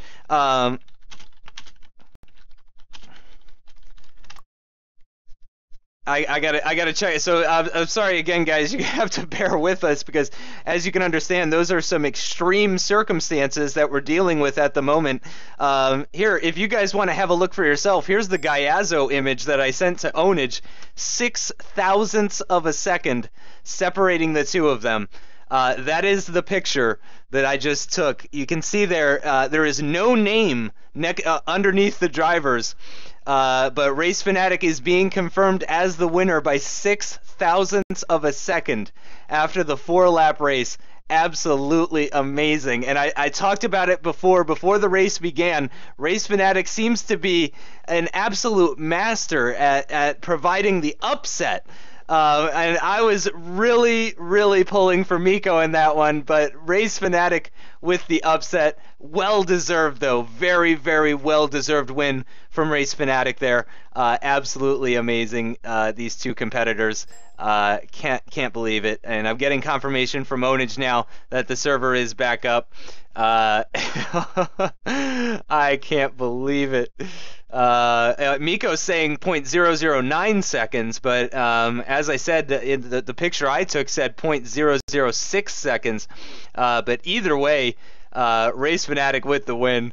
Wow, unbelievable. Yeah, sorry guys, it's a black screen right now because the server is restarting.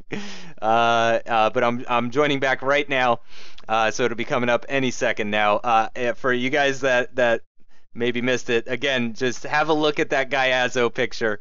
That is the difference, and wow, I don't think there was any contact for either driver. So wow. Yeah, Tim, Race Fanatic poisoned Ryan, but apparently it was all worth it. No offense to Ryan, but I'm not sure he could have put in this sort of show that we're seeing here today. Race Fanatic is just absolutely amazing. That's really fantastic stuff from the two Finnish drivers. Man, really, really great to see. So we've got Race Fanatic on the server. We've got Mikko on the server. It's going to be a tiebreaker. And this is, I'm sorry, I got to take down my Gaiazzo here. This is round number 5. This is the final. Oh, no, I'm sorry. This is not the final. The final race that we're going to be seeing. Looks like Tagami's versus Adrian Falcone. I don't know. I'm gonna have to get confirmation. I was under the impression that this was gonna be the final race of Knockout Stage 2, Race Fanatic versus Smuffler. I'm gonna mute my mic for just a second here. I'm just gonna talk to Ownage. Let me go on board with Mikko for you guys, and you guys can just have a little listen as he drives around the track.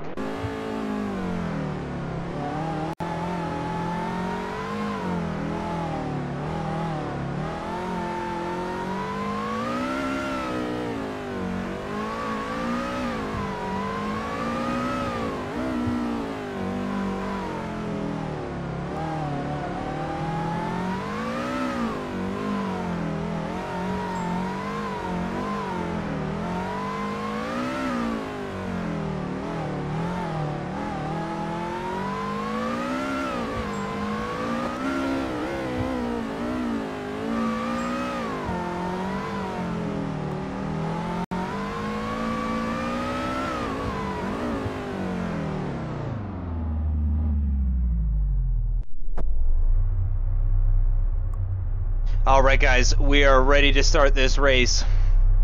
And I appreciate you guys bearing with us. It does look like we're going to have one more race in Knockout Stage 2 that's going to be between Teemu Valkjärvi and Adrian Falcone. And it looks like there might be a little bit of a delay between this race and that one. So I might take a quick break for a little bit while that happens as we wait for the lights to go out now. Race Fanatic with the inside line, Mikko with the outside line. Identical starts from both of them. Absolutely amazing. Race Fanatic getting very close to that outside barrier at turn 1. Neither driver appears to be having any sort of contact though with the barriers. No penalties so far, as far as we can tell anyway. And let's go ahead and let's have a look at my friend Mikko here, coming to the end of his first lap. He was on that outside lane, so of course he's going to have a little bit of an advantage as they cross the line. Let's see what sort of gap it is. and it's actually 1.6 seconds after the first lap. 3 laps remaining. We're on lap number 2. Mikko's on the inside line now. Race Fanatic on the outside line. What can Race Fanatic do? He's performed amazingly all week long. A number of big upsets. Does he have one more upset in his pocket tonight?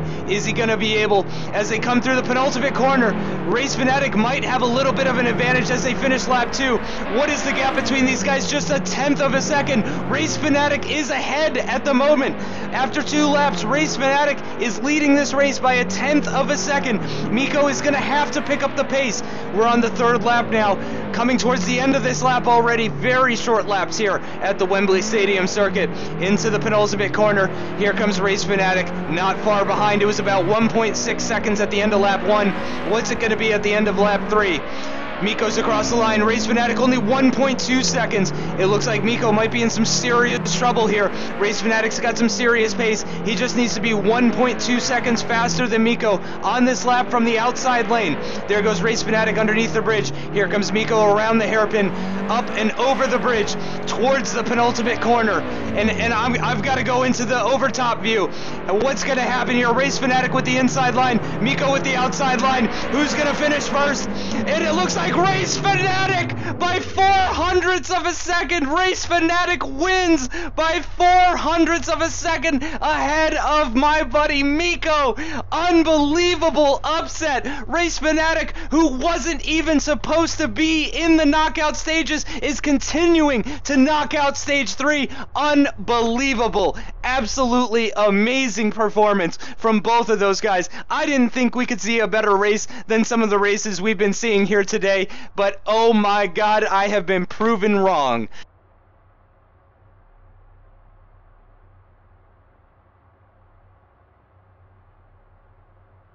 Wow.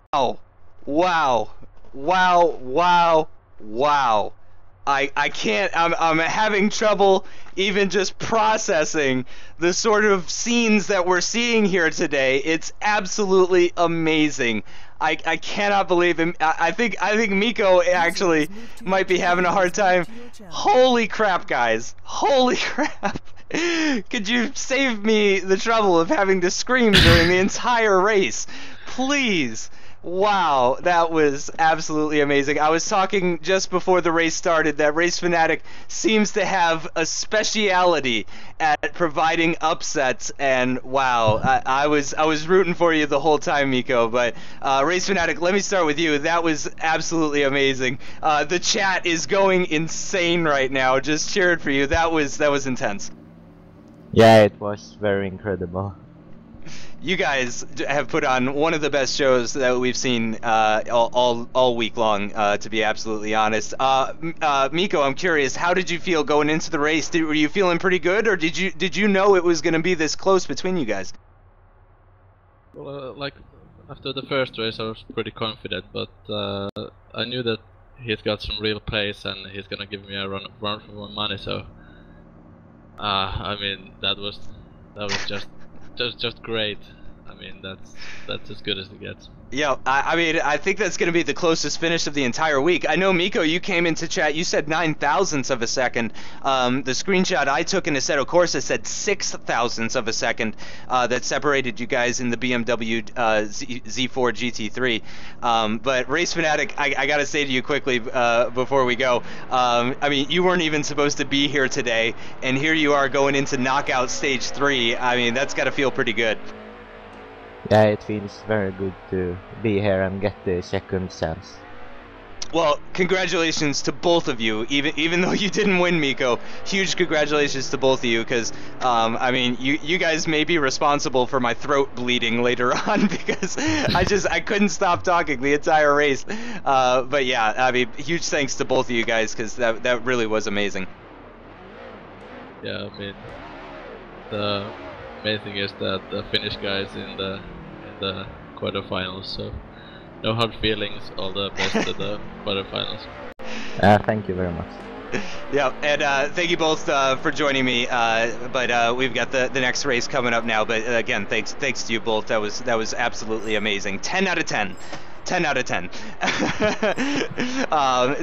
Yeah, up next, another interesting battle after that incredible battle between the two Finnish drivers and then that incredible race from both of them. Up next, we've got Teemu Valkjärvi going head-to-head against Adrian Falcone, and they are going to be doing the cars for, this is another knockout stage 2 race, so we're going to be seeing the exact same cars that we've been seeing for the past few races here.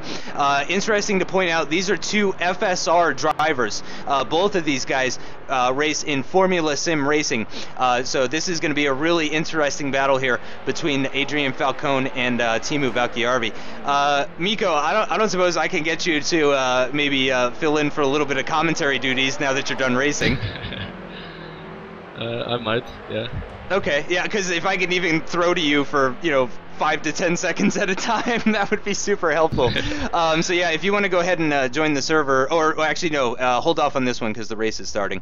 But if you want to join in for the next one, because yeah, actually there's going to be a server restart after this one anyway. So I'll go ahead and take over for now for this one. So again, guys, Adrian Falcone on the inside lane, Teemu Valkjärvi on the outside lane. It's FSR versus FSR, and already somebody's laying on their horn. Very excited about these races. These guys know each other from that Formula Sim racing. We've got all 6 lights and they're away. Both drivers away well, but it looks like Teemu Valkjärvi with a little bit of an advantage in that black car, and on the outside lane it looked like he maybe just had a half meter or a 1 meter advantage as they headed into turn 1. Adrian Falcone in that inside lane.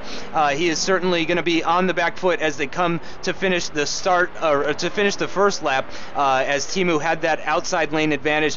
Here they come. Adrian Falcone, though, not that far behind, maybe just a few car lengths behind Teemu Valkjärvi. What's the gap going to be as they cross the lines? Just 1.1 seconds as they start the second lap of this race. Adrian Falcone now on that outside lane in the red car, and let's go ahead and actually have a little look-see, and we'll have a look at Adrian Falcone as we look on this second lap, coming to the end of the second lap now, and they are very close indeed. It does appear Adrian has a little bit of an advantage as they come through the final corner. Teemu Valkjärvi about 1 car length behind, 0.6 of a second after the first 2 laps.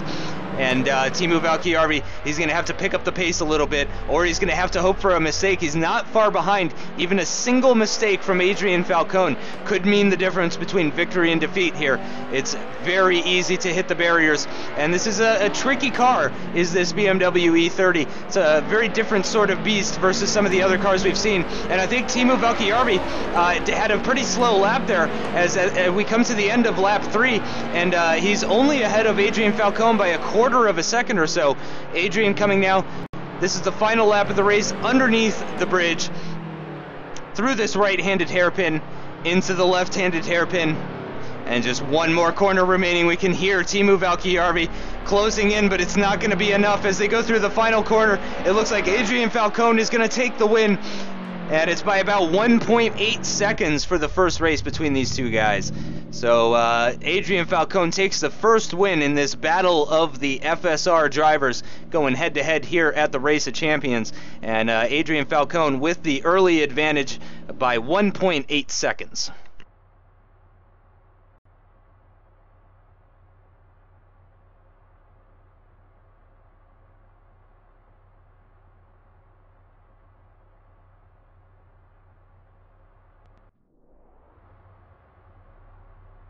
And here we are waiting now for the second race between Teemu Valkjärvi and Adrian Falcone. They're of course going to be driving in the BMW Z4 GT3 for this second race.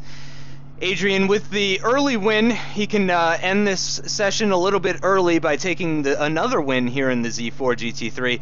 But as we've mentioned in the previous Knockout Stage 2 races, it's a very, very different car. And that seems to be the sort of thing that Ownage has been going for in these races. It seems you're going from one car to a totally different type of car as you go from that 1990 BMW M3 E30 straight into a modern GT3 car.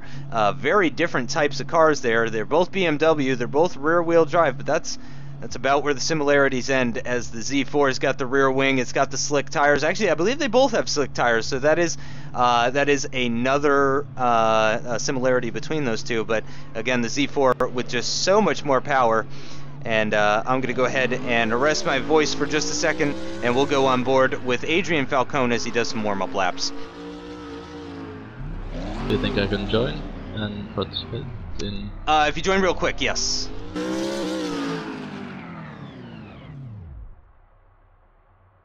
The Z4 has got a lot of downforce, and you can really see it in the first corner on the outside. So that's I think that's the most fun car of these cars, and maybe the DTM car. That's such a fun car to drive. It seems that it looks like a road car, but it actually has a lot of power and a lot of grip. Yeah, it's because it's got the slick tires, of course. But yeah, I've heard from Alex, I guess, because it's the DTM version. It's got a pretty hefty turbo on it. When you were driving the E30, did you notice much turbo lag? I personally haven't driven it in a very long time. Was there a lot of turbo lag on that car? Yeah, a little bit. If you go half throttle, you can't really feel it too much. You can't really feel the turbo, I mean.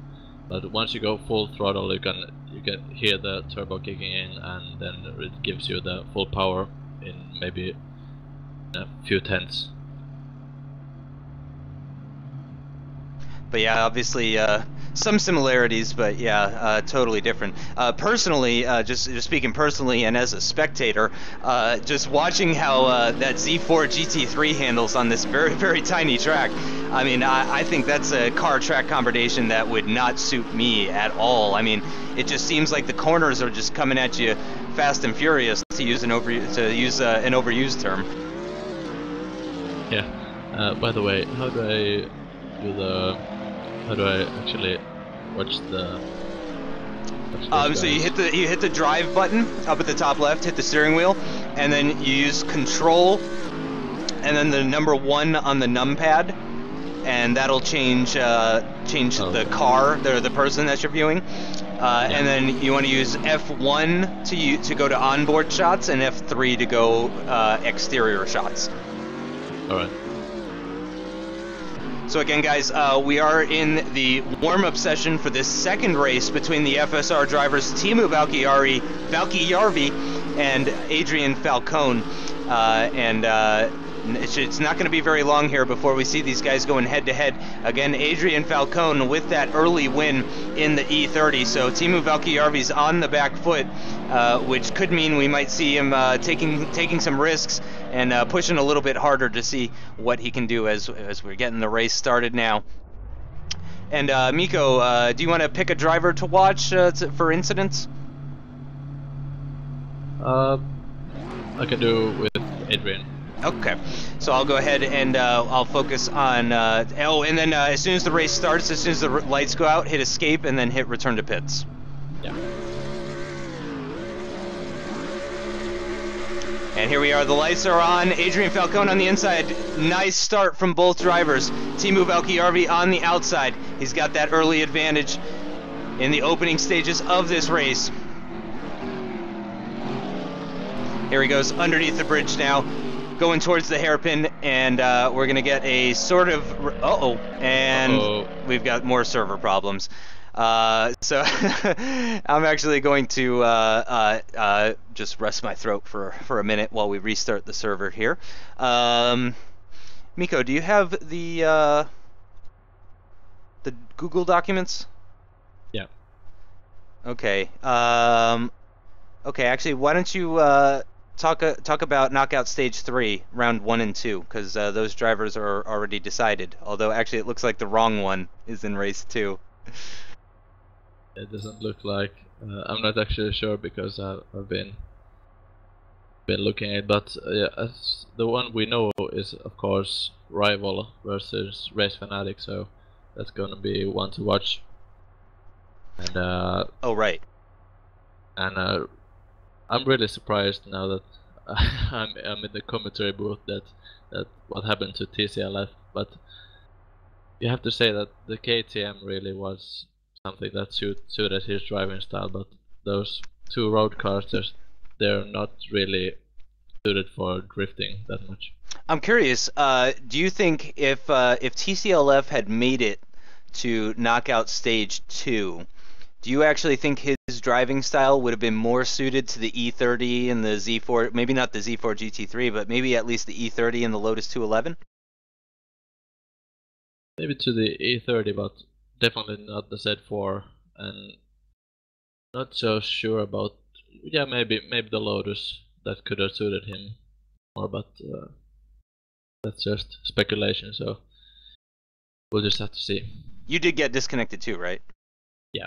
Okay, I just wanted to make sure because Ownage sent me a message asking me if I get disconnected. So I was like, oh gosh, wait, I wasn't the only one now, was I?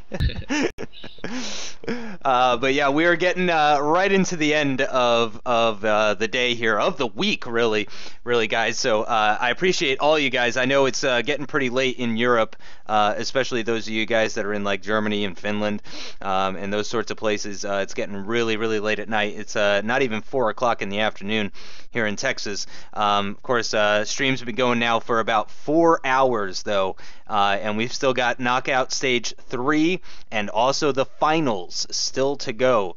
And I can tell you guys right now, knockout stage 3, it says Smuffler versus Rival, but certainly that's not right? Certainly not. Okay. I guess maybe Gillon just really wanted to like show just what a good job. And really, I have to say, out of today's races, I had originally said that I think I thought that your races with Tom 97 HD were probably the best ones, so far anyway at that point that we had seen, because those were really good races. But then we saw Krama versus Teemu Valkki-Järvi. That was insane. That was absolutely insane. I mean, that blew my mind. It looks like the server's back up. Krama versus Teemu Valkki-Järvi, that was definitely a highlight of the day today too. But then we just got to the race between you and Race Fanatic. I mean, that was it just took it to a whole new level. I mean, I'm not sure I can handle anything more intense than that race. So Well, I can't really get any more close than that. I mean, 6,000 and I think it was 44,000. For hundreds only. Yeah, I mean, I don't see how it can get much closer than that, and honestly, I'm not sure I could handle it if it got any closer than that. So, hopefully, we'll just see some blowouts here, because, like for instance, the Rival versus Alex one, that was relatively quiet. Only because neither one of them hit the barrier at any point in time, and also everybody knew exactly how fast these guys are. Nobody was surprised by Alex's speed, nobody was surprised by Rival's speed. It was all very predictable in that sense, and it looks like we're going to be going straight into the race. Yeah, okay, good. They're on the front row, so I'll let you go ahead and take Adrian Falcone again, and I will spectate Teemu Valkki-Järvi, as again, this is the second race for these guys. Adrian Falcone currently up on Teemu Valkki-Järvi 1-0 as we're waiting for the lights to come on now. All 6 lights on. And they're away, and no benefit this time for Teemu Valkki-Järvi. He didn't get, last time I think when the race started, I think he had just a little bit of an edge over Adrian Falcone at the launch, but not so much here this time, as we're having a look at Teemu Valkki-Järvi going through that right-handed hairpin before coming into the left-handed hairpin, the penultimate corner of the lap. And here they come through the final corner, and you gotta say, Adrian Falcone very close, only 0.6 of a second separating them, and now Adrian Falcone has that benefit of the outside line. It's certainly looking good for Adrian Falcone, with only 1 lap completed, coming now towards the end of lap 2. Teemu Valkki-Järvi up and over the bridge, and he can see Adrian Falcone in front of him. Not a huge gap. He's got to keep his focus, maintain his focus. 27-second lap from Adrian Falcone. Very impressive lap time for that outside lane. He's now on the inside lane after 2 laps. 1.4 seconds is the gap between Adrian Falcone and Teemu Valkki-Järvi. We're coming towards the end of lap 3 now. Through the penultimate corner, and already Adrian is ahead, and he's again going to have that benefit of the outside line. So barring an enormous amount of penalties, barring any, at least a couple of penalties, it does seem that Adrian Falcone will be advancing into knockout stage 3. Yeah, he's really hitting all his apexes and not really making any mistakes, and really not even going really close to the barrier, so just and actually perfect performance. And I did see a little bit of a wiggle from Teemu Valkojärvi there on that final lap, so he clearly, Teemu pushing very, very hard there to try and catch his FSR buddy of Adrian Falcone. Certainly not an easy race, and Adrian Falcone proving once again that he is a very strong competitor, and hopefully we'll be able to talk to one or both of these guys shortly here, as that is going to do it for knockout stage 2, guys. All we have left now is knockout stage 3 and the finals. So we got the semifinals and the finals coming up very shortly here, and I do believe, Mikko, we are going to need to restart the server again on account of the car changes. Yep, we sure are. So I'm going to go ahead and drop off the server now. So for you guys watching, there is going to be a black screen up. Again, that's just so I don't forget to change anything. And actually, it looks like, yeah, it looks like Adrian and Teemu might be just, they're just going to hang out in the welcome channel, which is perfectly fine. So again, though, Adrian Falcone moves on. And it looks like another FSR versus FSR battle is in store for us here. Ownage is going to be going up against Adrian Falcone in the first race of knockout stage 3. And then it's going to be Rival versus Race Fanatic. And again, Race Fanatic has proven that he can upset even the best of drivers. But Rival is the best of the best that we've seen so far in Race of Champions this week. He did finish the Wednesday, Thursday group stages with the fastest lap. Very tough competitor, certainly. So it is not going to be easy for Race Fanatic at all. Yeah, definitely not. But I think we should probably talk about a little bit about the cars that we're going to be using in the final knockout stage. Yep, the first car, it's a number of cars, it's actually 5 cars, and yes, it is best of 5 now, so that is a big difference here, guys, between knockout stage 1 and 2. It's best of 5, so the first person to win 3 races will be advancing to the finals. So if Ownage here can win the first 3 races against Adrian Falcone, that's it. We're done. The first car that they're going to be using in these races is going to be the Corvette C6R, and I'm getting word that the server's back up, Mikko. Yep. So it is the Corvette C6R, which is a proper American race car. For those of you that are unfamiliar with it, lots of power, very long wheelbase. We discussed the width. And you might want to pick a Barth as your car, Mikko, if you didn't. Yeah. Okay. So it's got a very long wheelbase. Rather than being wide, it's a very long car in order to accommodate that V8 engine that sits in the front of that Corvette. That's going to be on the slicks super soft, the super soft slicks in that Corvette C6R. So that's the first race. Car number 2 in the second race is going to be the Formula Abarth, which some of you guys may know better. What would you compare that to? Like a Renault 2.0? Formula Renault? Yeah, like maybe a Formula 3. Formula 2000? Yeah, those kind of cars, yeah. Okay, yeah, so yeah, like a Formula 3, it's got downforce. For those that are fans of Formula 1 and that sort of thing, actually, and that you can see the car on your screen right there. In fact, let me change it around. There you go. This is what it looks like. So this is the Formula Abarth. This is the car that's going to be used in the second race. And again, you can kind of see a few different angles there. And the third race is going to be the Kutch 2000 SL Club. That's the Kutch, K-U-T-C-H, 2000 SL. I'm going to go ahead and type it out in chat for you guys. That way, if you feel like going to look it up so you can see exactly what it looks like before the racing has started, that is the name of the Kutch. It's a 2000 SL. It is not open wheel, right? right, Mikko? No, it's pretty similar to the Lotus. Yeah, the Lotus 211, right? Yeah. Yeah, that's what that was the comparison I was gonna make. So yeah, I'm glad you agree, because that makes me feel right. So yeah, the Kutch 2000 SL kind of similar to the Lotus 211. I think it's a little bit more aggressive on the suspension. I think it's got a little bit more power. I'm not sure about downforce levels. It's probably pretty similar. The fourth car that they're going to be using, if we get to a fourth race in this semi-final session, is going to be the Ginetta G55 GT4 edition. Ginetta G55 GT4 edition, and then the final car, if it goes to that.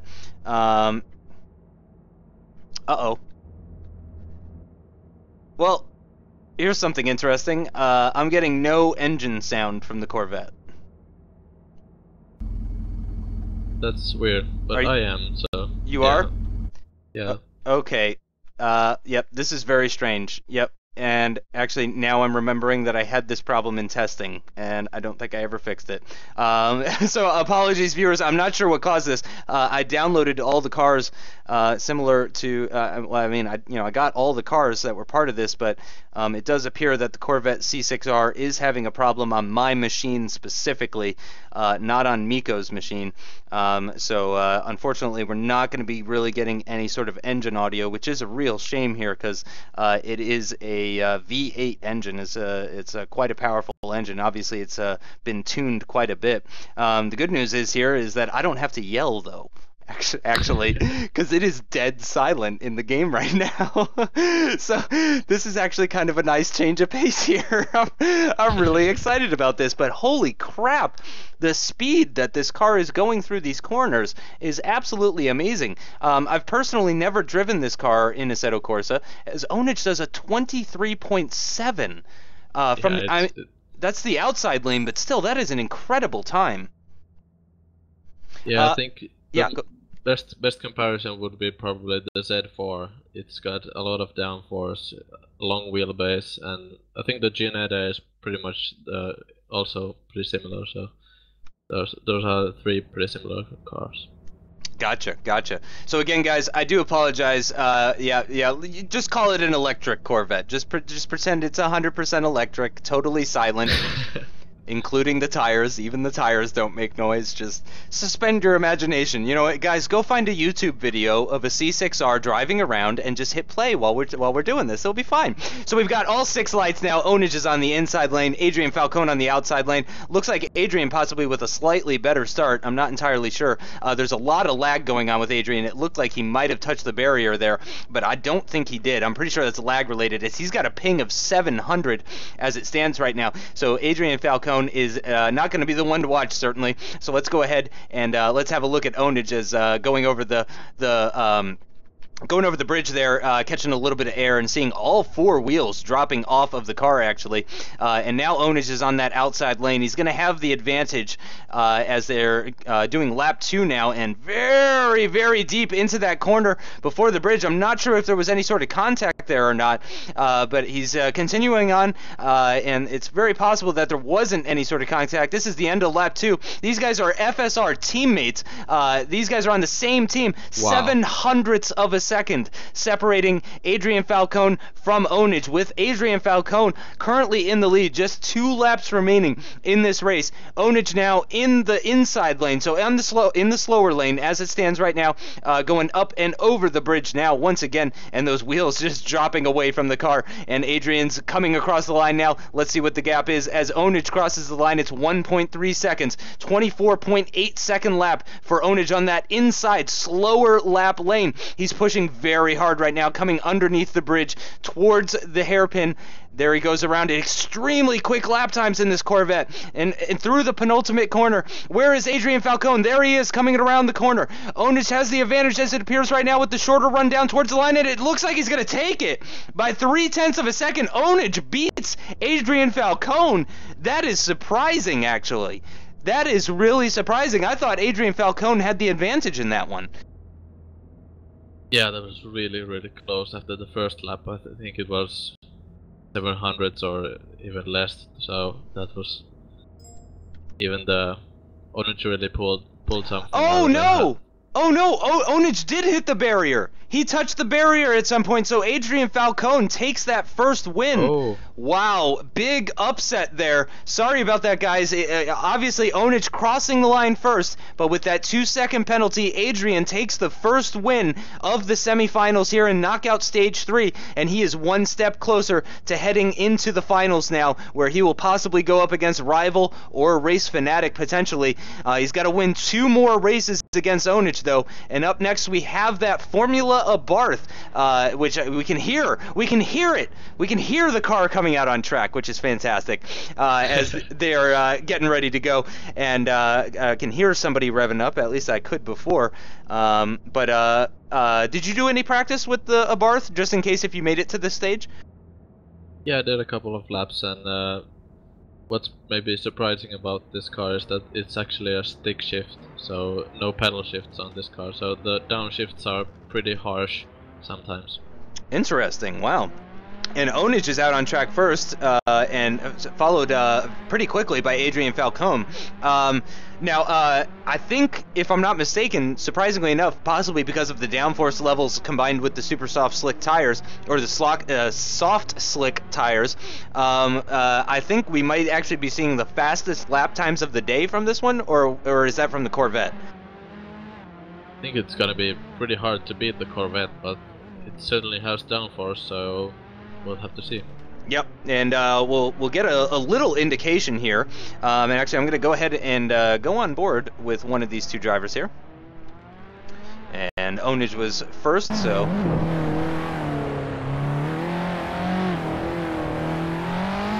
Wow, and I mean, the barriers just really seem to be closing in on you in this car, just with how fast everything's going.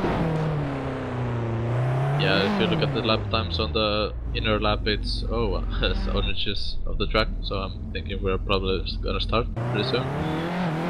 So the inside lap was in the 1:24, so it's gonna be really close to the Corvettes. Yep. Or even faster, actually. So let's see, Ownage with the inside line, Adrian Falcone. It's race number 2 of the semifinals. Again, FSR teammates are these guys, driving for the same team in Formula Sim Racing. And we're waiting for the lights to come on now. And again, Adrian Falcone with that first lap advantage on the outside part of the circuit. All 6 lights are on, and they're away. Both drivers away very nicely now. And I'm going to go ahead, I'm going to leave it on this overhead view for you guys so you could really get a sense of just how fast these cars are. And Ownage in that inside lane seems to be navigating those the multiple hairpins in the first stage of that lap quite well. Adrian Falcone doing just as well through the hairpins, and he's going to come out and cross the line first, of course, as he had that outside lane. And it's a 1.2 second gap.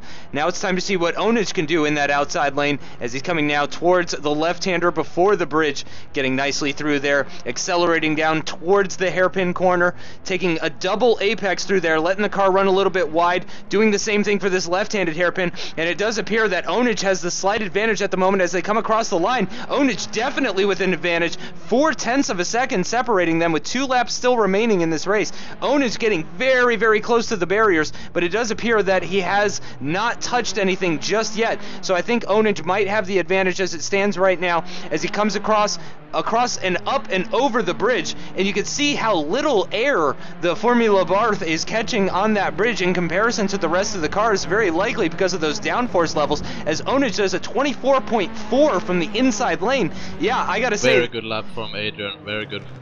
Oh, Adrian with a good lap as well. What? 22-second lap, holy cow. And really close. Here they come through the penultimate corner. Ownage... Adrian touched the wall.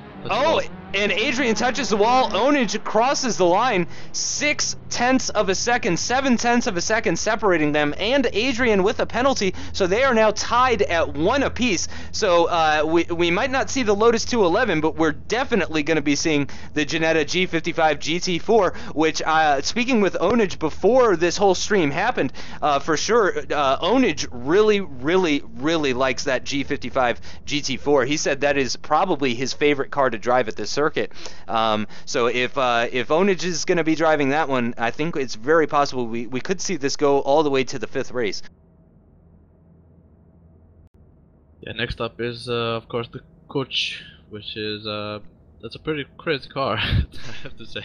Yep, it is a modified, it's a mod car for those of you that are wondering, much like the Corvette C6R, which is why we were getting the audio issues with it. Thankfully, though, with the Kutch, not any sort of audio issues with that one, so we don't have to worry about hearing audio, as it looks like Ownage disconnected and then, oh right, because he needed to change car, so he's disconnected and reconnected, and we are just waiting for Adrian Falcone to come out on track here, and it looks like he's actually waiting for Ownage.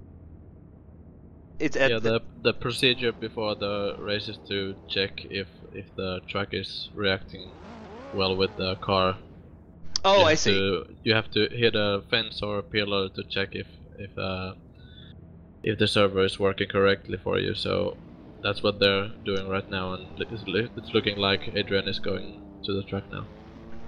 Yep, and we can hear him actually coming out of the garage now. But yeah, this is a mod car. You can download this at Race Department for those of you that are wondering. And actually, I'm going to go ahead and go on board with... Let me see Onage's ping. I think he's probably got the better ping. Yep, I'm going to go ahead and shut up for a couple minutes. I'm just going to go on board with Ownage and let the viewers just have a little view of what it looks like for Ownage.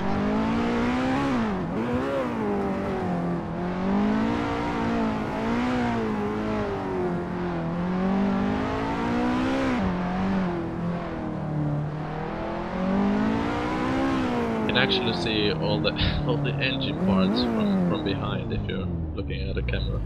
Oh, you can see like the engine exposed? Yeah. And you can see all the exhaust parts and all that.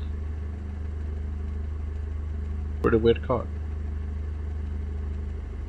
Looks like we're having some connection issues again.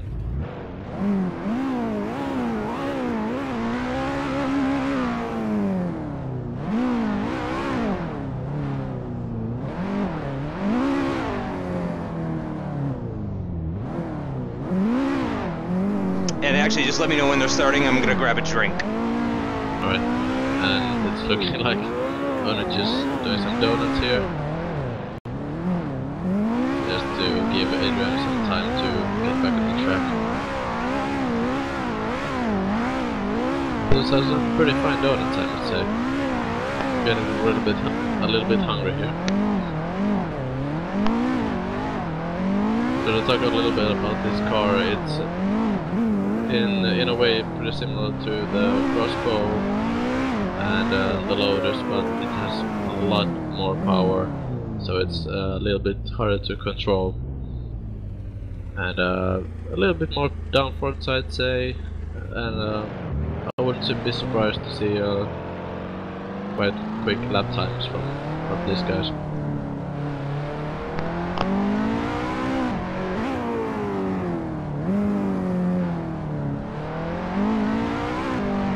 And they seem to be now both on the track, so we're probably starting the race soon, as they're doing their final practice laps here. I'm coming. Yeah. Here I come. That's what she said. Can always count on you. And it looks like Ownage is gonna... It's usually Alex who does that.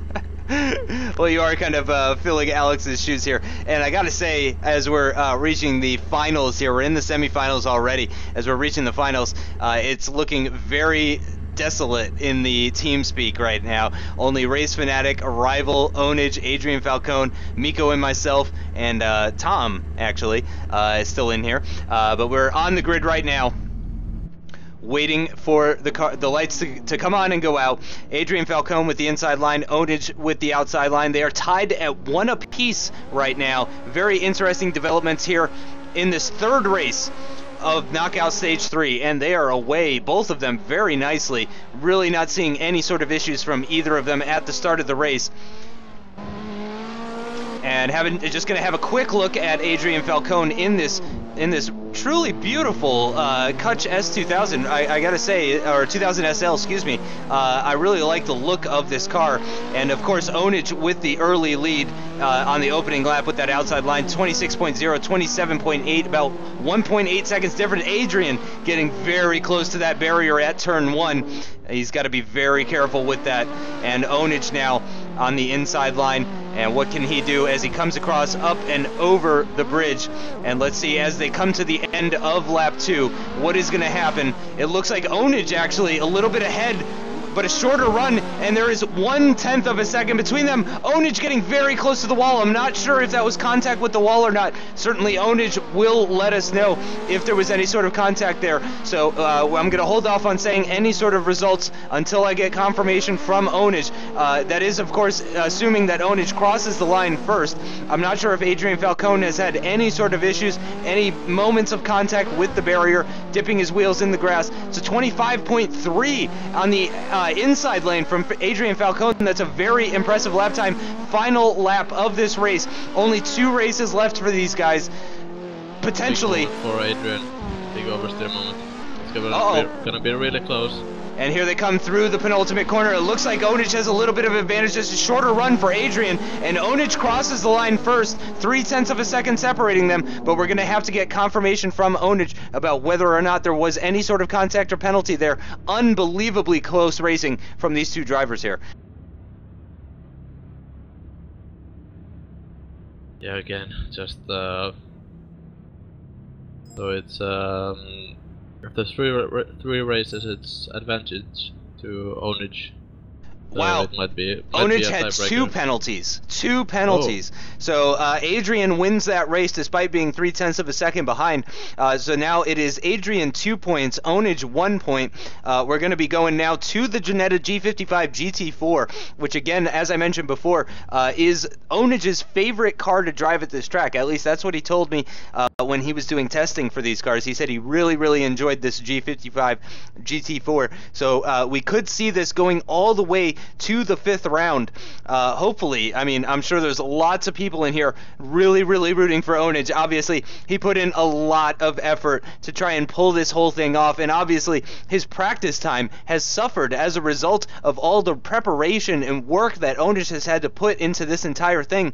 It's going to be difficult for him, but hopefully his affinity for this Ginetta G55 GT4 is going to play a heavy hand, and hopefully he can keep it out of the barrier, because obviously very close between these 2 guys, so any sort of penalty is very likely to mean the difference between victory and defeat. And I mean, you gotta say, watching these guys, I think they're both really, really glad that they're going up against each other in the semifinals here, and they seem to be having a lot of fun with it. And it's gonna be, I mean, the final against Rival or Race Fanatic, it's gonna be epic. I'm suspecting.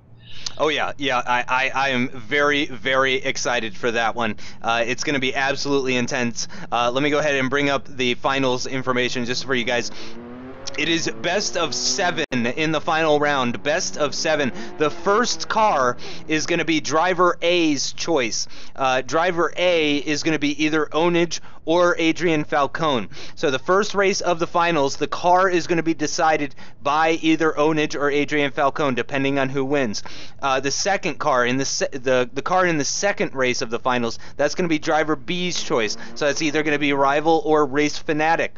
The third car that's going to be used is the Formula Abarth. The fourth car that's going to be used is the Kutch 2000 SL. The fifth car, assuming it goes that far, is going to be the Ginetta G55 GT4, and then interesting, I didn't notice this before, the sixth car is going to be the driver who's currently losing's choice. So whoever is currently losing, if they make it to the sixth round, the driver that is losing at the moment is going to be able to choose the car that they want. And then I love this. I can't believe Ownage has done this. The final car, if it goes to 7 races in the finals, the last car that's used is going to be the KTM Crossbow. The car that started this whole week is going to be the car that rounds it off, assuming that we get to that 7th race of the finale. Justin, are you good streaming a little bit more, or do we? Oh yeah, no, I called out of delay work it till tomorrow? I called out of work. You're good. it's really delayed, if you know what I mean. I mean, the finale was supposed to start right now.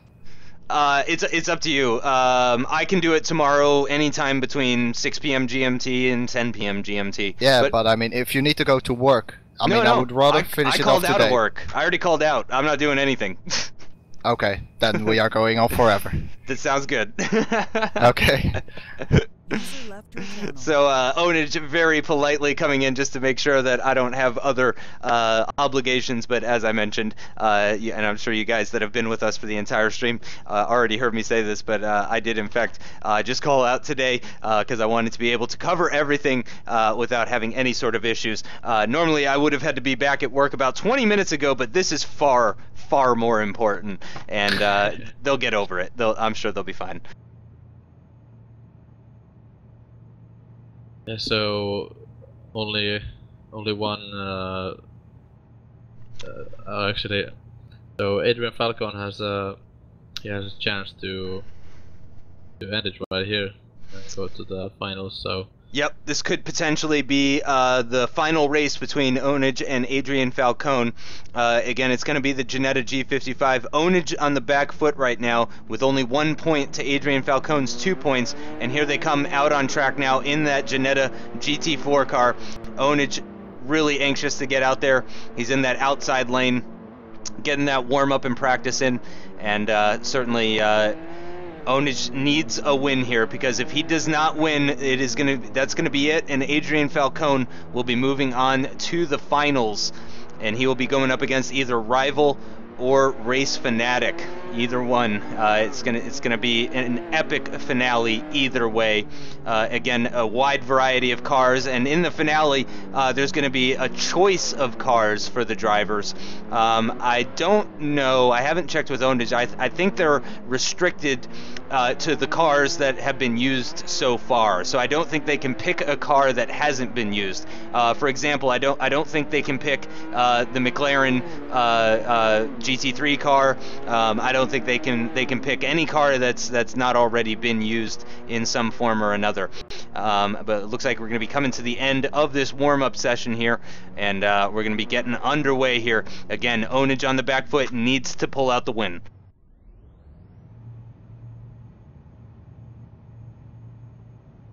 Here we are on the grid, waiting for the lights now. This is the fourth race of the first semi-final round between Ownage and Adrian Falcone. Waiting for the lights to come on now. Adrian Falcone with that outside lane. Ownage with that inside lane. All 6 lights are on now, just waiting for them to come out. To go out.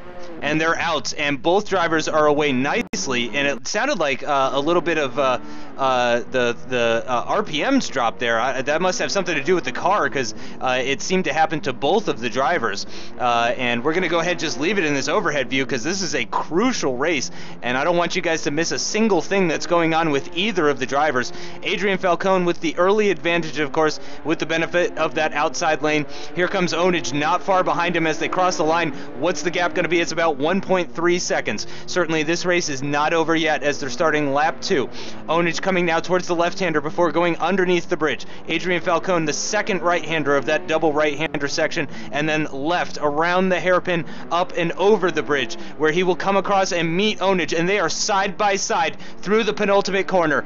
Towards the final corner, it looks like advantage Ownage. Adrian's going to be able to carry a little bit more speed. Ownage is ahead by about 0.3 of a second. Haven't seen really any contact with the barrier from either of the drivers halfway through this race. Lap 3, Ownage on the inside lane, Adrian on the outside lane. This is incredibly close between these two FSR teammates. Remember guys, these guys are teammates on FSR, and they are battling each other tooth and nail through this circuit, coming to the end of lap 3 now. What is the gap going to be? It's less than a second. It looks like Ownage might have this one with just 1 lap remaining. He's less than a second behind. He's in that outside lane as well, getting very, very close to the barriers, but I don't think he's made any contact with them. Into the hairpin, the right-handed hairpin, then the left-handed hairpin, the penultimate corner. Here comes Adrian. Ownage has the advantage as they come into the final corner. Oh, Adrian's hit the wall. Adrian's hit the wall. That's a 2-second penalty as Ownage crosses the line, and I think think Ownage has done it, it's going to take at least 4 seconds worth of penalties for Ownage to lose that race. So it does look like we're going to go into the 5th round for this semifinal race. It's all going to come down to the Lotus 211 for the best out of 5. They are now tied at 2 apiece. Unbelievable. Yeah, what a great race. You can see that here's Adrian was really pushing in the last corner, because you can, once you're going over the bridge, you can see the other car if he's ahead or not. He could really sense that Ownage has this really just the tiniest of advantages. Yeah, and at that point, you know, you got it's all or nothing, really. Yeah, you got two corners left, and you try to just carry as much speed as you can, but that corner is really tight, and you can, as just happened, Adrian just hit the outside wall. Yep. I mean, he could have maybe just you know, played it safe and hoped for a penalty from Ownage's side, but obviously, you know, just hoping for a penalty is probably not something that FSR drivers are used to doing. So he obviously put the pedal to the metal and pushed it as hard as he could. So again, guys, final race of this semifinal between Ownage and Adrian Falcone. It's going to be the Lotus 211, and this will decide who is going to go into the final round to face either Rival or Race Fanatic.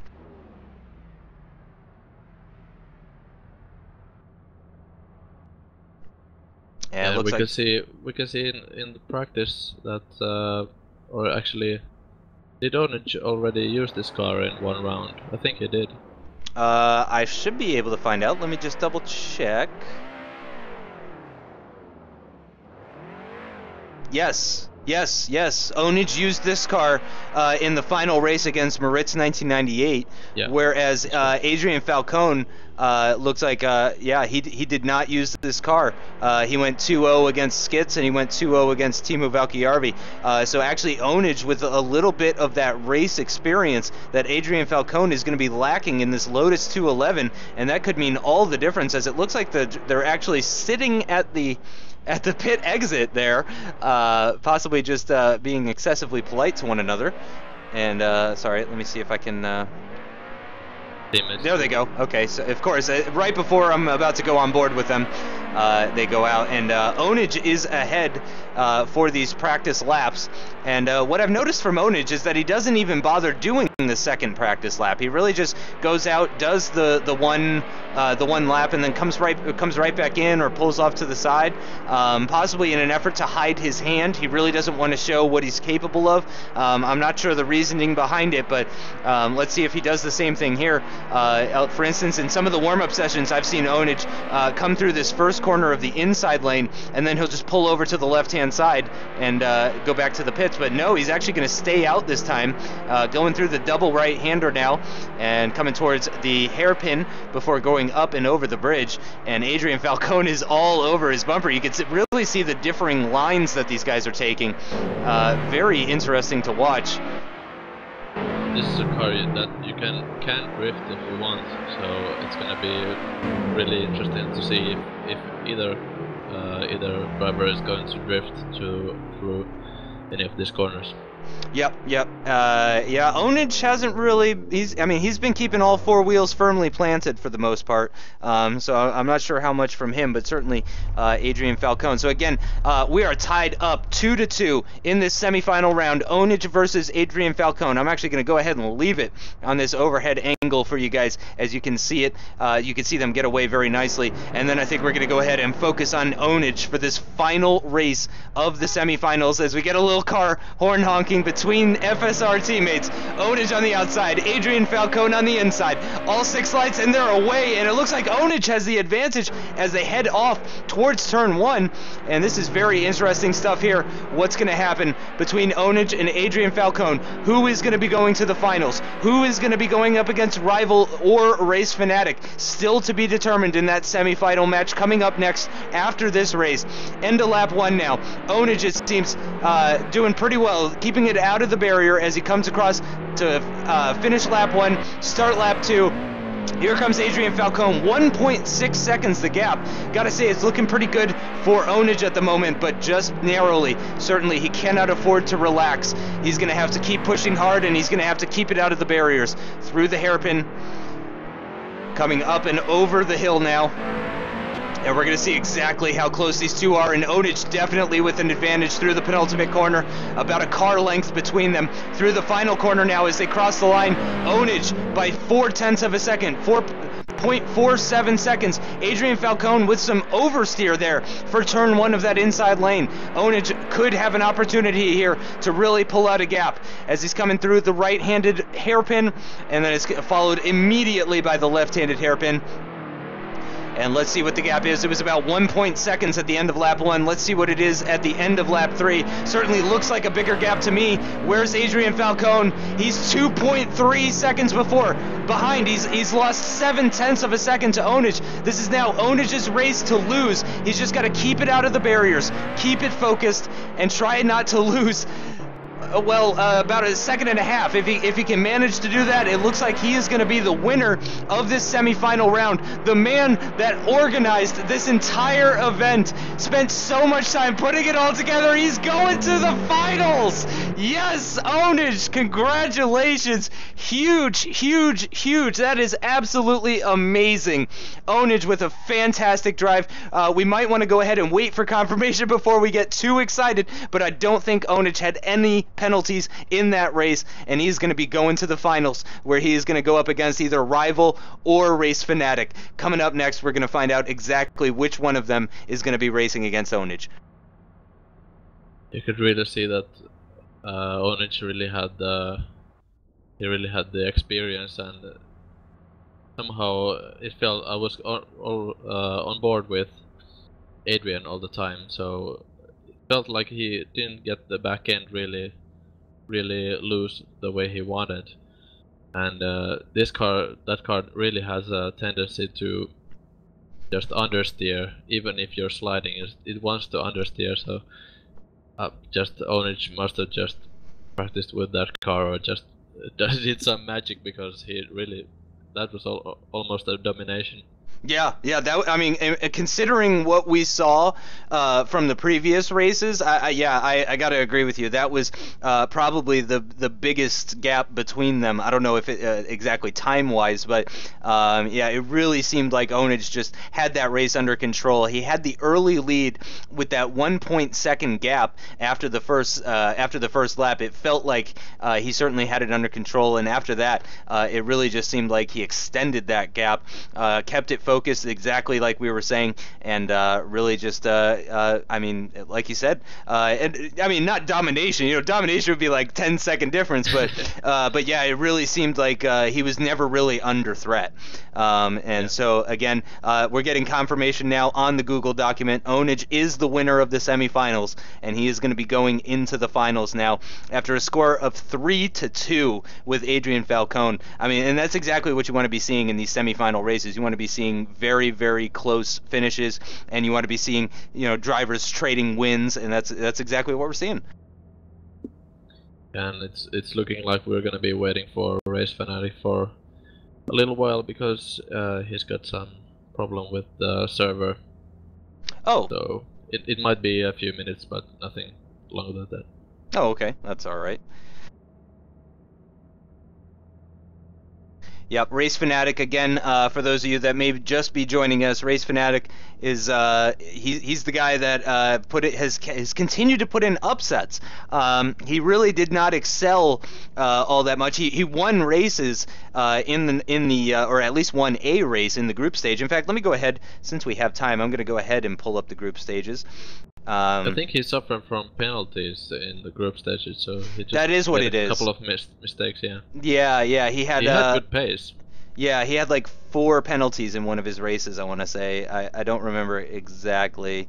Can I find out? No, but yeah, he only had the 1 win during the group stages. And I'm not sure how he got selected to replace Ryan here in the knockout stages. But basically, Race Fanatic, here's a man that wasn't even supposed to be racing today on Friday. He went in the knockout stage, stage 1, went up against the fastest driver of Thursday, TCLF, and beat him 2-0. And then, for those of you who may have missed it, Race Fanatic went up against Mikko, who's doing commentary with me right now, and they both put in incredible performances. Mikko took the early lead in the first race, and it was 1-0. Then Race Fanatic won the second race, so it was tied at 1 apiece. It went to the third race, and Race Fanatic won it just by the smallest of margins. I think it was the second race. The time between them 0.006 of a second, but Race Fanatic again coming out on top. So here he is in the semifinals with a shot at going to the finals, and again he wasn't even supposed to be here today. Yeah, that's really telling about some talent. So it's looking like the server's working again. So I think the cars will be going on track now. Yep, and here's Rival, and also for those of you that are just joining, the Corvette is glitched on my computer. My apologies, I take full blame for that. So there is no audio from the Corvette, and I mean there's no engine noise, there's no tire noise, there's no nothing noise. So this first race of the semifinals between Rival and Race Fanatic is going to be a very quiet race, but obviously Mikko and I will be keeping you guys entertained with commentary throughout, even if there's no engine noise. And I gotta say, I am really glad we're coming up on the finals now, because doing this sort of commentary for 4.5 hours straight is just really challenging. I've never done anything like this before, and the fact that it's the third day consecutively as well certainly isn't making things any easier. But I mean, personally, I think the performance that we're seeing from the drivers is even more amazing. This final day has been absolutely fantastic. I really got to give a big shout out too, because we already mentioned Race Fanatic and Mikko. We mentioned Race Fanatic and TCLF as well, but also Tom97HD had an incredible couple of races with Mikko. Krama and Timu Valkijärvi had some amazing races. They had 3 races that went down to a tiebreaker, and it was absolutely amazing. So big thanks to Krama and Timu Valkijärvi for providing those fantastic battles. It truly was amazing. And it looks like we are now going to begin the first race of the second semifinal round. So this is to decide who is going to go up against Ownage in the final round of this championship, the AOR Race of Champions. Waiting for the lights to come on now. Rivals on the inside line, Race Fanatic on the outside line. What can Race Fanatic do against Rival? Rival who beat Alex Gillon 2-0. It's going to be very difficult for Race Fanatic as we wait for the lights, and they're away. And it looks like Rival, nope, he does not have an advantage. It looks like both of them are very cleanly away. And let's go ahead and go on board with one of these guys, since we're not getting any sort of engine noise from this car. So we're on board with Rival right now. And actually, I'm really liking this camera angle from the back end here. You guys can get a really nice understanding of what it's like for Rival to go through this incredibly tight and twisting circuit where the barriers are just all around you. And you just, I mean, this is not a circuit if you're claustrophobic whatsoever, as they finish lap 1, and actually it is 0 seconds between them. Already a huge advantage for Rival. Actually, Race Fanatic heavily on the back foot.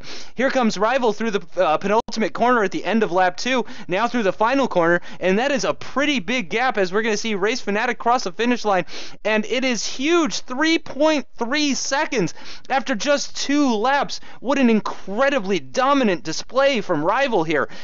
Even if you're Ownage, wow, getting on the curb a little bit there, but I don't think any penalty. If you touch the gravel, that is a penalty, but I think he only touched the curb, and you can see just how close he's getting to these barriers at the inside line.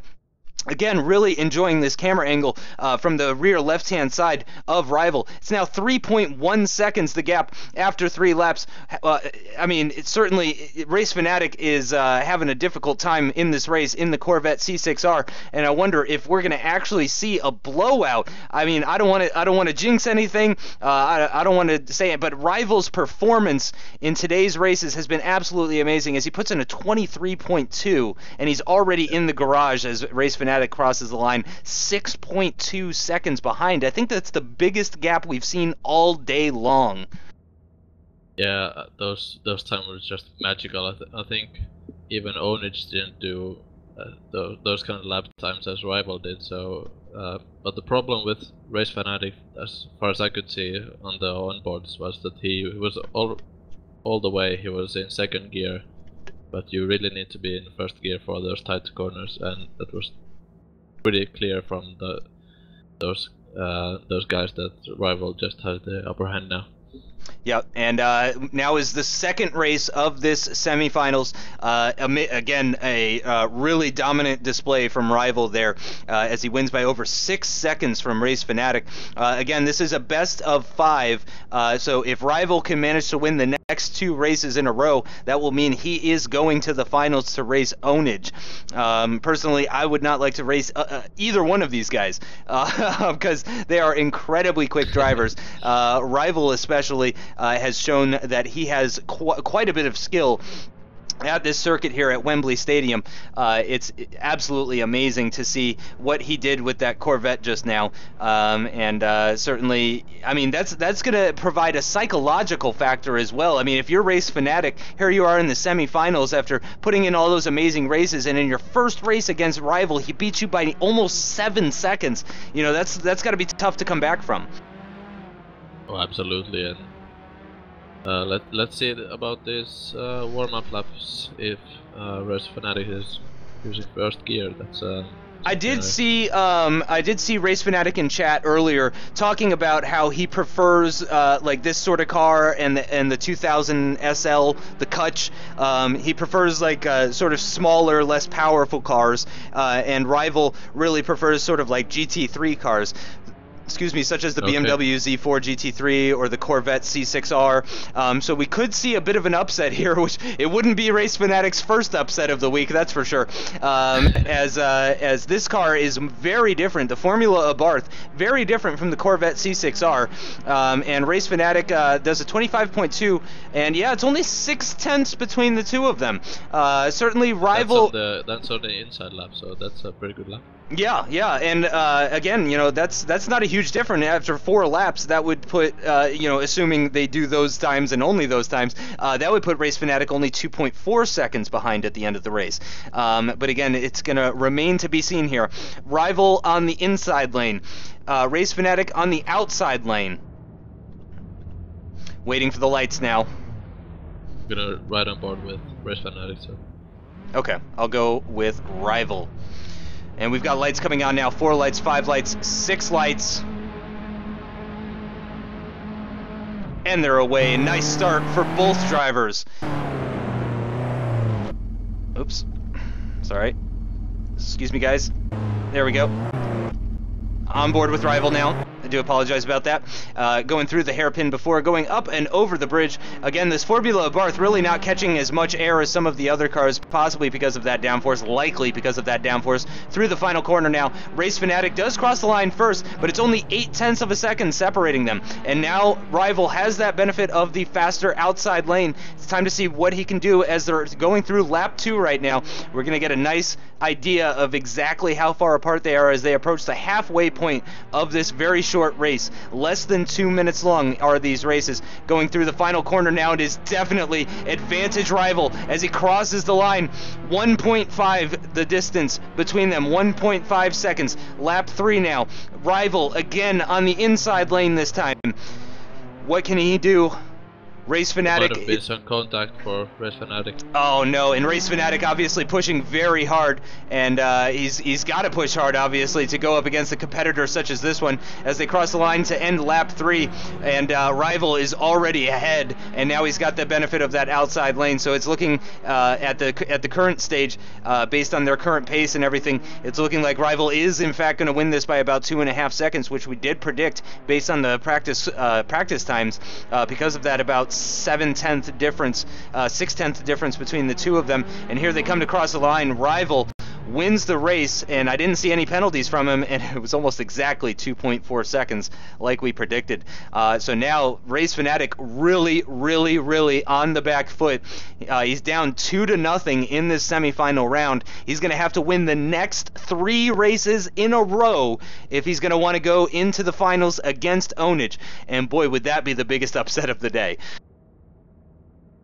Yeah, and I think that's one of the battles that we've actually been waiting for, Ownage versus Rival, or actually anyone against Rival, because he was so dominant in the KTM crossbow in the first day. So that's it's gonna be a thriller, depending on, or you know, whoever's in the final, it's gonna be a thriller. Oh yeah, and especially I like that Ownage has done this in the finale. The first 2 races out of the best of 7 are going to be drivers' choice of cars, which again, you know, could provide an upset.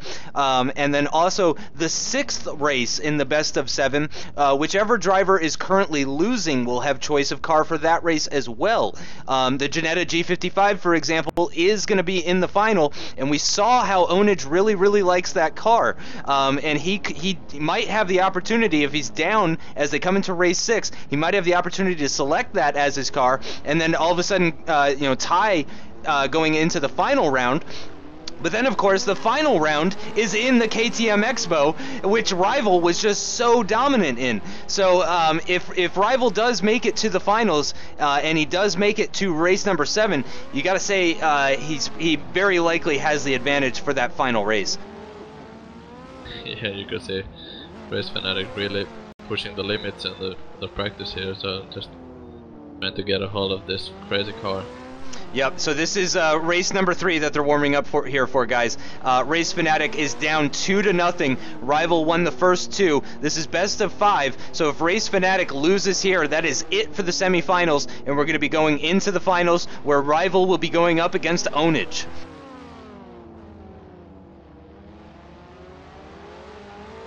So how far are we in the stream? It's we're almost 5 hours into the stream. Yep, almost 5 hours. We're getting really close to the finals now, so yep. Just one race to go before the finals. Yep, Ownage said that this was going to be a really long one, and that's part of the reason I went ahead and called out today, because I did want to be able to cover everything. I knew I was, at the very least, I was going to be late for work, but I said, screw it, I'm just going to go ahead and take the day off, because again, I mean, my job is tech support over the phone. I cannot imagine trying to speak for another 3 hours after this stream. That's really not what I'm looking to do. So here we go. Race Fanatic really needs the win here. If he cannot get the win here in the Kutch, he is going to be going home, and Rival is going to be going into the finale. And lights are out, and they're away, and Rival with a little bit of an advantage already, actually heading into turn 1. A fantastic start from him. I'm going to go ahead and go on board with Rival right now, and let's see what he's doing in this race. And actually, I'm going to go ahead and do an onboard view. And you guys can get a great example here of what he's doing with this Kutch car. And look at that. After 1 lap, he's already ahead. Or no, he's just behind 0.04 of a second. But now he's really down, is Race Fanatic. Because, of course, now he's got that inside lane. So it does appear to be advantage Rival after the first lap. It's looking really good for Rival as we're coming to the end now of the second lap. And we're going to get a nice representative time to see exactly what that gap is. Really close to the wall there. And yeah, I'm not seeing any touches of the wall. It's a 2-second gap after 2 laps, so it's looking a little bit closer versus the first race, but a little bit farther apart from the second race. Again, Rival heavy on the curbs, but avoiding the gravel, goes up and over the hill and into the penultimate corner, through the final corner to end lap 3. And this is the final lap of this race. Race Fanatic needs to somehow find 3 seconds or so. If he can't, or if Rival doesn't make any mistakes, then Rival is going to be going to the finale, where he will be going head-to-head against Ownage. Here we go through the penultimate corner. And I'm not seeing Race Fanatic. I'm not seeing any mistakes from Rival. Here he comes to cross the finish line, and that's going to do it. It's a 23.9 second lap, and that is absolutely amazing. 2.75 seconds, the distance between them, and Rival sweeps Race Fanatic 3-0. Now that was a truly dominant display. That was absolutely amazing. Great job from Race Fanatic there, but an even better job, unfortunately, for Rival, who is going to be going into the finals, where he is going to be going head-to-head against Ownage in a best-of-7 shootout. The first race is going to be Ownage's choice of car. The second race is going to be Rival's choice of car. Race number 3 is in the Formula Abarth. Race number 4 in the Kutch. Race number 5 in the Ginetta G55. Race number 6 is going to be the driver who's currently losing's choice, and race number 7 is going to be in the KTM Crossbow, if you prefer it to be called the Crossbow. That's if it goes that far. I mean, we could. User was moved to your channel. Oh, and we are joined by Race Fanatic and also Rival, actually. Wow, Rival, gotta say, that was pretty impressive there. Race Fanatic, I mean, nice try, but I mean that was tough. That was tough. In the second race, that seemed to be the one where you were doing the best in the Formula Abarth. You really seemed at home in that car, but even then, it looked like about half a second a lap slower. Yeah, I can't explain it. He's just so much quicker. I have no idea how. Well, you will have the opportunity to watch this video later on once it's up on like YouTube and everything, so you'll get to see it for yourself firsthand. But congratulations, Rival! Clean sweep in the semifinals, 3-0. You're going to be going head-to-head now against Ownage in a best-of-7.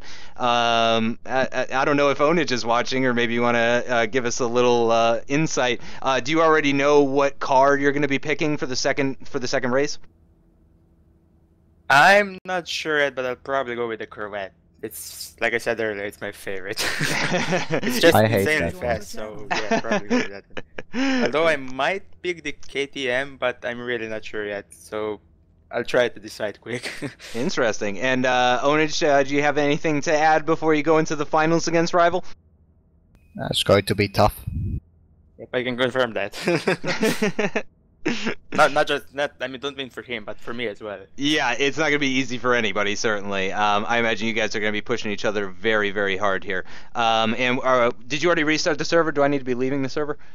Yes, please leave the server. But yeah, I need to know the car from you, Rival, which you want to go with. But I presume that it's the Corvette. Yeah, I'll just go with the Corvette. Yes, I already thought that.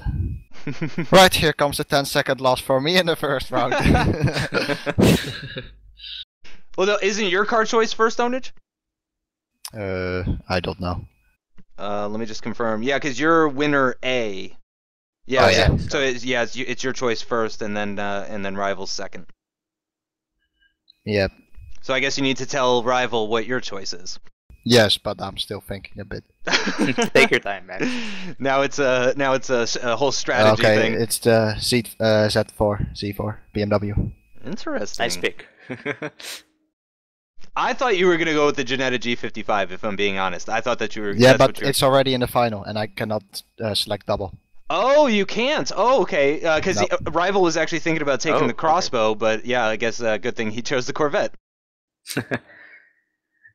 Actually, while we're at GT cars, if I may add, I mean, I'm surprised how grippy all of these cars are. Like, for such a, should I say, slow track, if I may. And at such speed, still got the grip like an F1 car or something. It's really impressive, to be honest. Yeah, I mean, it certainly seems quick. I mean, I went on board with you guys when you were driving in the Corvette, and I mean, it's unreal. I mean, how quickly the corner, just corner after corner after corner, it just happens so fast because of the grip levels. It's intense. Oh yeah. It doesn't even slip. That's a big surprise as well. I was driving with the Formula Bar and Oculus Rift at this track. It was like a roller coaster.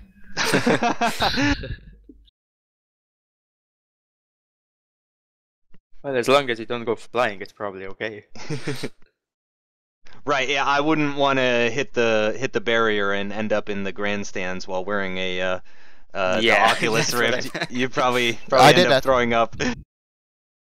I uploaded it as well. Oh, you did? Oh, God. Yeah. I missed that somehow. I think it was like an announcement video. Oh, okay, okay. I'm gonna take a quick break, guys, so good luck to the races. Okay, thank you. Thank you very much. Thanks, Mikko, for joining me.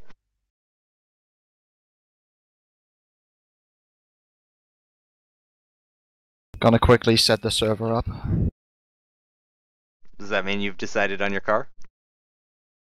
Yes, but I already did so a few seconds ago. Oh. It's still the Z4, the Z4. Oh, right, you already said it. Yeah. When you've been streaming for 5 hours straight, it's just it becomes a bit much.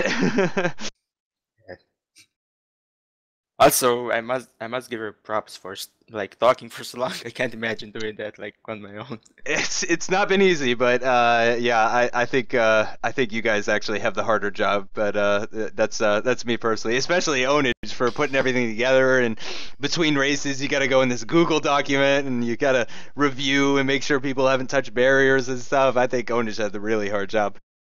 Well, yeah, of course. I mean, I'm not saying he doesn't do much or anything. I'm just saying that talking for such a long time isn't easy, probably. Yeah. Certainly, I will be maybe getting some ice cream after this, or something smooth to eat and maybe cold. Sounds yummy. Right. So is the server up yet? Maybe. No. Okay. Okay.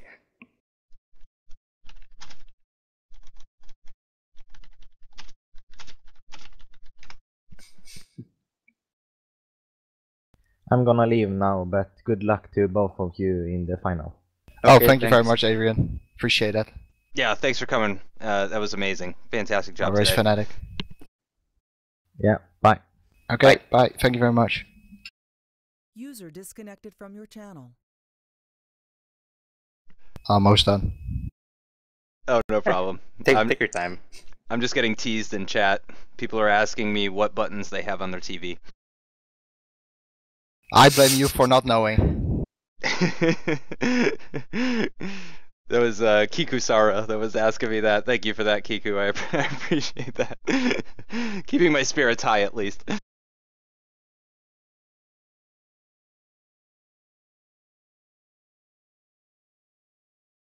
By the way, Ownage, I did want to comment. I do really like what you've done with the finale, where you have driver choice, and then where the 6th round is the driver who's currently losing's choice, and then the 7th round, you bring it full circle and go back to the crossbow. I really like what you've done with that. That's really great. Well, nice, thank you.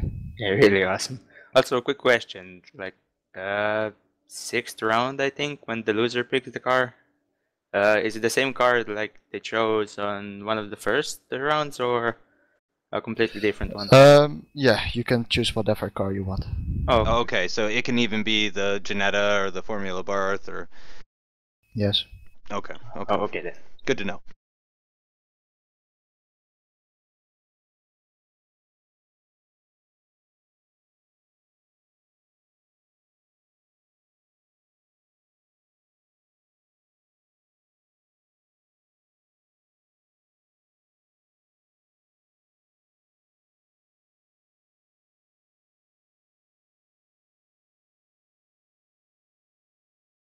And hopefully Ryan's doing okay. I haven't seen him in chat recently. Wouldn't surprise me if he's just downed a whole bunch of cold medicine and is now passed out with this playing in the background. He's probably gonna have some weird dreams with me commentating while he's sleeping. Well, I just hope he gets well soon. Oh yeah, yeah. That's really all we can do, sadly. Yeah, yeah. He's just got to rest, and hopefully it's nothing too serious. I'm sure. At least he's in the UK where healthcare is free or taken care of. Yeah, I guess that's a big advantage. Could someone name the cars we're going to use? Abarth Kutch 2000, Janetta G55, the Corvette, the Crossbow. Oh yeah. And what was your choice again, Ownage? Z4. Yeah, the Z4. Yeah. I know if it's Z or Z. I never get it right. Either way. It technically it would be Z when you're talking to me, and Z if you were talking to Alex Gillon. Ah, okay. Although I think Canadians say Z too. Although I'm not really sure. I'm not anywhere close to Canada.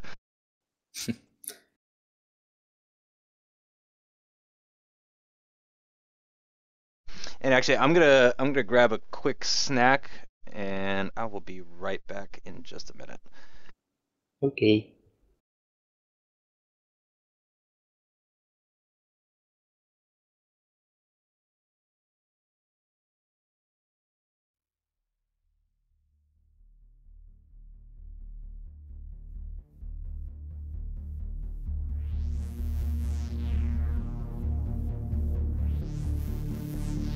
I can still hear you, Ownage, so just give me a holler when you're starting.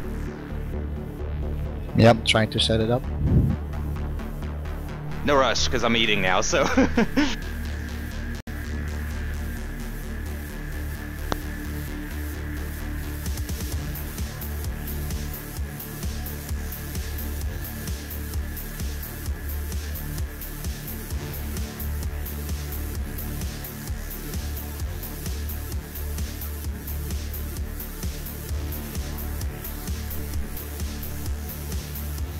Okay, we should be set.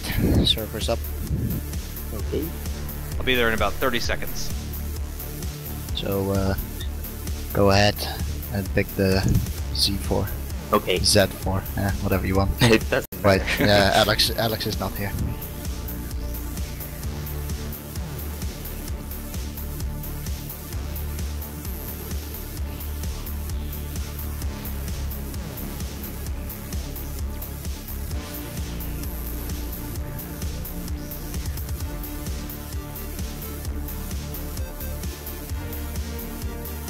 Okay, so I'm gonna take you to the other tab at TeamSpeak. And hopefully have a good final. Good luck, Justin. Thank you, you too. Thank you.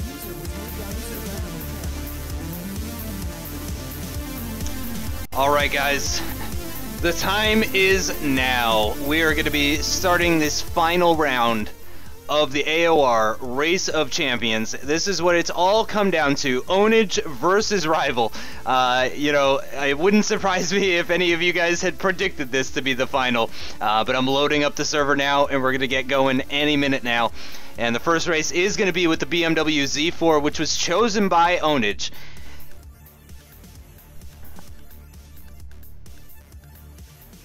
Here we go. I am very, very excited. I am prepared to do lots of yelling if needed. This is what it's all been building up to. Head-to-head in the final, best of 7. And Ownage just needs a couple of wins here to make it. I could sort of hear you there, Mikko. Yeah, I'm back. Okay, thank you. You have perfect timing. As we are just about to, the server should be up, so you can go ahead and join it. As we are just about to get started, just to let you know, Mikko, Ownage has selected the BMW Z4 as his car, and Rival has selected the Corvette as his car. So it's going to be the Z4 first, and then it's going to be the Corvette second. And they are out on track already. These guys very excited to get going here. And Rival has added some advertisement to his nickname. I see that. I see that. He is now promoting Nebula there in the AOR Championship, but that's okay. It may be an AOR Championship, but all drivers from all leagues are absolutely welcome, and it's for this exact reason. We don't want to exclude anybody. And Rival here showing exactly what Nebula is made of, as he's made it all the way to the final round of this Race of Champions, brought to you by AOR. Again, I just want to give a huge thanks to TX3, RC, and Stazer92, and also Perturbator for allowing us to use his music in the streams. Without Ownage and TX3 and RC and Stazer, none of this would have been possible. So just before we get started on the finale here, I just want to give a big shout out to them. And here we are on the grid for the first race of the finale. Rivals on the inside lane, Ownage is on the outside lane. It's time to find out what these guys are made of as they go head to head. The lights are coming on now. And they're revving their engines. I wonder if we're gonna hear any horn honking from these guys. We've got 4 lights, 5 lights, 6 lights. They're revving, waiting for those lights to go out, and they're away. Both of them side by side, heading down towards turn 1. Ownage is gonna have the advantage on the opening lap. Let's go ahead and have a look at Ownage now. There he is, coming out from under the bridge into the hairpin, keeping out of the barrier, but only just through the left-handed hairpin. Nice double apex into the final corner. Rival is not that far behind though as they cross the line. Only 9/10 of a second, and Ownage has touched the barrier. Ownage has touched the barrier. That's going to be a 2-second penalty. And this was the car that was selected by Ownage. He's going to have to go up against Rival in the Corvette in the next race, which was Rival's selection. Coming now down to the penultimate corner for the second lap, and look at that gap that Rival has. He is solidly ahead. Ownage with that 2-second penalty. Half a second between them. 0.5 between the two of them. Starting lap 3 now. Ownage a little bit tentative under turning, goes underneath the bridge into the hairpin, going around nicely. Another double apex, very well executed. And a very, very late apex for the penultimate corner, through the corner to finish lap 3 and start the final lap of this first race for the finale. And he's into the barrier again at turn 1. That's going to be 2 penalties for Ownage. Anything short of Rival just ending up in the grandstands, and I think it's going to be Rival 1-0 with the advantage heading into the second round, where he is going to have that Corvette C6R that was his choice. And there goes Rival through the final corner. Ownage just now coming through the final corner, and he is going to finish the race 2.7 seconds behind, and with those 2 penalties. Unbelievable. Ownage down on the back foot after just 1 race. Rival is up 1-0. Yeah, that was pretty much just absolutely no mistakes from Rival, just absolutely brilliant racing from him. Yep, and unsurprising there, Rival has been untouchable this entire season. As we're waiting for them to switch to the Corvette right now, I'm going to go ahead and check something, because I do believe... Yep. If I'm not mistaken, Rival has not lost a single race. That is true. That is true. Yep. Rival has not lost a single race this entire week. Even Ownage has lost at least 1 race. He lost 2 races, in fact, to Adrian Falcone in the semifinals. Rival has not lost a single race so far this week. That is true domination from the Nebula driver here as we begin to start the second race of this finale. Ownage is going to have to win at least a couple of races to get to the point of race number 6 where he can choose the car that he wants to drive. It's not going to be easy for him. If Rival wins 4 in a row, that's going to be it. It's best of 7. If Rival wins 4 races, that's it. It's over. He is the champion of champions here at the Race of Champions at Wembley Stadium, and they are at the pit exit right now. Ownage sitting there in the Corvette. Again, just a reminder for you guys, if you haven't, if you weren't here earlier, there are issues with the Corvette C6R and my Assetto Corsa where there is no engine sound. I do apologize about that. There's no time to fix it. So it's going to be this is going to be a quiet race. But again, this is the last time we're going to be seeing the Corvette C6R. So this is the last time we'll be having a silent race.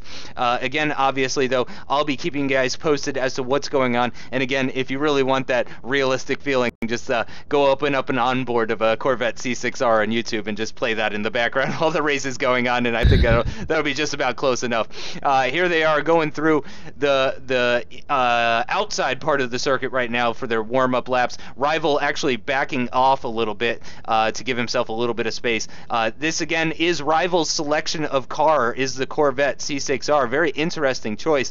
A lot of other people haven't necessarily said that they love the Corvette or anything like that, but Rival really seems to get along well with this Corvette C6R, and it looks like we're going to be starting this race very shortly here as they're coming to the end of their practice and warm-up session here, as Ownage does a 25.0 and Rival with a 24.8, just 0.2 of a second separating them, and it looks like actually Ownage is going to continue on for another lap. So Ownage feeling like he needs maybe one more lap just to get a little bit to grips with this car, and let's see what sort of gap we get from these guys as they come to the end of that outside lane.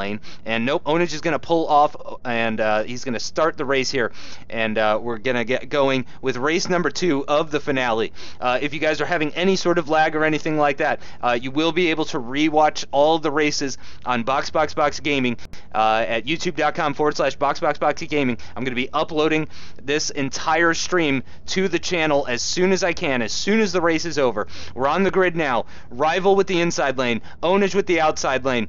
It's going to be very, very difficult here for Ownage to try and keep up with Rival because, again, this was Rival's choice of car. We've got all 6 lights now waiting for them to go out.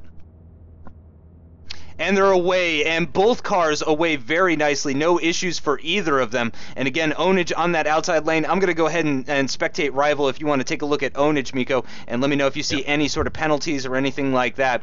But Rival looking very nice at the moment as it stands. No issues for him so far. And, ooh, this is a nice angle. I like this a little bit. Oh, it's interfering with the walls, though. Coming to the end of lap 1. Let's see what the split is. It's actually not too bad. 1.4 seconds. It looks like Ownage has found a little bit of pace. It's gonna be interesting to see what Rival can do from this faster outside lane as they're on lap 2 now, going through the hairpin, nicely through there.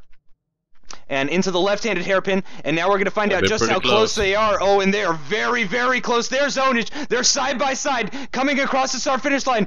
Just 0.04 of a second separating the two of them as we're halfway through this race, and Ownage goes on to continue a lap of the outside lane. Rival on the inside lane. It's going to be very, very close between these two competitors. It really seems like Ownage has picked it up a notch. He's kicked it into hyperdrive, as this is the finale, the Race of Champions, and he is in the finals against Rival, who again has yet to lose. I think he's hit the wall. Ownage hit the wall?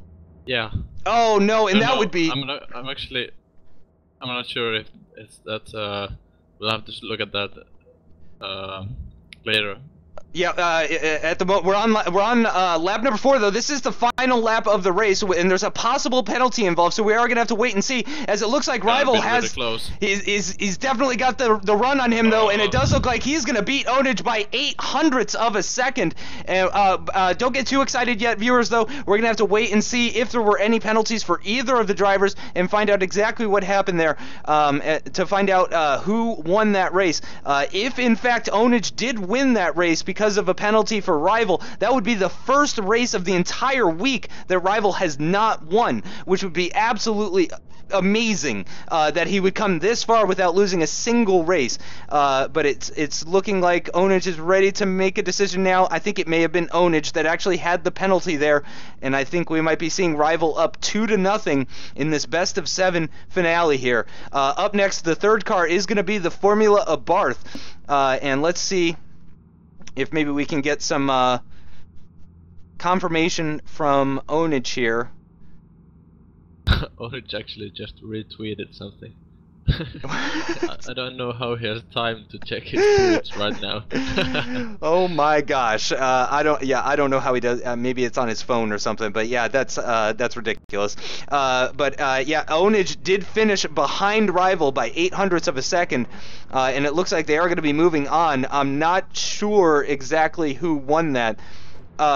Mikko, do you mind popping down there and just quickly asking while they're in warm-up to see if Rival got any penalties or if Ownage lost that one? Yeah, sure.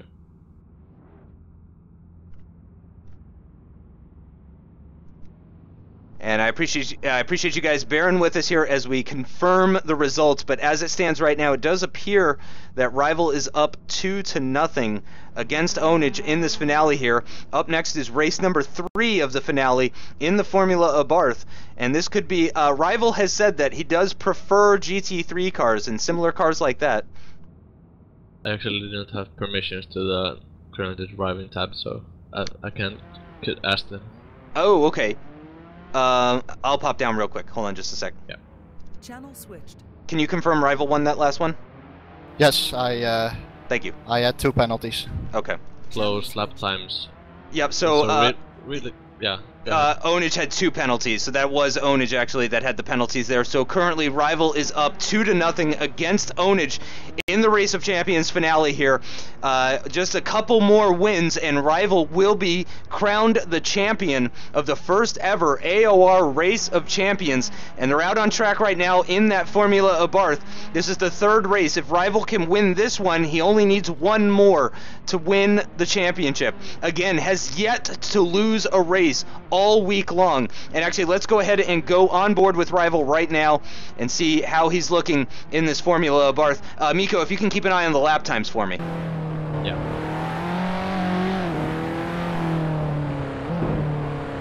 We're now in the outside lap, so let's hope that they both... Oh no, they're not completing the lap, so... Very close between them, though. Only about a 1/10.5 difference between these 2 drivers. Unbelievable similarities. So far, though, Rival just seems to have the advantage. Ownage getting penalties in both of the finale races. Possibly the pressure of this finale, knowing that he's going up against somebody that is unchallenged, unbeaten at this track so far this week. It could be getting to him, possibly. Ownage is used to pressure, though. He drives in FSR. He drove in the Cody's League Championship, where they won with him and Alex Gillon. They're on the grid now. Ownage with the inside line. Rival with the outside line. All 6 lights, and they're away. Both drivers away very nicely. Neither one seems to have an advantage as it stands right now. I'm going to go ahead and go on board with Ownage for this one. Nicely through the corner. On board with Rival. No issues so far for Ownage, still on the first lap of this 3rd race of the finale, going up and over the bridge, and he's of course going to see Rival is ahead of him as it stands right now, but of course Ownage is going to have the benefit of the outside lane for the next lap. Currently just 1 second separating the 2 of them. Ownage certainly has a chance here if he could just manage to keep it out of the barriers. He needs a clean race more than anything else. He just needs to keep it out as he locks up, heading into the hairpin. I don't think he touched the barrier, though. There was a big lockup, though. He certainly lost some time, but he's currently ahead. And he's spun! He's spun at the penultimate corner, and that is definitely going to cost him the win. Absolutely, which is going to put Rival up 3-0 in this championship, and you can see the frustration in Ownage's driving. You can see how disappointed he is with that big oversteer moment coming out of the penultimate corner. He has thrown this race away, and certainly Rival would have seen that, and certainly he would see the gap now between the 2 of them, and he knows he just needs to keep it on the track. 23-second lap for Rival, 24.3 for Ownage, 4.3 seconds separating the 2 of them for this final circuit. Ownage on the outside, he can certainly claw back some time. I'm not sure if he's going to be awarded a penalty for going off into the gravel and the grass like that, though. Technically that would be a penalty, and I don't think... Mikko, have you seen any penalty issues from Rival whatsoever? No, he took the last lap really easy. And that's another race plagued by mistakes for Jerome Queekle. It's now 3-0, with Rival having the advantage here in this finale. The fourth race could be the final race. Coming up next in the Kutch 2000 SL, Rival has seemed very at home in that car all week long, or all day long. Obviously, we haven't been using the Kutch all week. All day long, he seemed very at home in that type of car, and possibly we could be seeing a huge upset here, as Rival has the opportunity now to go 4-0 against Ownage in the finals here. Absolutely amazing. That would be a huge shock to see, and a huge disappointment for all of Ownage's fans out there. And they're already in the garage getting ready to take their cars out onto the track, and it looks like Ownage is actually disconnected from the server, possibly to switch his car up, so he will be right back very shortly here, and hopefully we'll get going any minute now. Ownage is actually in the chat. He's apologizing for not making it a great finale, but let's just not jinx it for him. So let's see the fourth race first. I mean, I'm not sure there is any other. I mean, when you really think about it, and you really ask yourself, who is the person that has been most deserving to go up against Rival in this finale here? And I think without question, the answer is Ownage. He beat Adrian Falcone in that amazing semifinal shootout 3-2. I mean, he has beaten all of the other challengers that have been presented in front of him, and I don't think there's a single person in this Race of Champions that deserves more to go up against Rival. And I mean, certainly it is no fault of Ownage's that Rival is just this fast. Yeah, absolutely. I mean, Adrian Falcon gave him a run for his money, but still he beat him at the quarterfinals, so... Yeah, I mean, exactly. He absolutely deserved this final. Yep. I mean, Ownage is maybe saying to himself, man, I'm not putting in a good performance, but I'm just thinking, what other kind of performance could somebody else have put in? I'm not so sure that anybody could have put in a better performance here in the finale here than Ownage. Hopefully, though, he has a chance. He has a chance here in the fourth round. It's with the Kutch 2000 SL, which Rival has been very strong with all day long. But right after that, if Ownage can get the win here, the next race is in the Ginetta G55, which Ownage is a big fan of. And he did win his race against Adrian Falcone in that Ginetta G55. So if Ownage can manage to pull out the win here in the Kutch, he's definitely got a shot still in this championship. If you remember the last race with Rival in the Kutch, so I mean, he was also really good. He just hit the wall there a little bit. So I mean, this car is really hard to drive. So it's purely down to driving skill at this moment. Yep, and that's what it's been all about all week long, is driving skill. And again, I think we have found the two most skilled drivers for this particular circuit with the particular cars we've been using. Obviously, not to take anything away from any of the competitors that we've seen all week long. It takes real guts to enter a championship like this one, and it's extremely difficult to be successful. On a personal note, I'm really glad to see, you know, at least one member of Box Gaming taking on a little bit of success, nearly making it to that semifinal round. That was fantastic to see. Here we are, lining up for potentially the final race of the day. It's race number 4, Ownage versus Rival. Ownage on the inside lane, Rival on the outside lane. Can Ownage get the win and keep this championship going, or are we going to see a clean sweep of Rival? The lights are out, and away we go with Ownage on the inside lane, Rival on the outside lane. Who's going to take the advantage as they come out of the first lap? Rival is going to have that outside lane advantage, obviously. We're going to go on board with Ownage. We're going to have a look as he tries his best to keep this championship alive. He has to win this race. If he cannot win this race, then it's over. Rival wins if he doesn't win. And Ownage getting very close to the barrier there, but he keeps it out. It's 1.1 seconds between these two competitors. Ownage is digging deep right now, trying to get all of his talent together and see if he can win this race and keep this championship alive. I'm not sure. He went pretty deep into that corner. I couldn't tell because of the camera angle, and they're very close side by side through the penultimate corner. Ownage with the shorter run. It does look like he has the advantage as they cross the line. It's 300ths of a second between them. Ownage keeps it out of the barrier to start lap 3. Coming into the double right-hander now. Rival is obviously an intense competitor. This is possibly the hardest that Ownage has been pushed in quite some time. Ownage digging deep again, pushing very, very hard, up and over the hill, through the penultimate corner, Rival through the final corner, Ownage not far behind. What's the gap going to be as they cross the line? 1.12 seconds, final lap of this race. What has Ownage got? Can he do it? Rival has not lost a single race so far in this entire week. Ownage flirting with that gravel through the hairpin into the penultimate corner. Here comes Rival again, side by side, and Rival's hit the wall. Rival's hit the wall. Ownage crosses the line first, and Rival's got a penalty. We're gonna go into the next round. The Ginetta G55 for the 5th race. Ownage takes the win. It's the first time Rival has lost all week long. Amazing. What an amazing rivalry here. Wow. And I need a minute. I need a minute.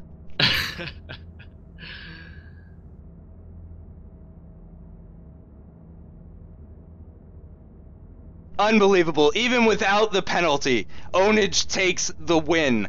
Absolutely amazing. That was beautiful.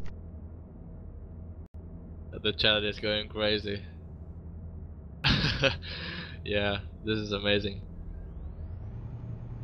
So the next car is gonna be the Ginetta G55. Yep, and this is the car that Ownage prefers. This is the car that he beat Adrian Falcone with.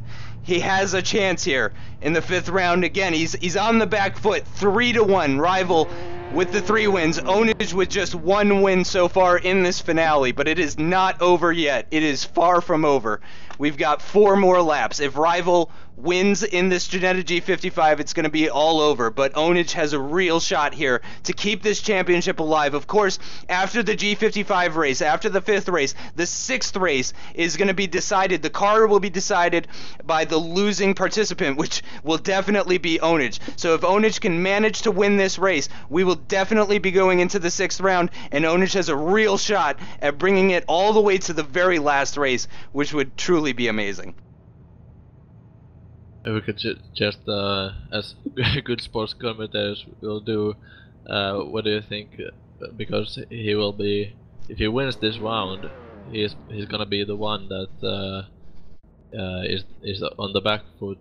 So which car would he pick for I got it, because he did say that for the 6th race you could pick any car, even if it's one that's already been used in the finale. So I got to think that Ownage, if he wins in the G55, he's going to continue that momentum. He's going to pick the G55 again for the 6th race. We're going to have back-to-back G55 races, and I think that's going to give Ownage the best chance going into the final race. Now again, for our viewers, in the first 2 days, the group stages on Wednesday and Thursday, the fastest lap time, the fastest race time, excuse me, of the entire 2 days was from Rival. So he really does seem at home with that KTM crossbow.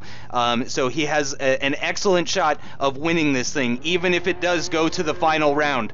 But still, you gotta hope that Ownage can bring home the win here in the G55. I want to see it go down to the wire. That's what we all want to see. Oh, absolutely.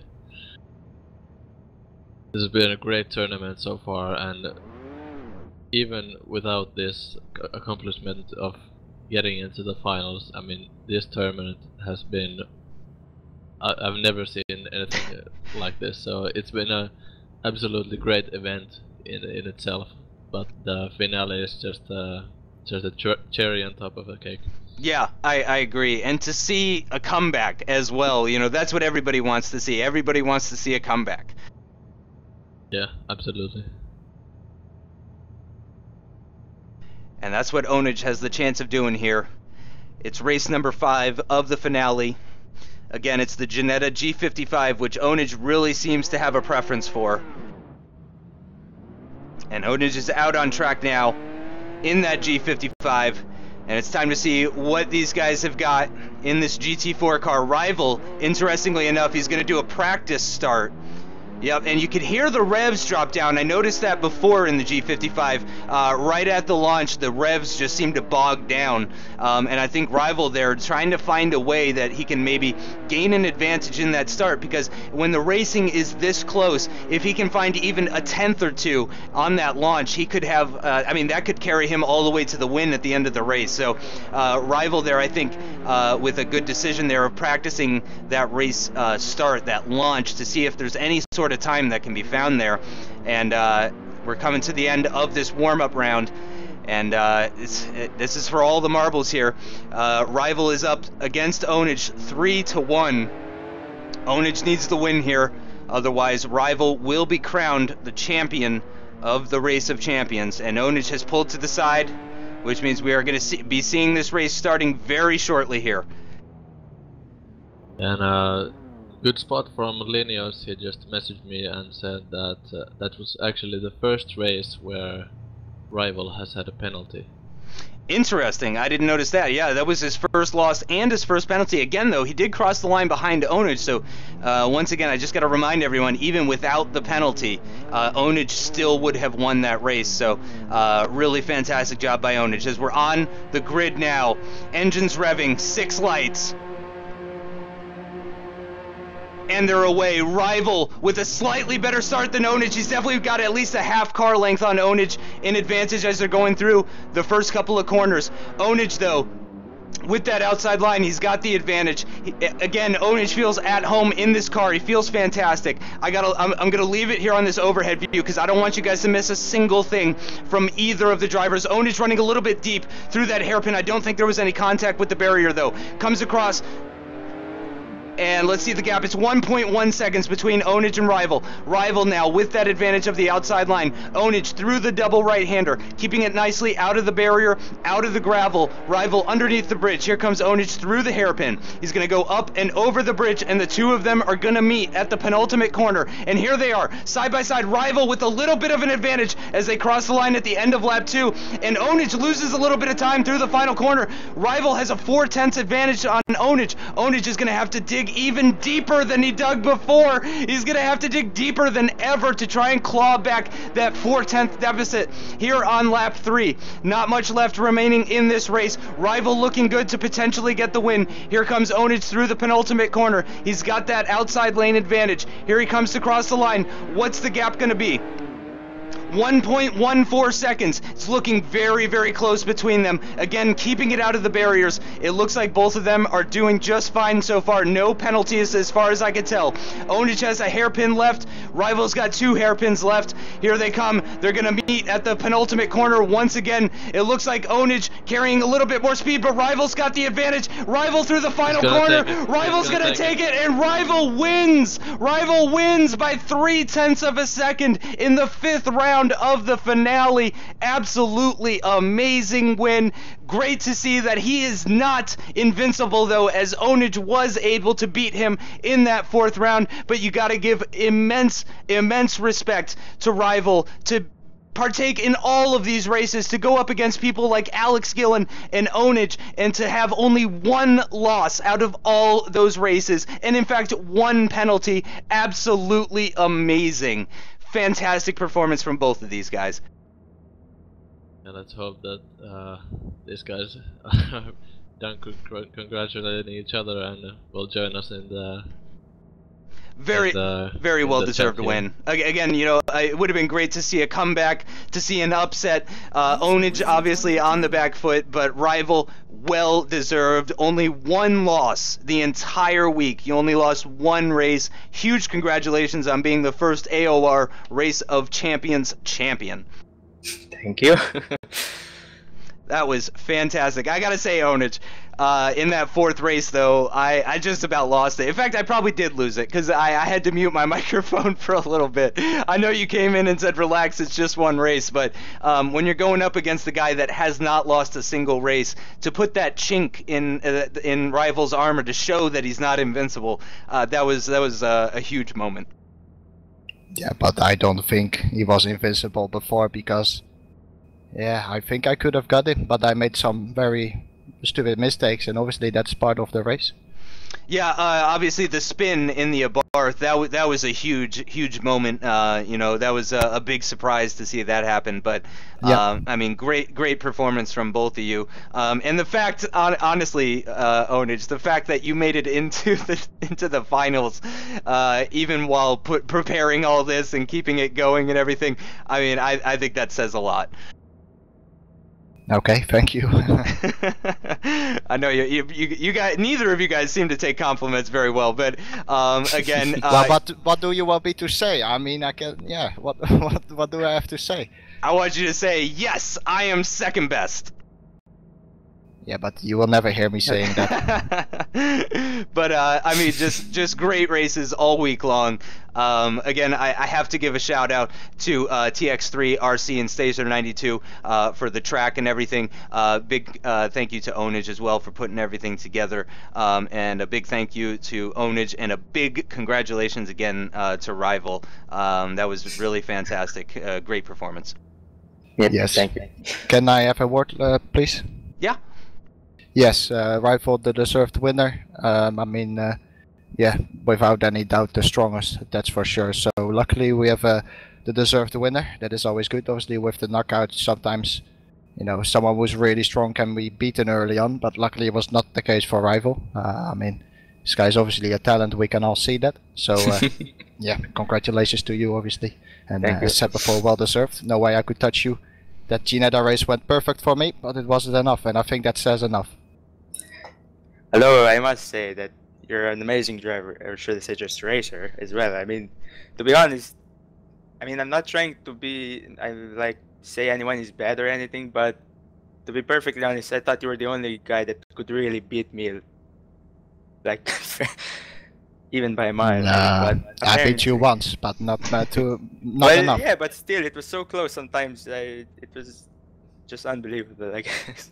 Yes, it was a pleasure to race you, that's for sure. Hello, I'm sorry that you had issues the first 3 races, which was, I mean, I was really gonna be bummed if you would mess up the 4th race as well, because that would be just, I mean, unfair, I guess. Yes, but I already said it to you, it's my fault, as I know, you can't do anything about it, obviously. Yeah, maybe go a little bit slower, maybe then I won't make those mistakes, but obviously you're not going to do that.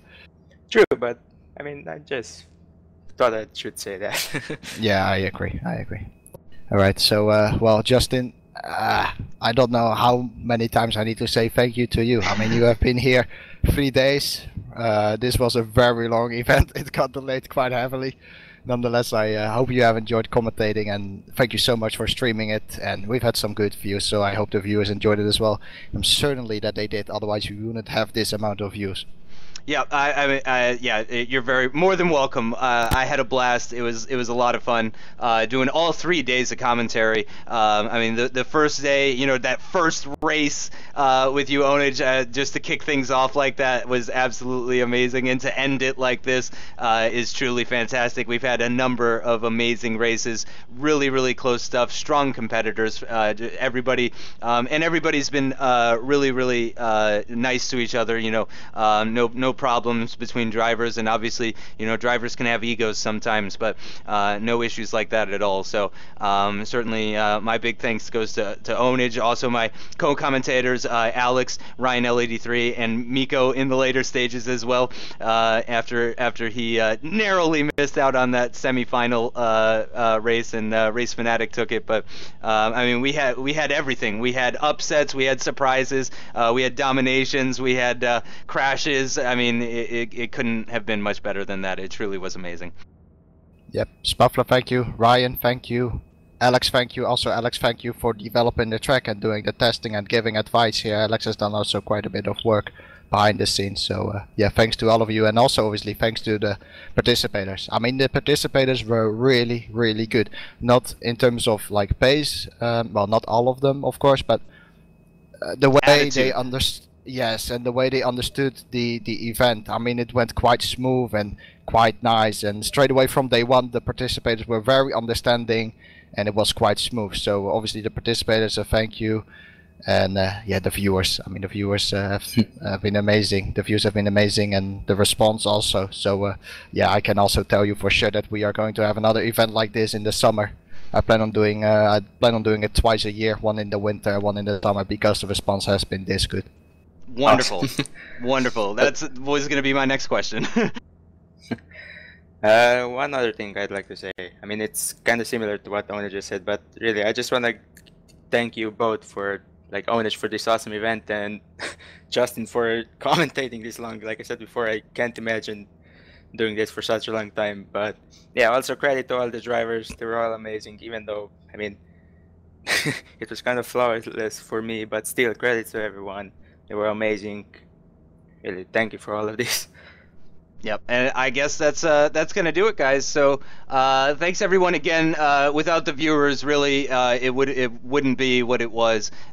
So you guys that were watching this, that were here for all 3 days, and stuck with us all the way through the finale of what was a nearly 6-hour-long stream. Big thanks to you guys, and we'll see you for the next one apparently in the summer. Sound muted.